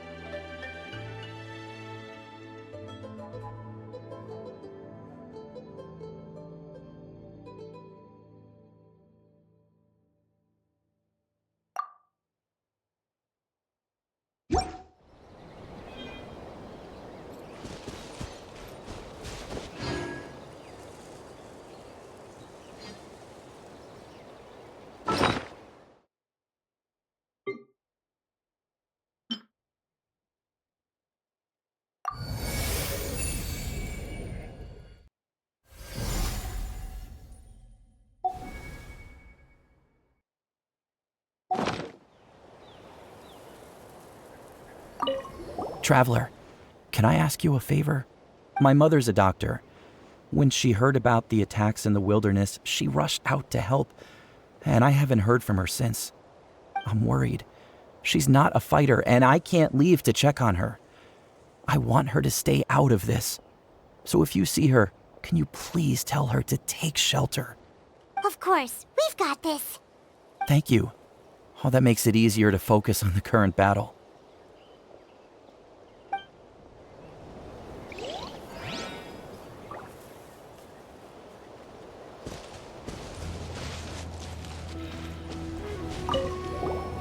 Do you get scared?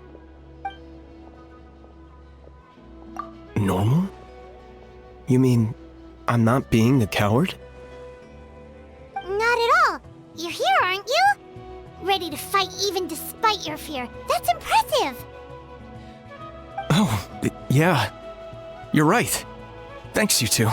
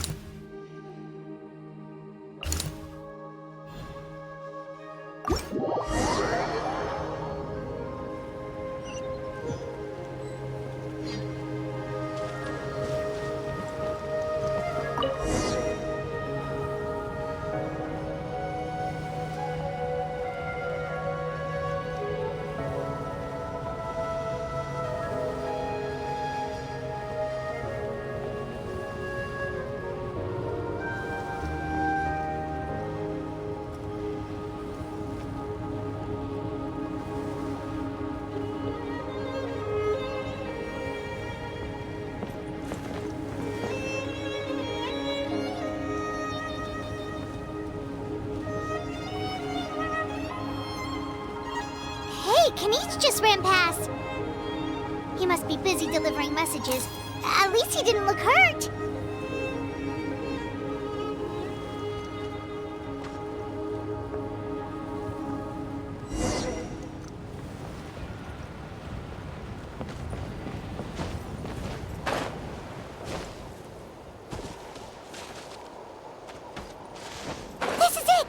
Looks like a battle is in progress.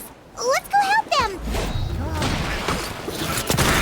How much longer are these things gonna keep coming? We're reaching the breaking point!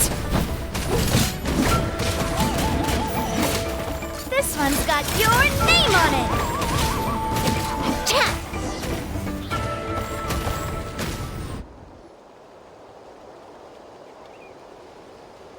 Oh, thank you so much. You came just in time. What's going on? Were other places hit?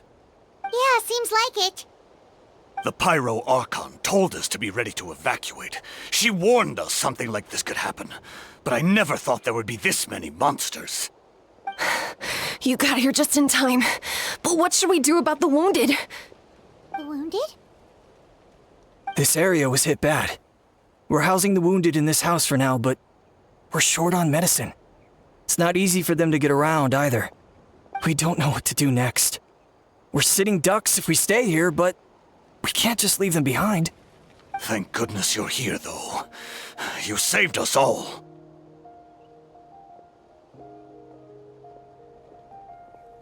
You're right. The monsters are gone, so should be safe for now. Some of my men can escort them. That will take time, though. And some of the wounded can't walk. They might have to stay here. Don't worry. Once we escort the first group, I'll call for reinforcements. That way, everyone can evacuate. Let's help them out here for now. Then we can head to the next area. Oh, there's a messenger over there. Don't forget, we can get the latest intel from them.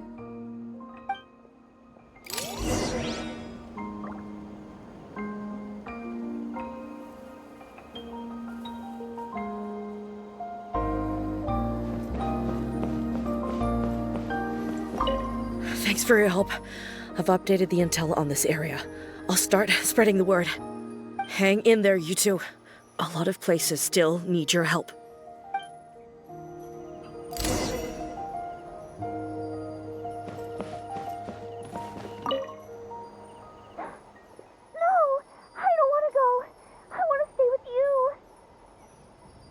Mommy can't go with you, my dear. She's hurt. Still, it's going to be okay.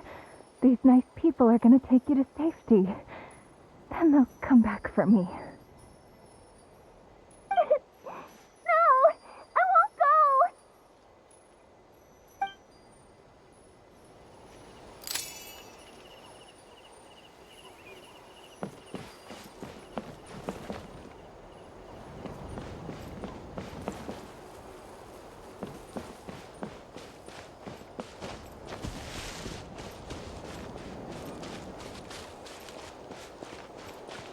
Quick! Over here! Follow me! Look! Someone's surrounded! Umbrella warfare, I guess! Umbrella warfare, I guess! Ha! Ha! Thank you. They really came out of nowhere. Yeah, that was close. Thank you for coming all this way to help us, Doctor. Just doing my part. Doctor? Wait, do you know Tapos? He's my son. Why? Did something happen to him? No, he's fine. He's just worried about you. He asked us to tell you to seek shelter. Ah, I see. I know it's dangerous to be out and about like this, but I just can't sit back and do nothing. How about this? I'll write to him and promise to team up with the next group of warriors I come across. I'll be safer that way.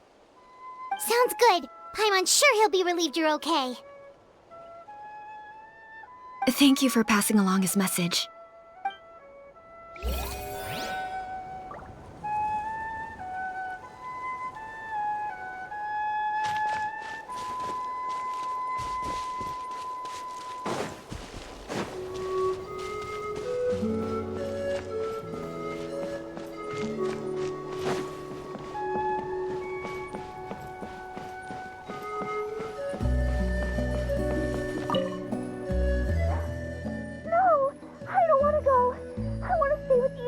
Mommy can't go with you, my dear. She's hurt.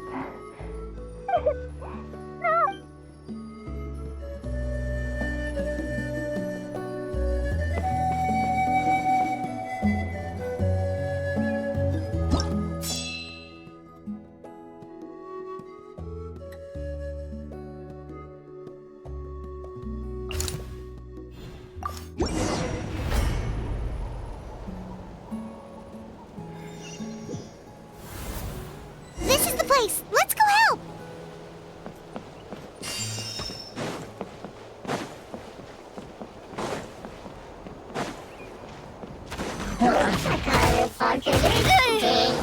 Fire! Well, with rocks. Umbrella warfare, I guess. Haha! Everybody stand back!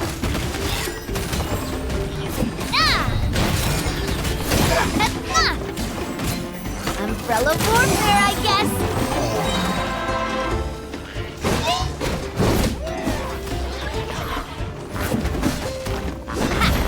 Umbrella warfare, I guess. A proper send-off from the Spina with love. Umbrella warfare, I guess. The wind knows me. As one with wind and cloud. Umbrella warfare, I guess.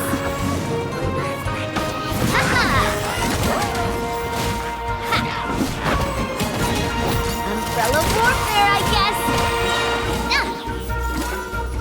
Umbrella warfare, I guess.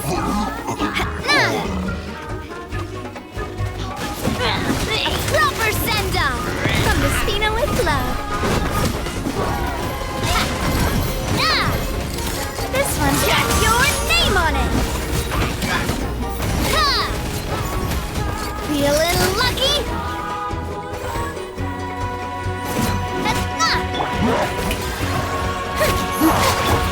Feeling lucky?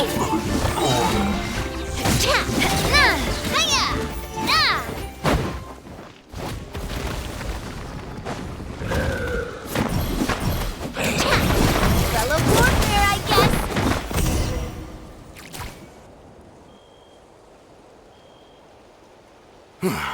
Thank you for coming. We finally have time to catch our breath.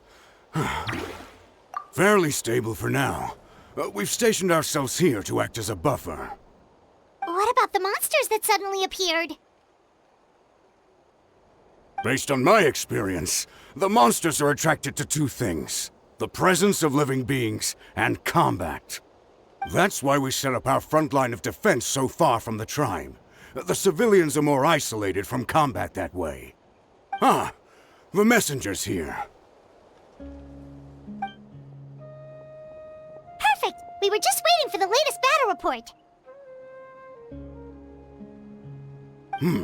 We'll stay here and continue to guard the tribe. There's so much that needs to be done after that last battle, but we're short on manpower. If you're not in a hurry to leave, would you be willing to help out? That's a decision for the Traveler.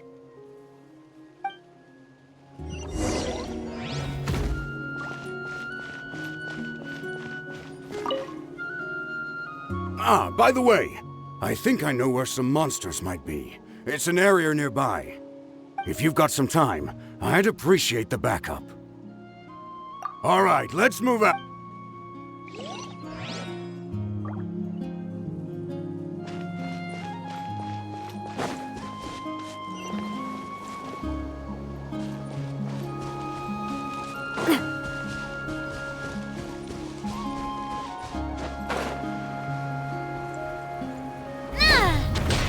Umbrella warfare, I guess.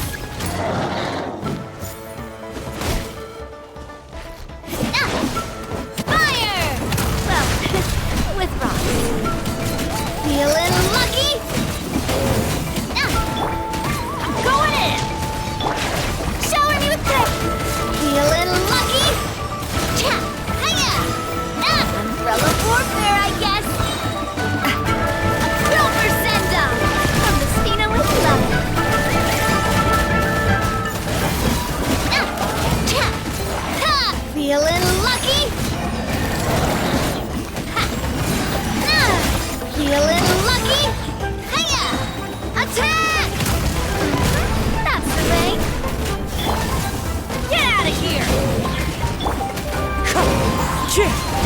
golden leaves, adorn my night!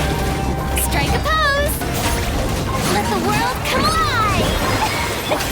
Feeling lucky? And luck! Umbrella warfare, I guess! Nah. Hey there! Cha! Nah! Nah! Hiya! Ha! Teamwork is dreamwork! Feeling lucky? Ha-ha! Cha! Nah! Nah! Feeling lucky? Ha! Ha! Nah! Hiya! Thanks to you, we managed to clear out the threats in the surrounding area. Let's head back.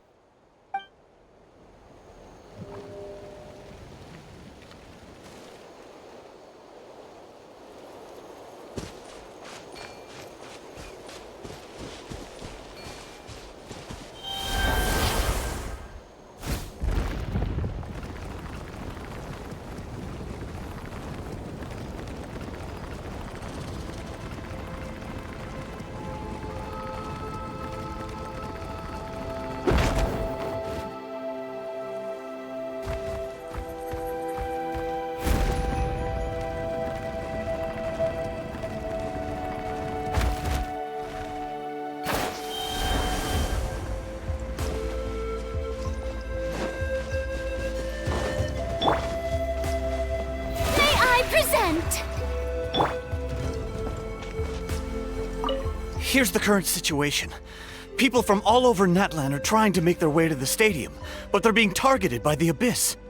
If you have the strength, they could really use some help.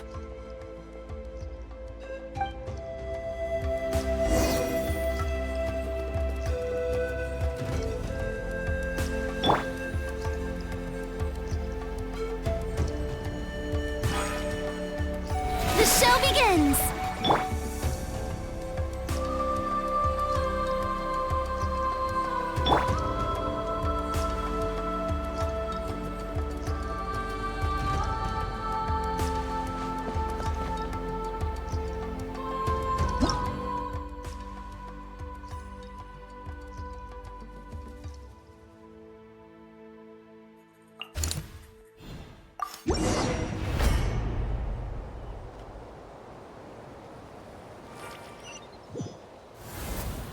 Wow, there are so many people here?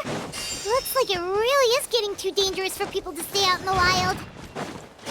Guess that means this situation isn't getting any better. Well, we'll just have to keep fighting. Feeling lucky and luck!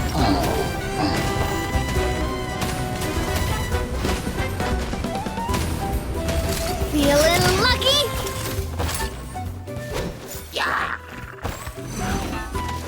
Where'd that come from? Get out of here! Huh. Ha. Feeling lucky? Ah! A proper send-off from the Stina with love. Hiya! Into the wind! Clouds high! The birds call! May I present? Get out of here! Everybody stand back! Umbrella warfare, I guess!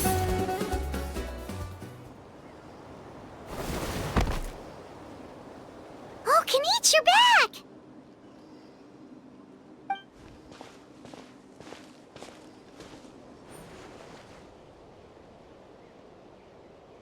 Yeah, it really feels like we're running short on people everywhere. It's so dangerous out there. Just when we think everything's under control, another thing goes off the deep end. Not that Paimon's complaining, it's just... What if things get even worse?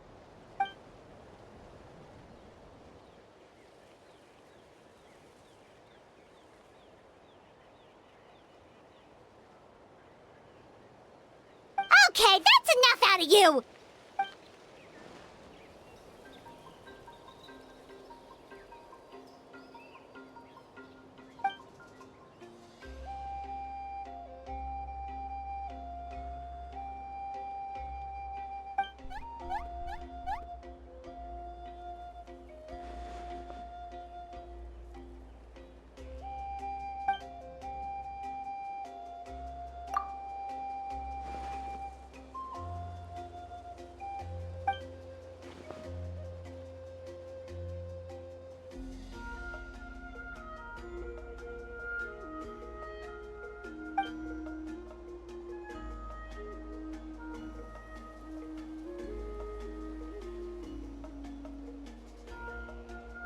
Yeah, she always seems so confident. Plus, she told us you can only become the Archon by proving your strength.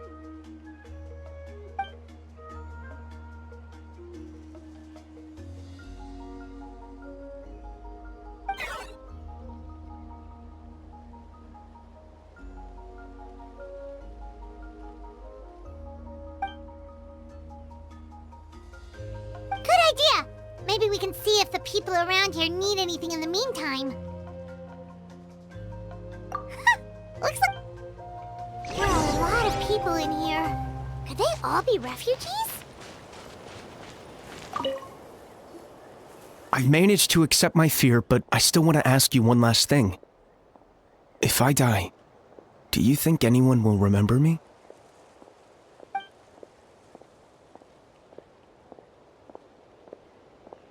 That's what I'm hoping for, too. It's just...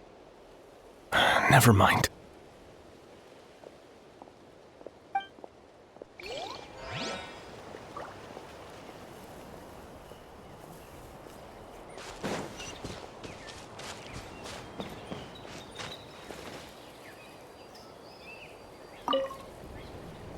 Oh, it's you two! Oh, I'm so glad you're all right. Hey, you made it back! Sure did. Dargo made sure we got back safely before rushing out again. Plus, we managed to deliver the medical supplies to the stadium. I really can't thank you enough for your help.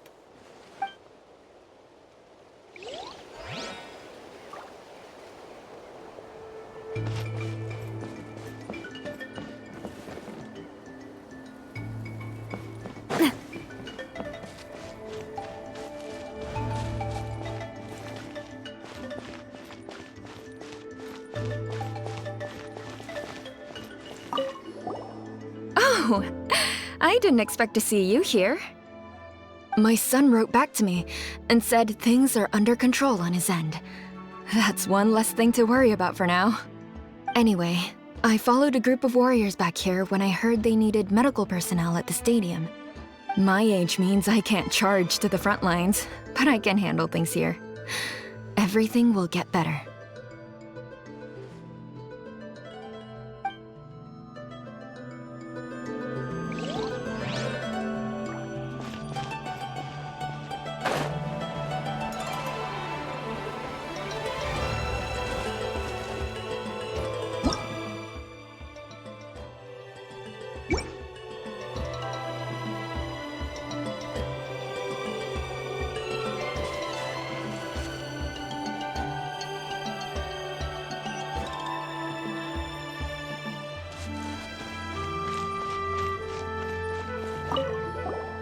Want to get some rest, Traveler?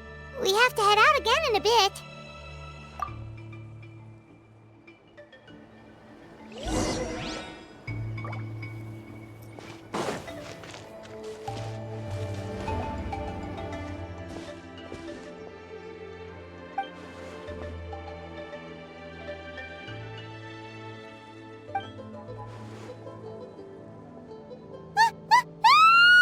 What's going on?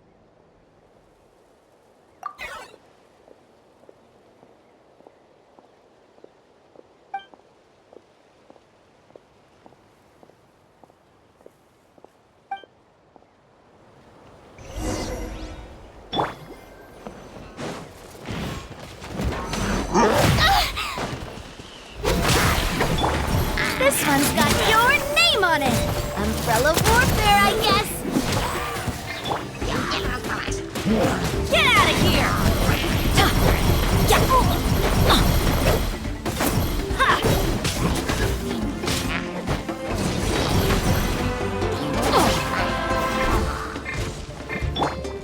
Feeling lucky? Umbrella warfare, I guess! Do more. Hiya!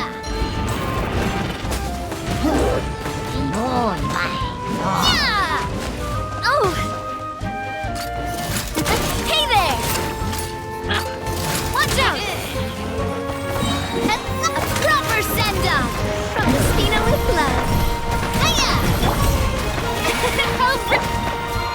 wind knows me.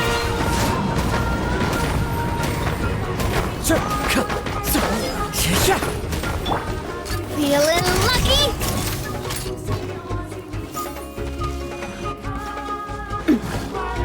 Umbrella warfare, I guess. This one's got your name on it. Now! Into the wind. Target acquired.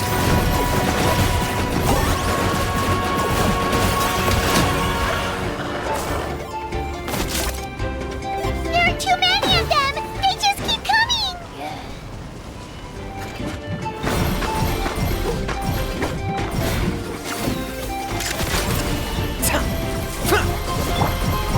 One with nature, as one with wind and cloud. Feeling lucky?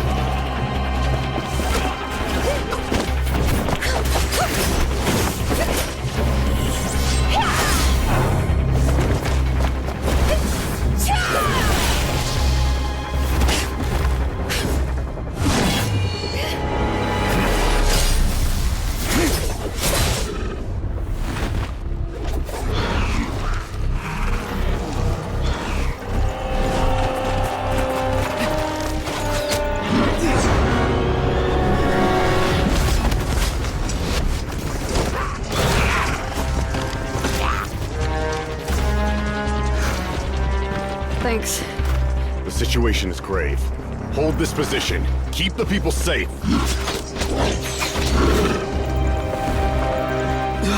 Chaos and emptiness.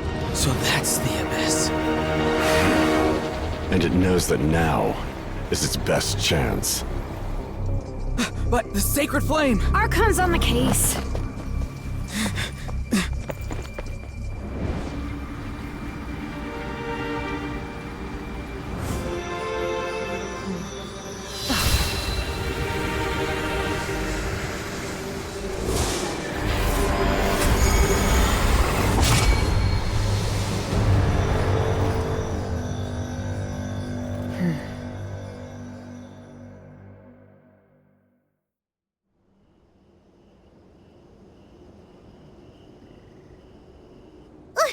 What was that?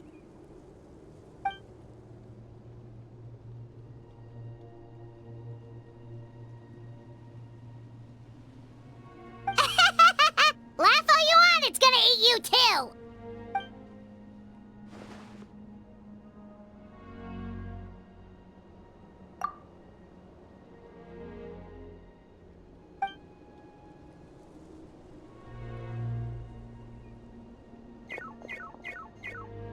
The fact that Deadpan Kaniche is this nervous just goes to show how serious this really is.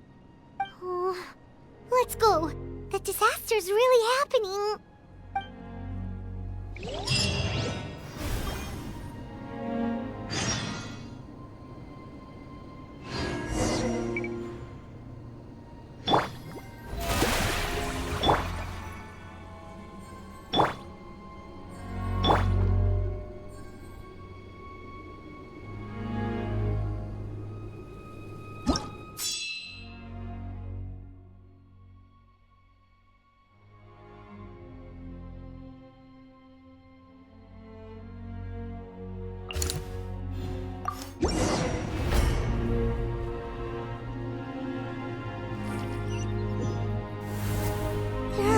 Everywhere.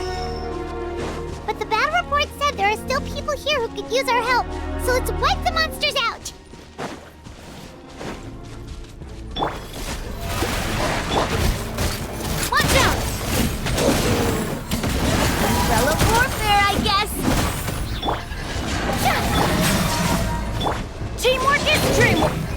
This one's got your name on it! A proper send-off from the Spina with love. Ha! Umbrella warfare, I guess. Cha! Nah! Cha! Coming at ya! Hiya!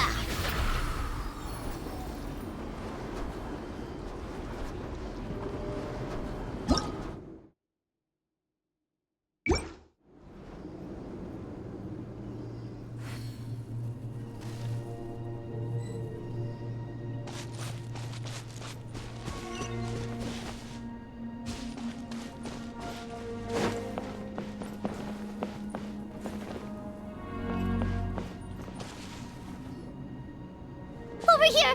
Come on, quick! Wake up! You gotta wake up!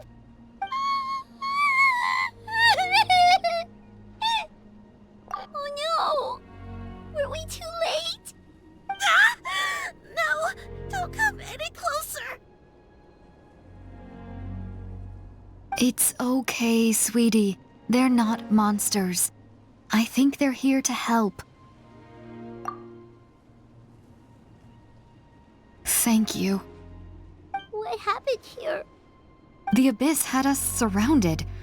Luckily, these Fatui came to our rescue, and we started evacuating. But then that black fire shot out of the stadium, and that huge monstrosity appeared in the sky. Right after that, monsters suddenly appeared everywhere. They couldn't fight them off, so they hit us here.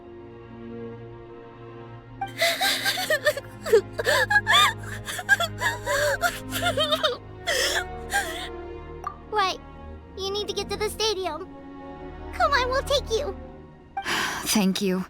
You saved our lives. We're forever indebted to you.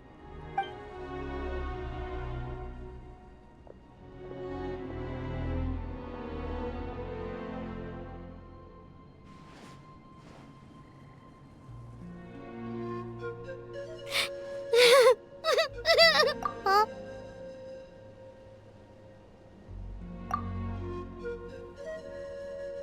Yeah. Paimon knows, it's just... it hasn't fully sunk in yet. But anyway, right now, let's focus on getting them to the stadium. With any luck, there'll be an update waiting for us there. If not, we'll just have to play things by ear.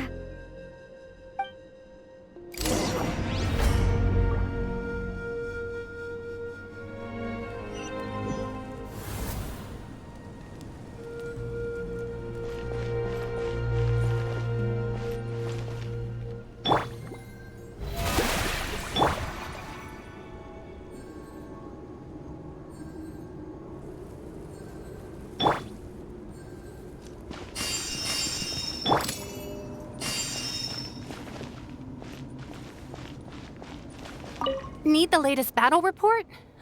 We don't have too much information since so few messengers are making it back here. But as I understand, the folks at the Scions of the Canopy outpost suffered a large-scale abyss attack as they were trying to evacuate civilians to the stadium. If you're free, please head there immediately.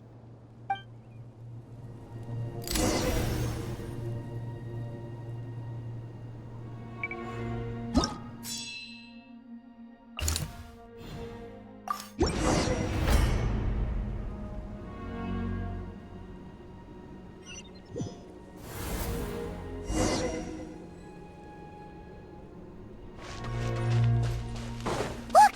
Someone's still fighting! Fire! Well, this one's got your name on it! Cha! Ha!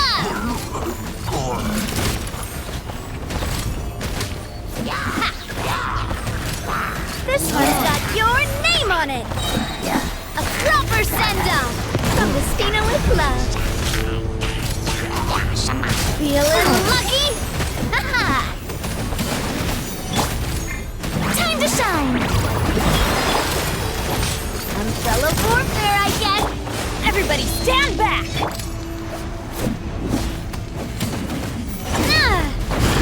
Umbrella warfare, I guess!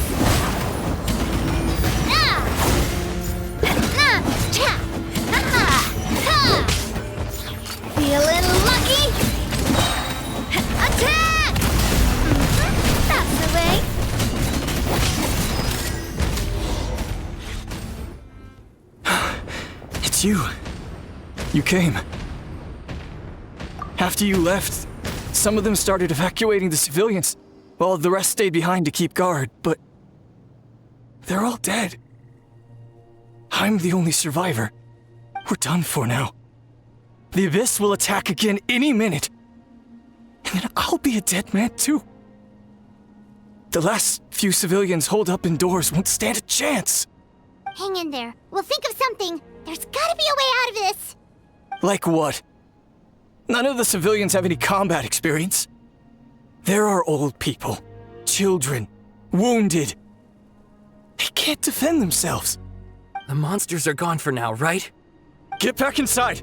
It's too dangerous out here. I know it's dangerous. That's why I came out. Same. Huh? What is this? Can you spare some equipment for us?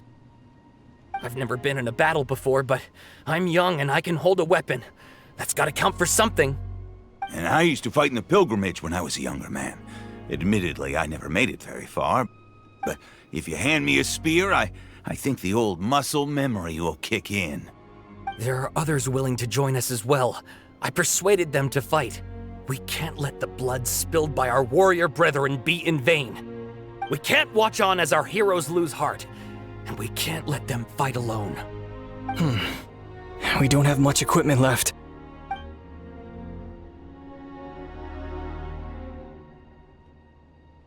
Okay, take these. With a few extra fighters, we should just about be able to hold our own. It'll be a slow advance, but that's better than being stuck here. Everyone who's fighting, be prepared to follow my orders to the letter. Yes, sir! Got it. Take our hot air balloon. You can use it to get to the stadium. No need. You'll have other people to save. We're taking up arms so that you can focus on more important things. You're the heroes, after all. Okay, well, try going that way. That's the route we came from, and there weren't too many monsters. Thank you, both. You've been a huge help. I am devastated by the deaths of my brothers in arms. But if their sacrifice means anything, I have to live on. We're not going down without a fight. Thanks. We will. Now, go. There are other people to save out there.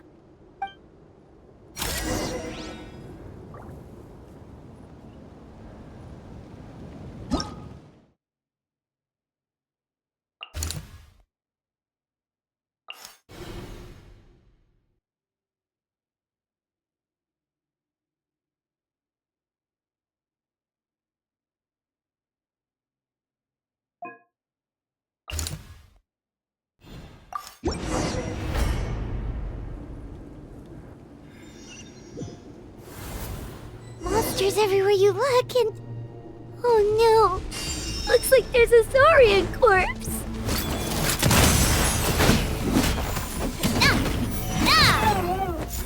Hiya!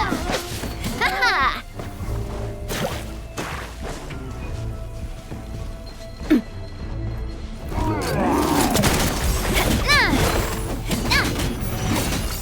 Watch out!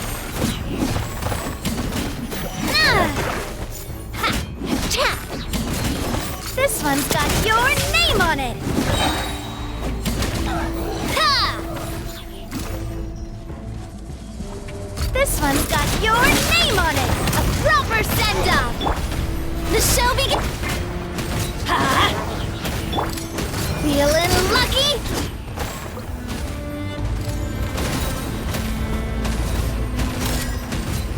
Cha! Feeling lucky? Ha-ha! Into the wind. Clouds high. The birds call. Feeling lucky? Attack! That's the way. This one's got your name on it.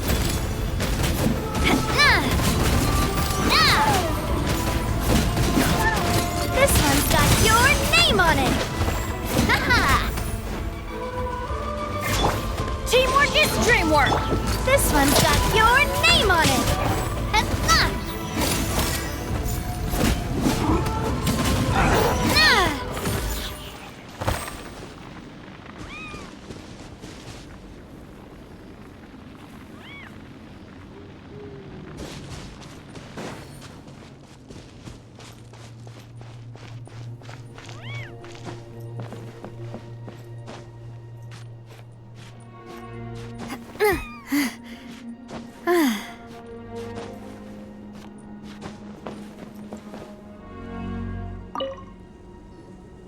Guess you're the sole survivor, huh, buddy? There. Don't be scared. Head to the stadium, you'll be safe there. It's that way. You're upset, and nothing Paimon says can make it better. But you have to go right away, okay? Yeah, you're right. We have to keep going. The latest intel said the Children of Echoes need support too.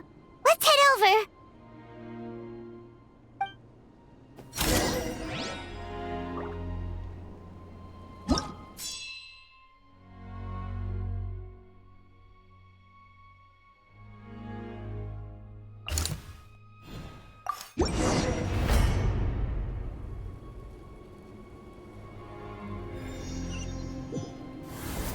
These warriors are struggling! Quick, let's help them!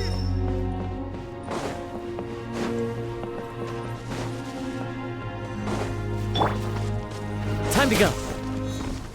The wind knows me. As one with wind and cloud. Feeling lucky? Silver Sendo! From the Spina with love.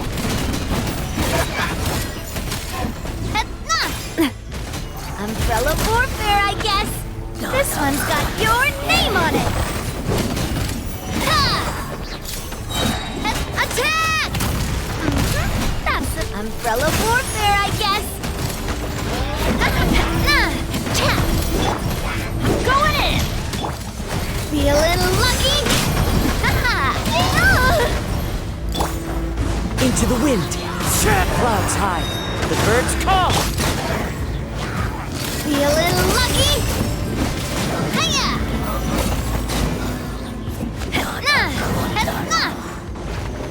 Feeling lucky?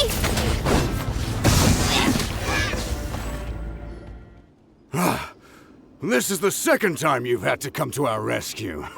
Thanks to your efforts last time, we managed to fend off the abyss here, even after whatever that was appeared in the sky. But at this point, I think we're gonna have to cut our losses. This base is as good as gone. Yeah, everyone needs to stick together. Best to regroup somewhere else. All right, time to evacuate. There's a volunteer unit here too, so first I need to ask them what they want to do next. For anyone who still wants to fight on the front lines, the Children of Echo's front is the closest to here. Anyone who wants to leave will likely also see action as they evacuate, but will be afforded safety at the stadium.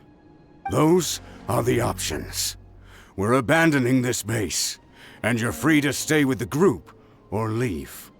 As of this moment, the Children of Echoes are reasonably well defended, so please, weigh the risks and consider your family's safety before you make a decision. Now then, anyone who wishes to keep fighting, show me how serious you are.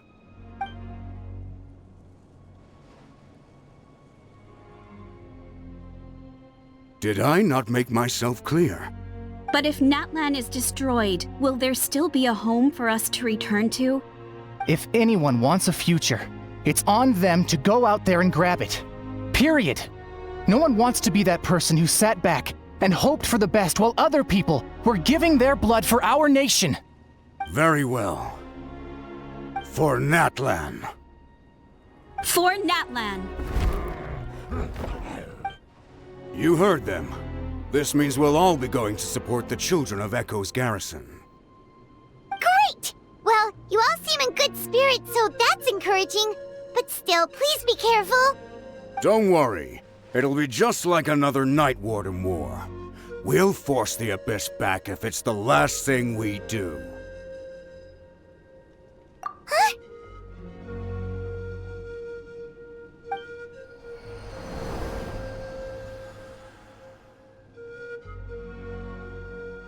Shoot! That creepy abyss thing is raining down a dangerous-looking substance again! That's over towards people of the Springs territory. From what I've heard, their defenses have been substantially weakened by the Abyss invasion. Then let's head over and check on them!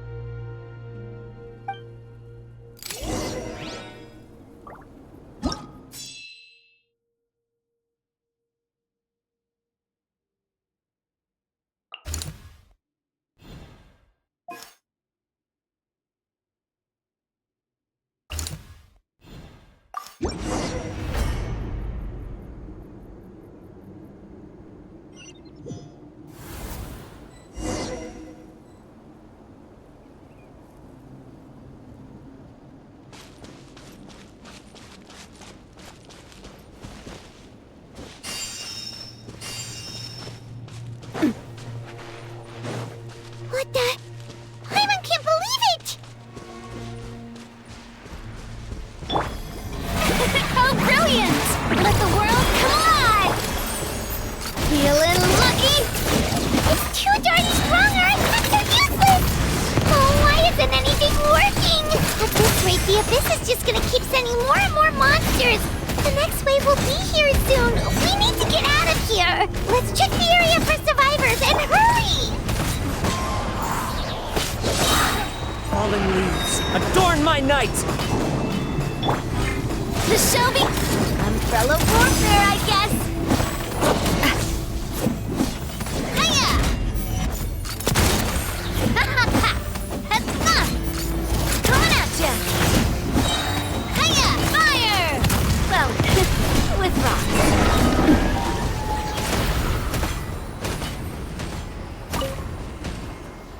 There's just one battle report left, and it gives a long list of places where the dangerous substance has been dropping.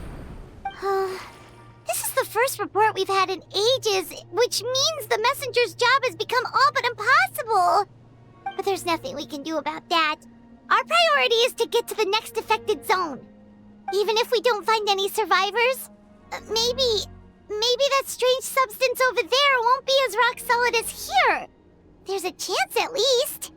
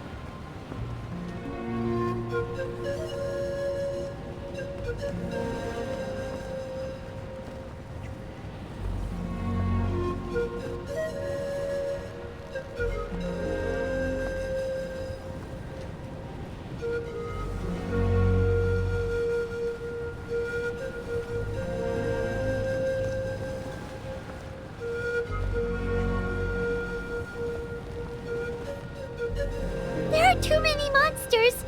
There are just too many. It's beyond anything we've seen before.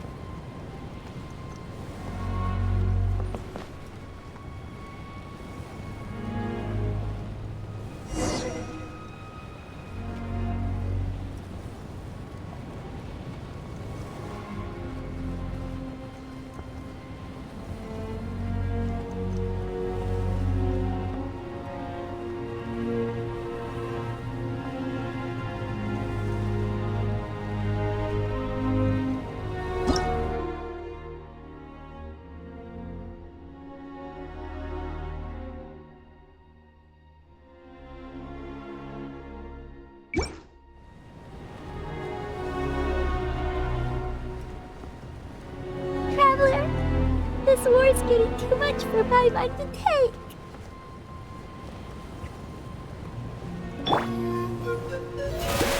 Okay, let's do this!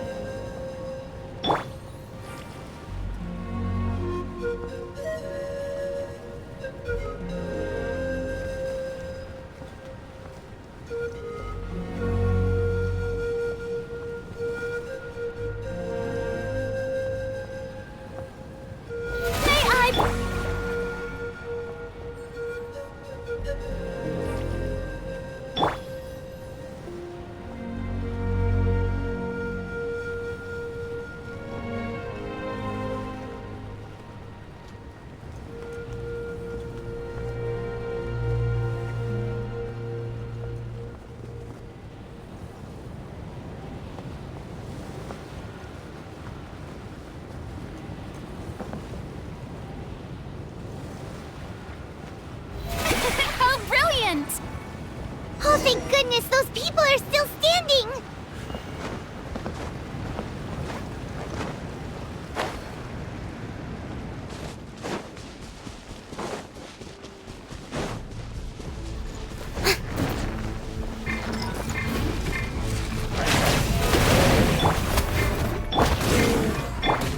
Teamwork is dreamwork!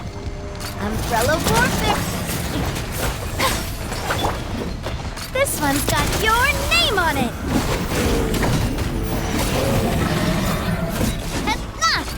Watch out! Hiya! One with nature. Watch out! Attack! That's the way. This one's got your name on it! Move out! You've got to get out of here!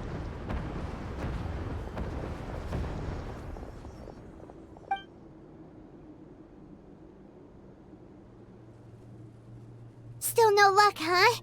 What on earth are these things? How are they invulnerable to attack? Yeah, at least with regular abyssal pylons, anyone with a vision can destroy them. But this thing, no one's seen anything like it before. It's like a part of that sky demon's body or something. Whatever it is, it seems like it can spawn abyssal pylons, and with them, a never-ending stream of abyss monsters. We're just no match for it. At this point, retreat looks like our best option. We're fighting a losing battle here. The stadium is our only hope. That's where the sacred flame is, which seems to be the one thing that well of abyssal energy is afraid of. The Pyro Archon is guarding the flame. As long as that continues, we still have hope. What's this? Water, and some snacks. You look like you need it. I'm guessing you've been supporting the fight all over the map? Sounds like you need a breather. We got enough people to hold our own here, and it's high time you took a break. Why don't you sit down and gather your strength for a minute? It's true. We've been fighting pretty much non-stop. Traveler, you must be exhausted. What do you think? What is it? Oh, you're right. Well, then guess we'd better go warn them.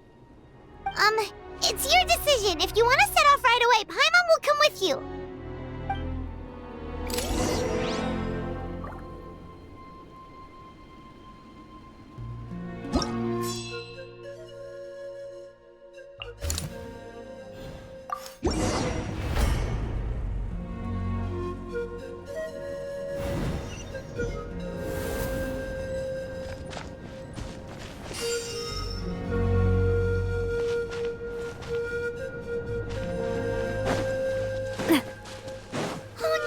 Monsters have already stormed in!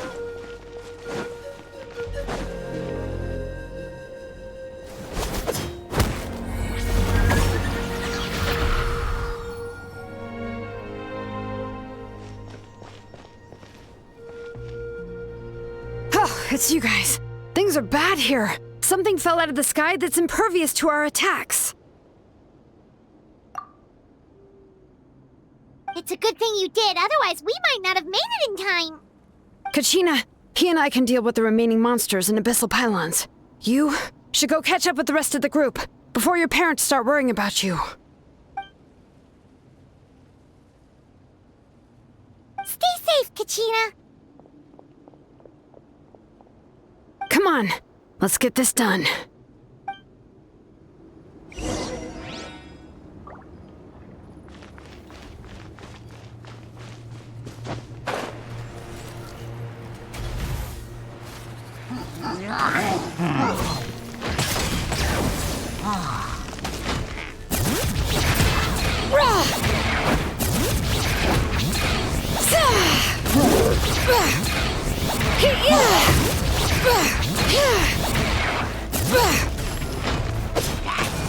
This one's got your name on it! Watch out! Ha. Into the wind. Clouds high. The birds call.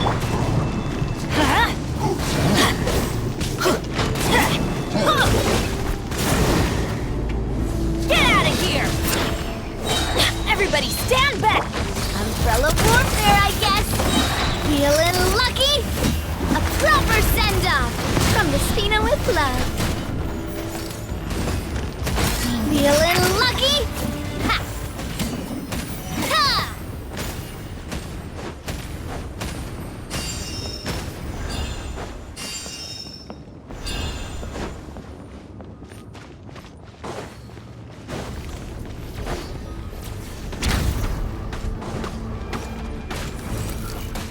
Feeling lucky? Hiya! Feeling lucky? Cha! Ha-ha! Feeling lucky? Teamwork is dreamwork! The wind knows her. As one with wind and cloud. Umbrella warfare, I guess! A proper send-off from the Spina with love. This one's got your name on it! Ah!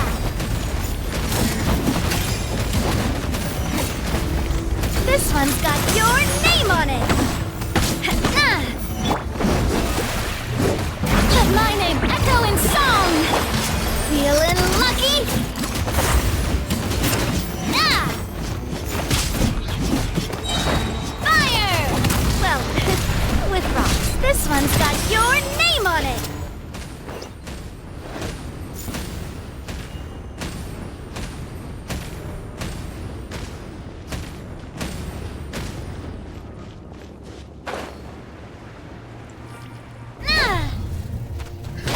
Umbrella warfare, I guess. Umbrella warfare, I guess. Let the mountain's veins boil!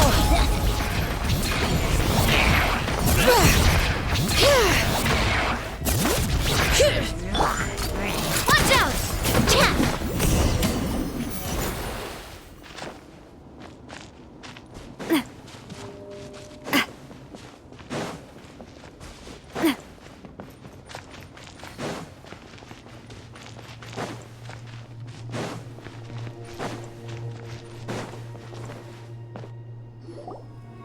Yep, that's everyone. And no more casualties by the look of things. Yeah, this is, good. We can evacuate shortly. I appreciate your help. How are things out there? Pretty dire, I bet. Some of the things I've seen, I don't know if I'll ever be able to get them out of my mind. Are we in Natlan doomed to this fate? I've never witnessed a full-scale abyss invasion before. I mean, I'd heard stories about the sky being painted black, but I always thought that was an exaggeration. Mawika has witnessed this all before, so she knew better than anyone the terror and despair an abyss invasion would bring. Yeah, and despite that, she's still facing it head-on. We've had to abandon our homes and chase the dying light of day, and maybe the only time we'll see the dawn again is in our dreams. But as long as there's even a sliver of hope, I am not gonna give up. We should catch up with the group. Let's go!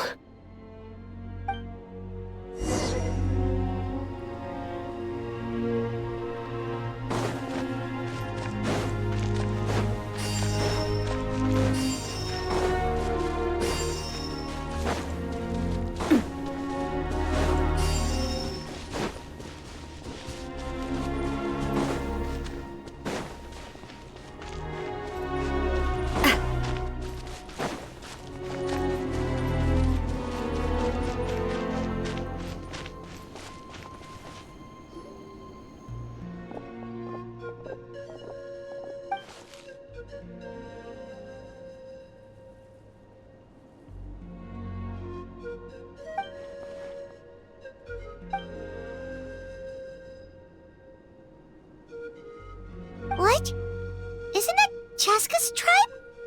She said she was gonna take Koichi home to rest for a while.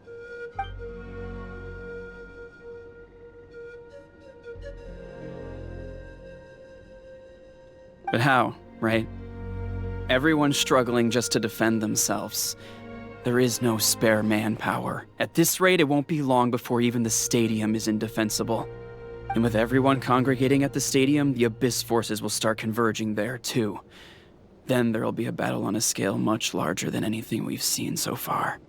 On the bright side, at least my old injuries aren't playing up at the moment. Means I can actually join in with the fighting. The crux of the issue is that the heart of the Abyss itself has joined the invasion. That's a power we just can't match. I have every faith in the courage of our people. The Natlanese will never give in to despair. But still, the fact is, our lives are more fragile than our spirits. Traveler Paimon knows what you're about to say.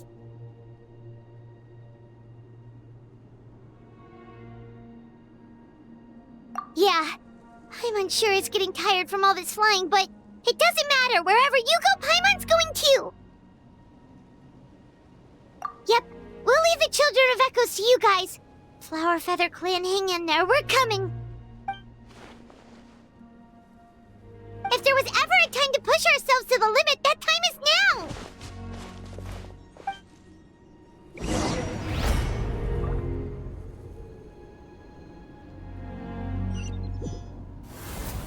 Wait! Over there! It's Chaska and Koichi! Traveler! Over here! Hurry!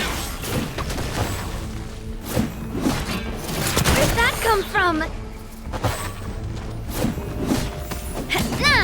Umbrella warfare, I guess! Fire! Well, with rocks. This one's got your name on it! I'm going in!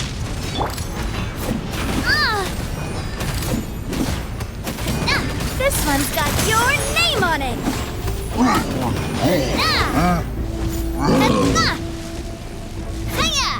Umbrella warfare, I guess! Into the wind! Fallen leaves, adorn my night!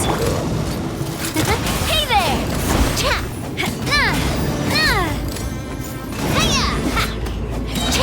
A proper send-off from the Stina with love. Hey there!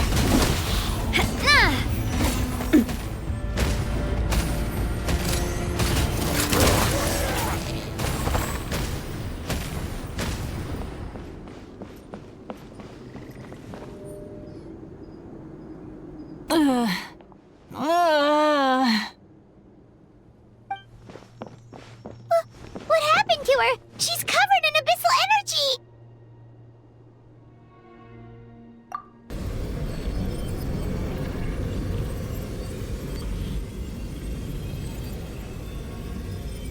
Please, save her.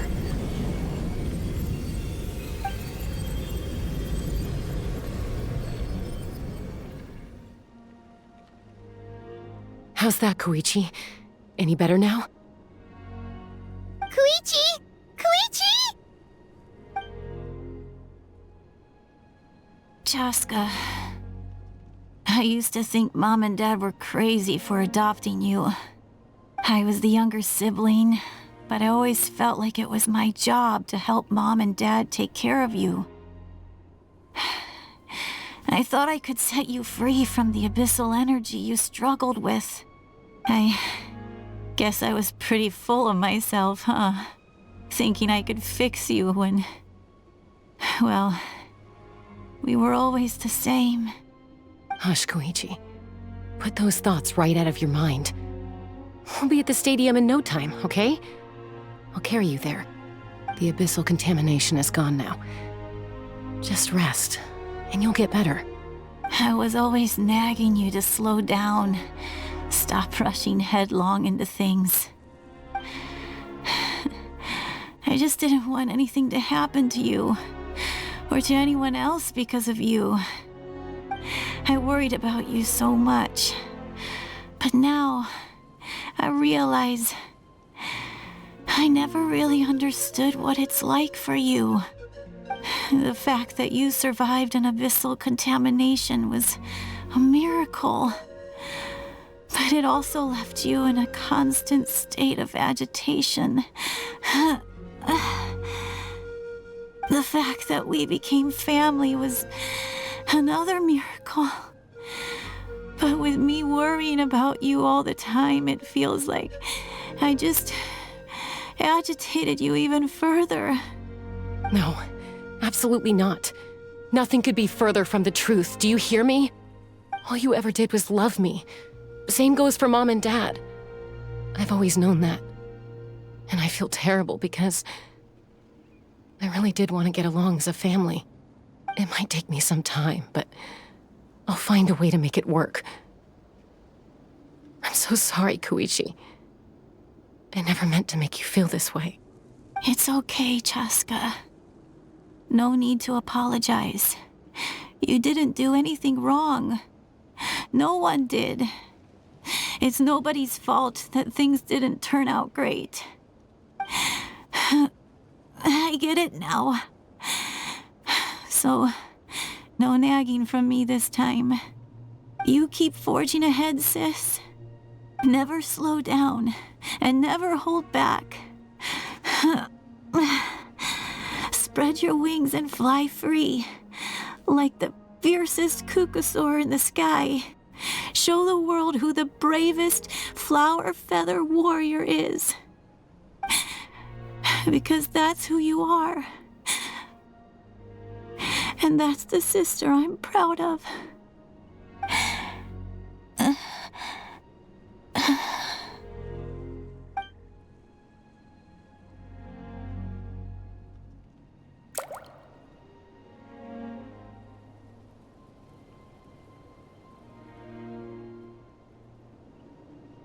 Koichi! Koichi!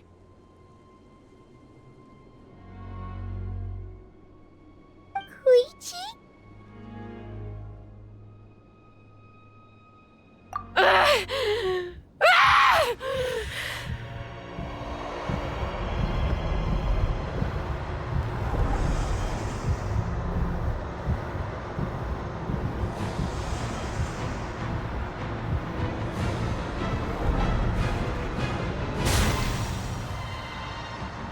Chaska?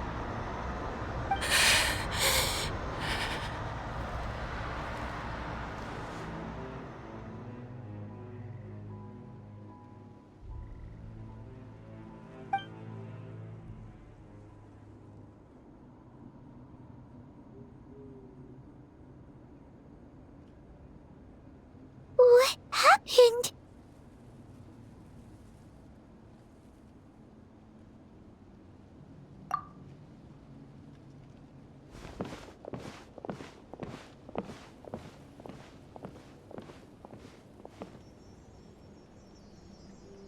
What was that just now? It looked like abyssal energy was flowing out of her, but then a split second later, it disappeared. Koichi did say that Chaska needs to let off steam now and then, or she'll end up losing herself. But this time she wrestled back control. If only we were faster! Dealing with abyssal contamination is a piece of cake for you. We could have gotten to her earlier, then you could have treated her before it was too... Wait, what's happening to Chaska? How unfair life can be. She's had the odds stacked against her from the very beginning, and each step forward has been an agonizing one. Maybe she would have been better off embracing her pain. But her journey goes on, and one question looms large in her mind. If she could rise above the layers of pain and ascend over the dark clouds of her mind, what then would she find? Maybe the glorious light of the sun, or maybe a dark, empty void. There is only one way to find out. She needs to spread her wings and soar to new heights. That is the true meaning of life. My life suffering shall be my epitaph. To remember the pain I endured. And finally, transcended.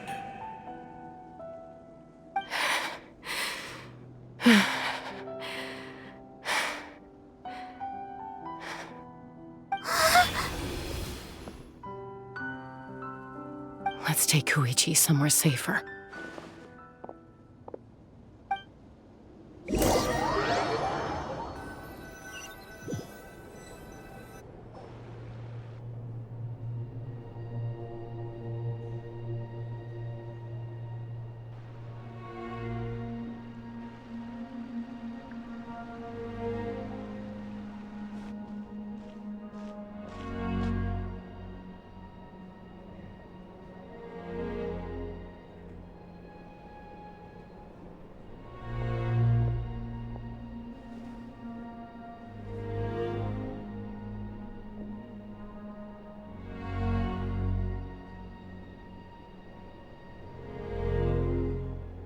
Please, take care of Koichi for me.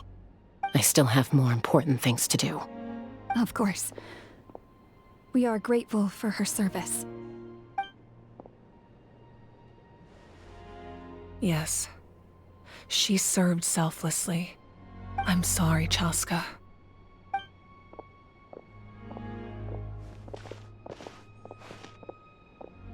It's all right. I'm far from the only one going through this right now. Koichi wanted to be a hero. And in my heart, she always will be. If we want to honor what she stood for, not to mention her sacrifice.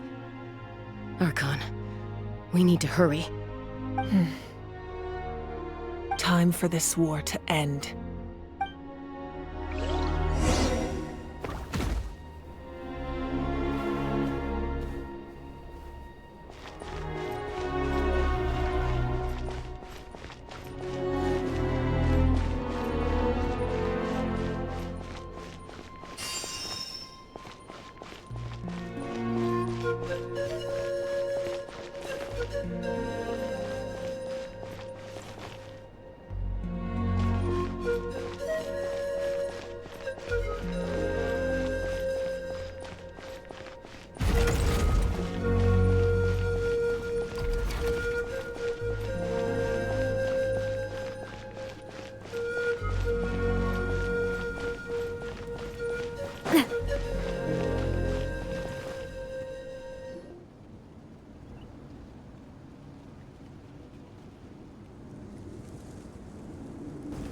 Everyone, are you ready? A bitter war lies ahead. Our victory begins in each of your minds.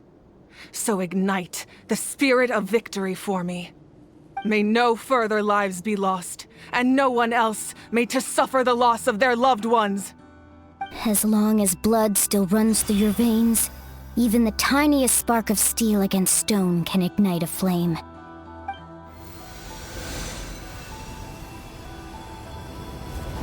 Its blaze will become one with the gaze of all Natlan.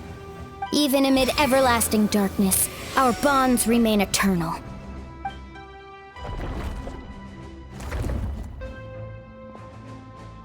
Stone engraved in echoing peaks. Converge, disperse, in ashes be reborn. For flames born anew, and the blazing dawn. A hero scaled the volcano to seize the sun. Anointed with flames, she shone with the light of 1,000 stars. Now, guide me in my first step. Having foretold his own death, the omniscient man holds a feast in celebration. Let us raise our cups in honor of his heroism and send him off with this final tribute. For at last, his wish is now fulfilled.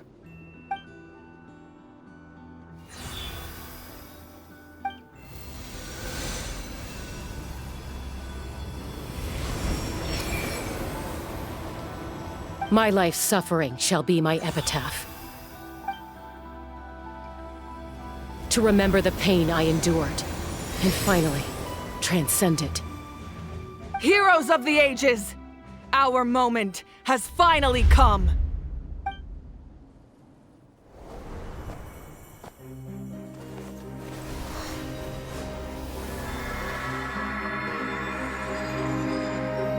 We unite as one! Baptized by the Turnfire. Bearing an ancient blessing. Knowing true power. And accepting a fate of devotion. We embrace the transcendent flame! For Natlan! For Natlan!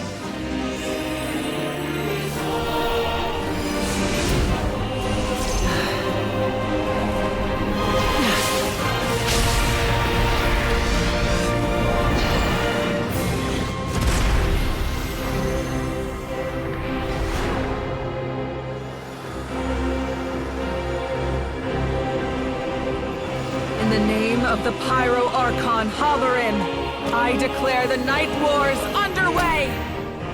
The Ode of Resurrection will guard all life till the war is over!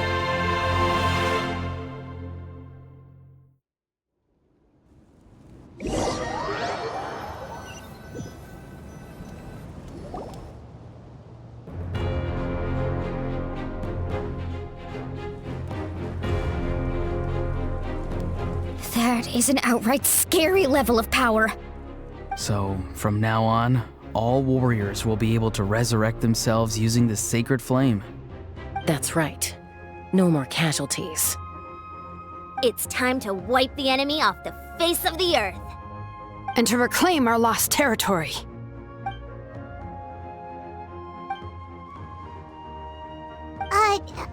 We'll come with you. Paimon, Traveler. I'm so grateful you got to us when you did. You gave Koichi the chance to say those words to me before the end. If I'd lost control out there in the wild, this counterattack might never have been possible. Probably best not to think about that. More importantly, how are you feeling now? Any better? Not really. But now's not the time to deal with it.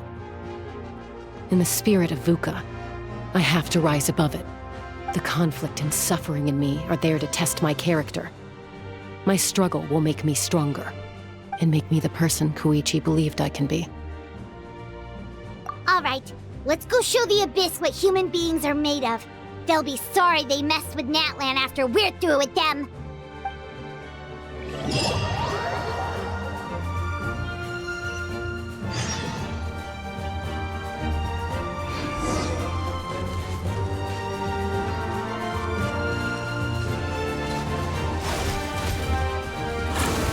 Feeling lucky? Hiya! Feeling lucky? Fire! Well, with For Natlan!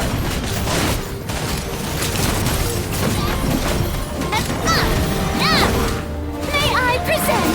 Let the world come alive! The wind knows me.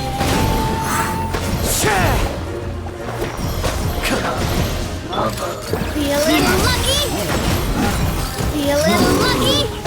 Hiya! Everybody stand back! Let's light it up! Hey there! Whoa, what's that? Aerial support from Moika? Look how powerful she is now. It's borderline unfair.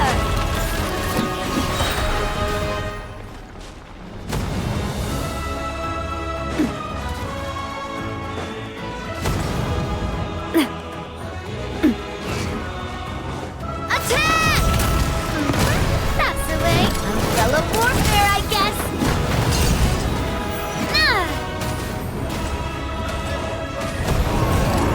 Watch out! Use my power to destroy the Abyss tumors. Got it. Thanks for the backup.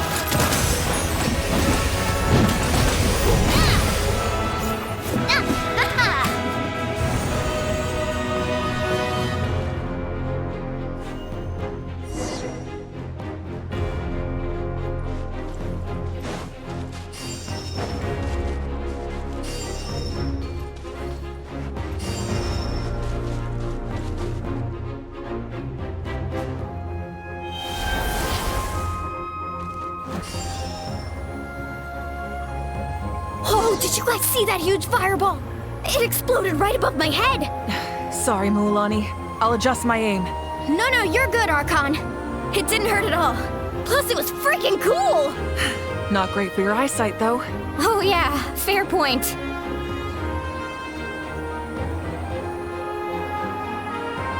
Ugh, Ahal's coming in way too hot. Is it possible to mute him? Done. Thank you, Malika.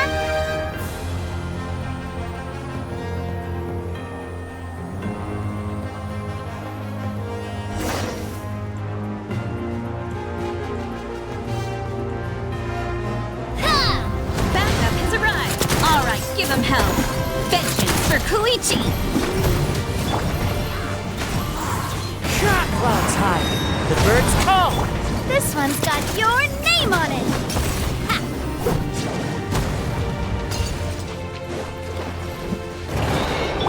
Teamwork is dreamwork! This one's got your name on The it. enemy ranks are thinning. Time to double down. Use the Pyro Archon's power and show no mercy.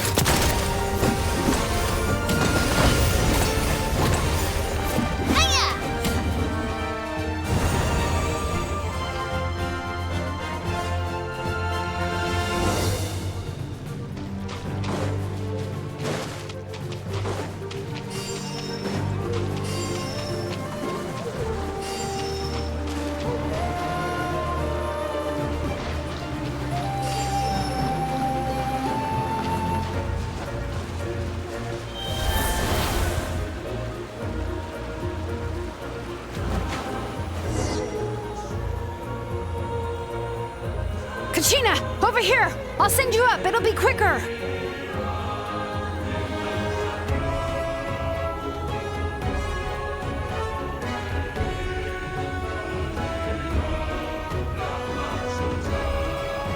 Okay, everyone's safe. Granny, please go on ahead with the others. I just need some more time, I promise. I won't hold things up. Oh, Roron! Leave the vegetables and aphids behind, you dimwit! It's too dangerous!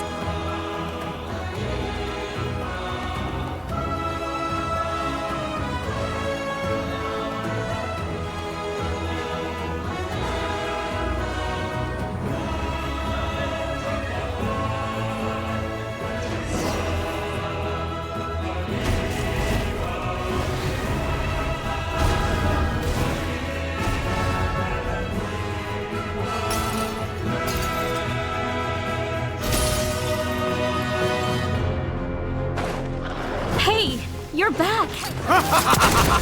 That sacred flame has got me pretty fired up. I'm ready to butcher a whole army of monsters. Everyone, just this now.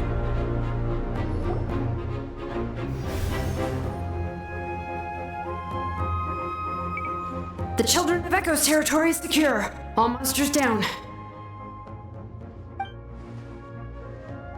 All good here at the People of the Springs, too. We crushed it! The Masters of the Night Wind are also safe. Should I go support the Flower Feather clan? Things are still pretty rough over there. I'm already en route. No need. I just dealt with it. Already? But you were just at the stadium! Yeah, well, you have no idea how long I've been itching to bash some heads in. Oh! Fair enough. Ian-san, what should we do about the Collective of Plenty? Your home's a long ways away from the stadium. Oh, no need to worry. I just heard from Verisa. She says they're safe now.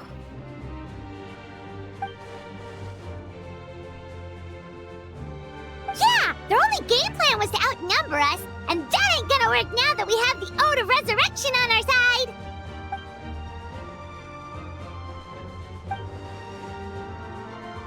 We ain't gonna let them get away with that.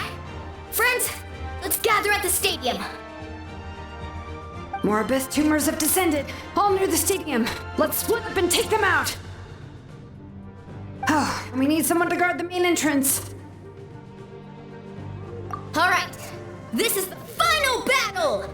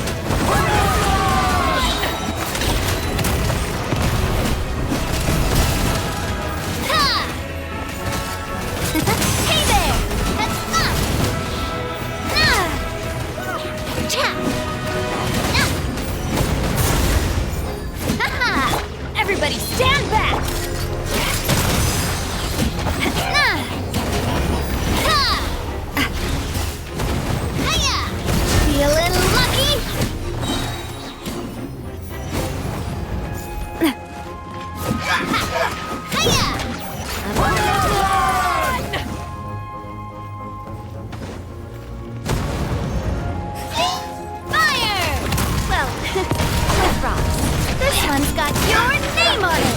Hiya!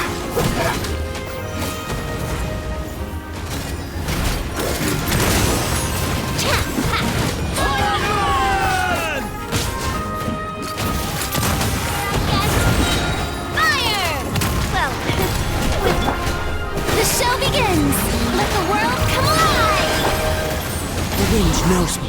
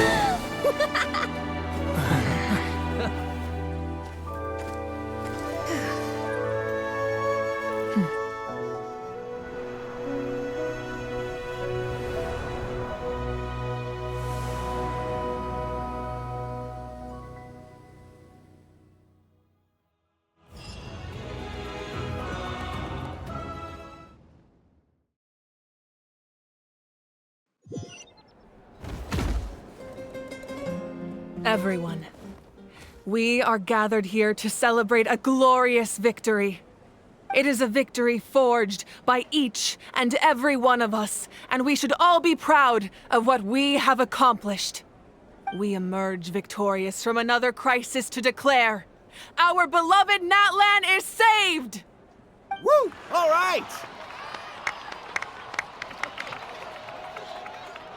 I must caution that this war is not yet over.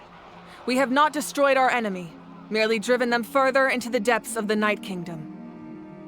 But the Abyss underestimated Natlan's forces, and they have suffered a devastating defeat.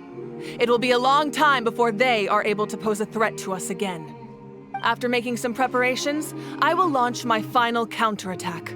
I shall strike them in their lair and wipe them out for good. Oh, man. Wait, Archon, are you saying you're going alone? Yes. The abyssal energy there is too strong. Contact with it would be instantly lethal to anyone else. I'm sure you're all still fired up, and you must be eager to take the fight home to the enemy. But I must ask you to temper your ambitions. I will return victorious, for all of us. It's kind of a shame that we can't join in with a final showdown. Please, look at the bigger picture. Thanks to every one of you, we have already secured an enormous victory. Tonight, we should celebrate to our heart's content. I guess if our lives are no longer at risk, things can basically go back to normal, right? That's good enough for me. Beats having monsters everywhere. When the time comes, I will gather everyone here again. Now, let us also remember those who gave their lives fighting for our nation. Once the last dregs of the Abyss are wiped out, I intend to give them the grand funeral they deserve. An ancient name could never record the many who we lost. But no hero of Natlan should be forgotten. If I may, let's have a moment of silence for the fallen.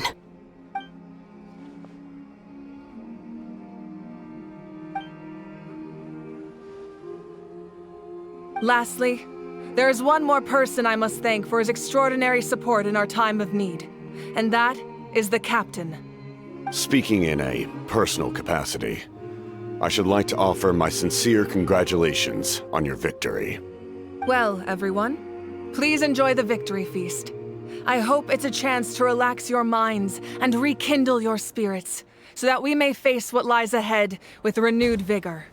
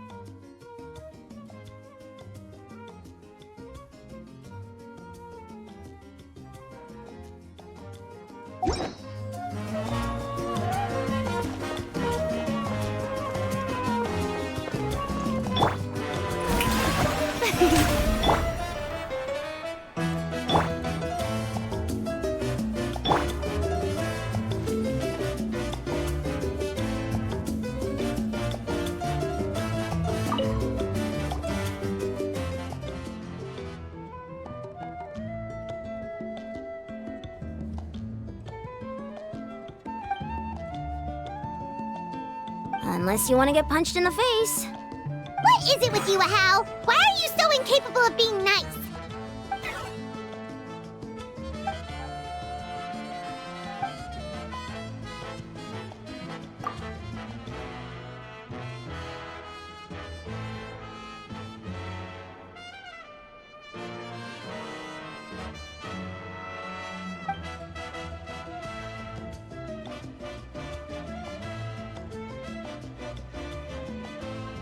The Collective of Plenty was the furthest from the Abyss's entry point, so they didn't have as many monsters to deal with.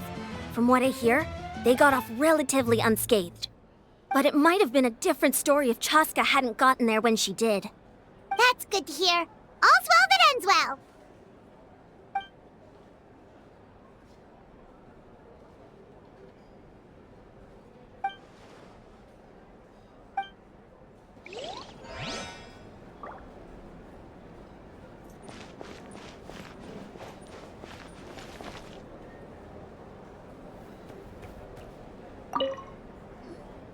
You did a great job, Kachina.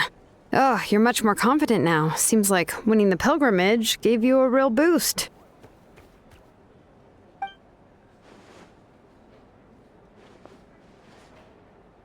I spoke to your mom and dad. They were singing your praises. They said the world's your oyster now. How are things at the People of the Springs base? There are some casualties, but the overall mood is very positive. I reckon they'll start rebuilding pretty soon. Same situation for the Children of Echoes.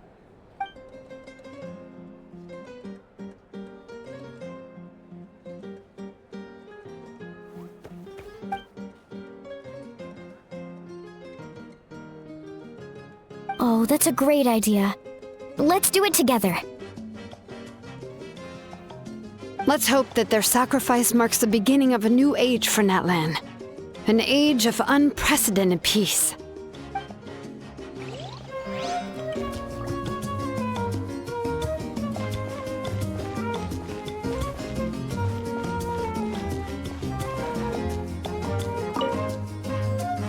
I must congratulate you on your efforts during this war. I'm told you have proven yourself to be an outstanding adventurer and warrior. You remind me of the princess. The similarities in your approach are striking, especially when you told me you wanted to win. I hope you will see her soon. Hey, Auroran! How are the Masters of the Nightwind doing?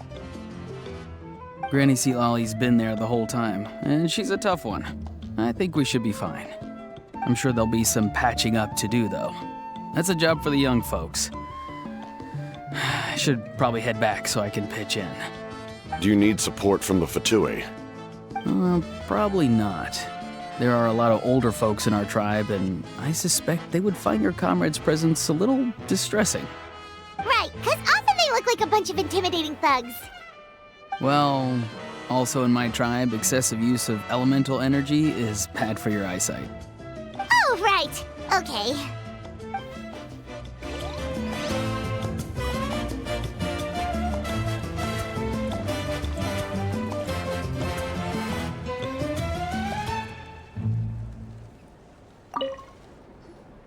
Ah, welcome. You seem a little out of sorts. Are you just tired, or...? I guess I am. You know, when I was up there in the sky, I could see all of Natlan stretching out below me. People everywhere, giving everything they had for a chance at victory. If only I'd been quicker. Maybe they wouldn't have... And Koichi. Maybe she'd still... I'm sorry. Now is not the time for that. Fruit juice, right? Make it a large? True. My 500-year plan has almost come to fruition. Just one last step to go. Namely, my final battle against the Abyss. But battle is second nature to me, so I'm not feeling a huge amount of pressure. It was so awesome. The way you exploded that thing in the sky with one almighty punch! Are you always gonna have that kind of power from now on?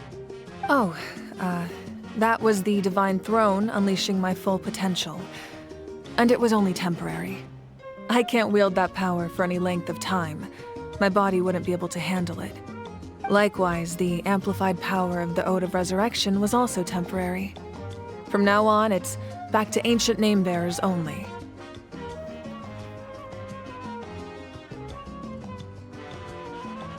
Correct. We dealt the Abyss a critical blow. So for the time being, it's too weak to sustain regular invasions. I hope the people will be able to enjoy this period of peace. Or rather, assuming all goes to plan, eternal peace. We've had centuries of war with the Abyss, and it's high time we brought that chapter to a close. Anyway, there's something I've been wondering about. I know you've been at the center of some major events in other nations too, and fought many powerful foes. In this war, you were in the thick of it once again, dashing around tirelessly, supporting the fighting on all fronts. So tell me, what drives you to do this as a mere traveler passing through? Why risk life and limb for a cause that's not your own?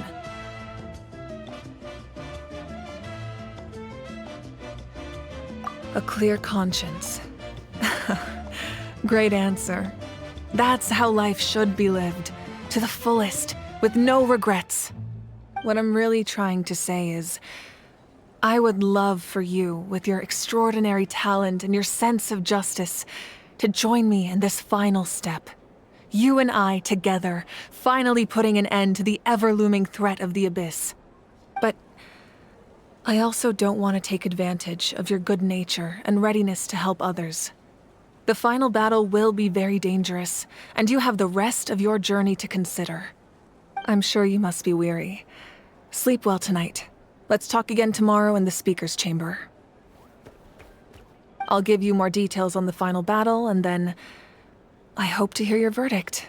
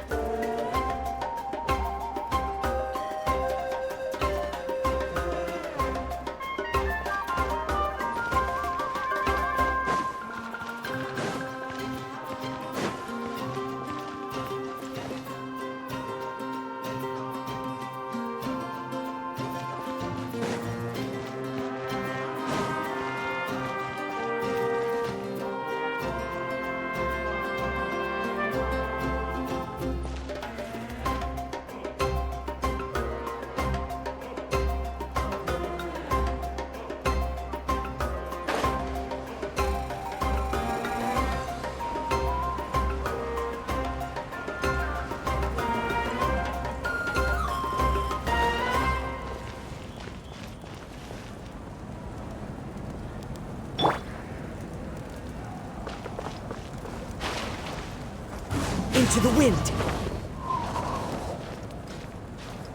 If you've got trouble, I've got solutions.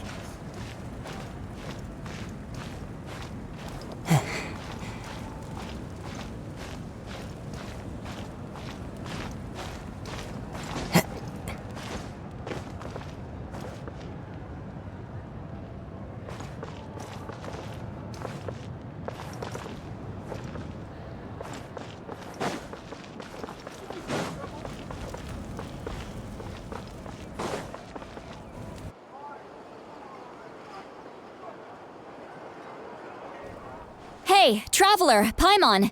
There you are. I've been looking all over for you. Oh, hey, Sweet Lolly! What's up? Listen up. I have something really important to tell you.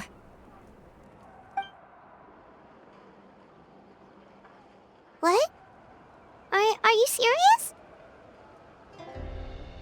Natlan must pay the price for Mawika's use of the Ruler of Death's power. That price is death. And only Mawika's death can clear the debt.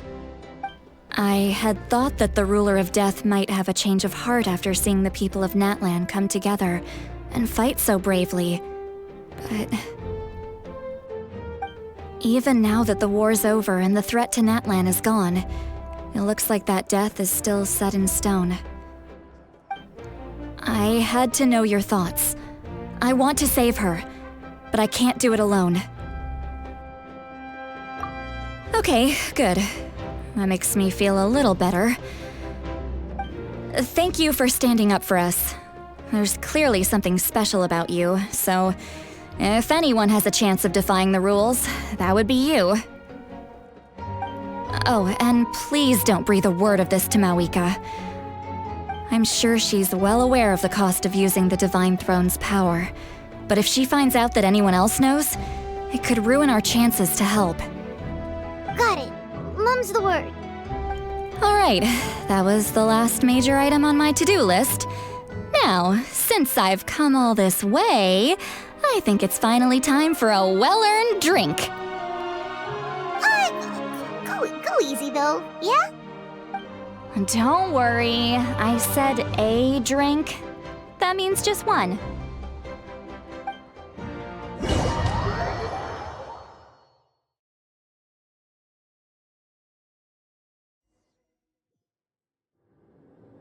All right, you little munchkin. If you keep pestering me, I'm gonna have to get serious.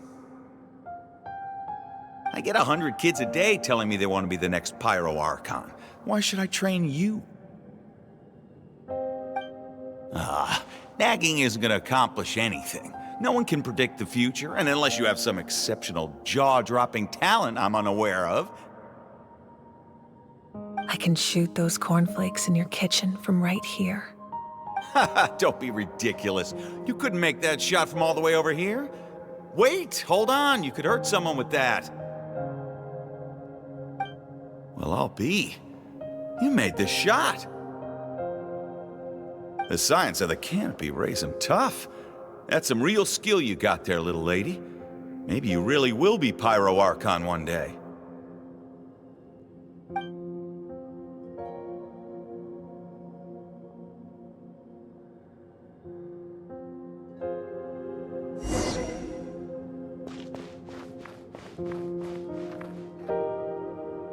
See this? I'm the first one of us to get an ancient name. And it's not just any ancient name, but Mollypo. If you ask me nicely, there's still time to join my team for the pilgrimage, you know. No need to scowl. You lost and I won, it's no big deal. You want me to be happy for you when your turn comes, right? So cheer up. I'll get my own ancient name soon enough, and it'll be an even better one than yours. Oh, really? Well, good luck with that. What ancient name could beat Mollypo in our tribe? Unless... surely you don't mean Kiangozi?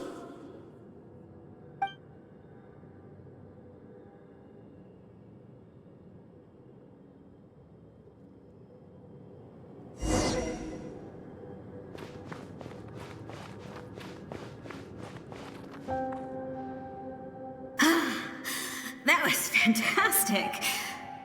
Can't believe I beat you in a wrestling match for once. Can't be more than a few days now until you're officially made the Pyro Archon. Imagine me trying to schedule a wrestling session with you after that. Excuse me, Pyro Archon, but would you be able to take a day off from running the nation to wrestle with me? I heard that the Pyro Archon inherits the knowledge stored in the sacred flame. And apparently it can change your personality. I can't help but feel a little worried. Worried that you won't be able to beat me in a wrestling match anymore? Why would I be worried about that? Never mind. Clearly I'm just overthinking things. Why would you forget about me just because of some new job? Even if that job happens to be Archon. Come on, one more round.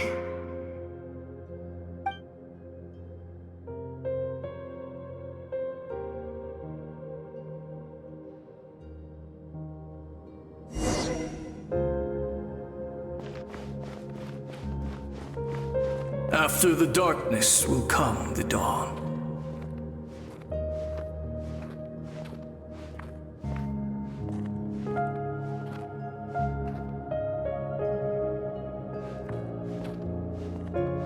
No one fights alone.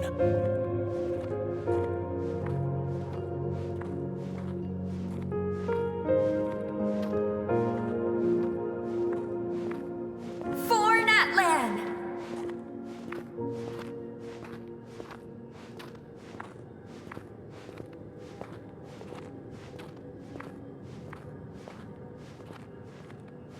Look at the sky! It's getting brighter at last!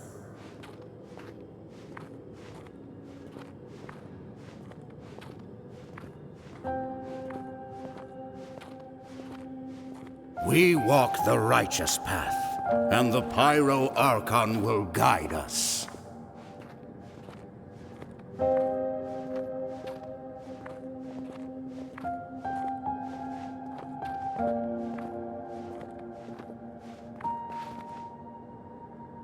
The victors shall burn bright, while the losers must turn to ash. I have done what is required of me. The rules are now written into the Night Kingdom, and this will help you to stand against the Abyss. It is still not enough. All this can do is give my people courage. It will not see us through a true catastrophe. If you are to make the Natlanese alone bear the consequences of a broken world, you will have to bring more to the bargaining table. You are the greediest human I have ever met, and the fiercest negotiator.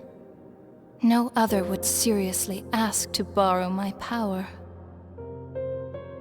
My domain is death, and its power comes at a great price. The question is, are you prepared to pay? I need that power. Only a hero can truly wield it, and heroes are not afraid of dying. No, a fear of death is ingrained in all living things. If the wielder of this power cannot conquer their fear, countless innocent lives will be claimed in their stead, for only then can the price be paid. Those are the rules. Mine is a nation that will not yield to the Abyss, and it will certainly not yield to your rules. As their culture and civilization is transmitted through the generations and their faith grows, the people will go from strength to strength and reach heights that even I cannot dream of. Very well. I shall agree to help you. But I am merely a shade, and I do not have as much freedom to do as I please as you might think. Then what do you propose? Keep this a secret. If I am questioned about it, I will deny all involvement, and claim that treacherous Xbalanque stole my power. That will not be a problem. Thank you. I am glad we could reach an agreement.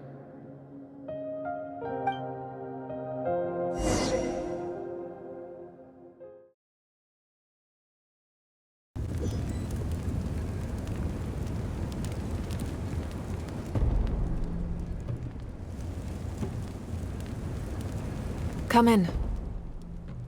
As you know, I've asked you to come here to discuss the task of wiping out the Abyss.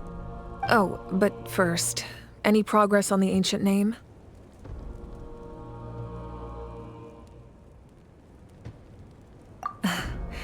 I'm surprised she was willing to help you, and by extension, me. I'm very grateful to her. Wait, hold on. Wasn't the whole point of the ancient names for winning that huge battle? Why would the Traveler still need one by this point?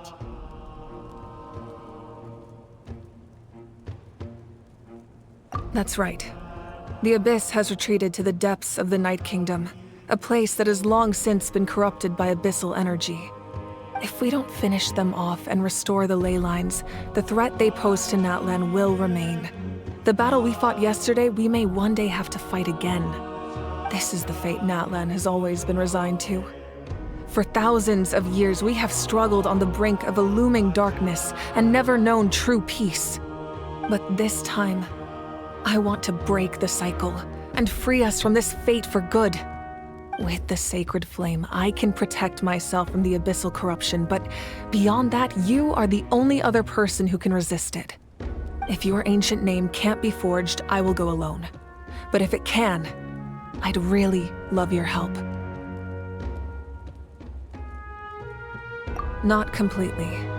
After all, the Night Kingdom is still plagued by abyssal corruption. But when I used the power of the Divine Throne, it dispelled a lot of that corruption. Plus, your ancient name is a special case, so the Lord of the Night will take special care of you.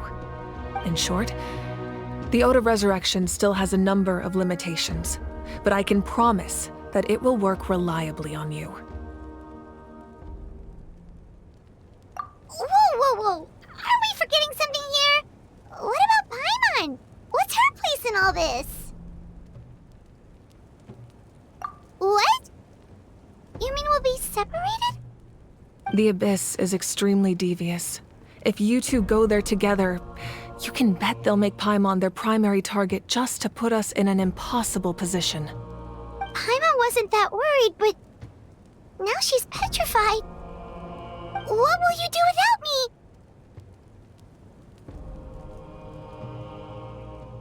Okay, well, Paimon needs to think about this because you're really asking a lot of her, but we'll give Paimon some time and she'll do her best to rise to the challenge. I greatly appreciate it. Everyone in Natlan knows how important this final battle is. You will be remembered and revered long into the future, until the end of time. If you have any other questions, please ask away.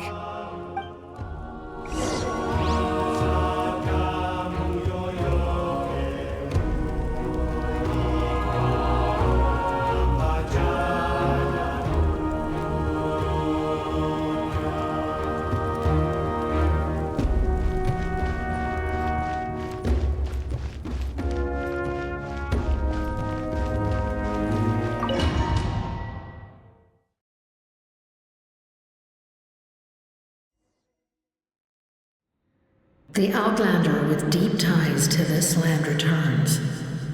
And this time, he is alone.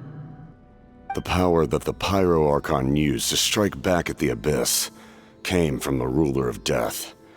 From what I know of her rules, she will demand death in return. How do you know this? I see. So, the Ruler of Death sent you on your long journey. Natlan still has a final battle to fight, and I too have a final foe to face. For the sake of those countless lost souls, and a hope for Natlan's future, I need your help.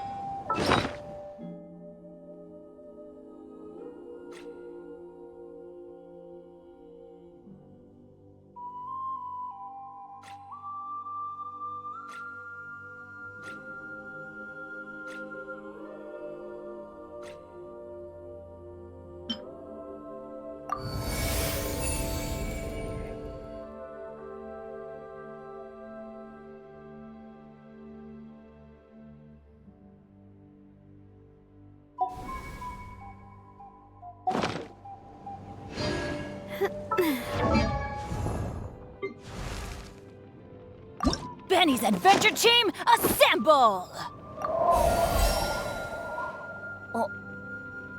Oh. Oh. Darn.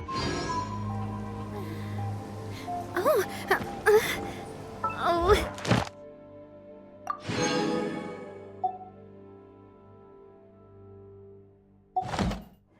Oh.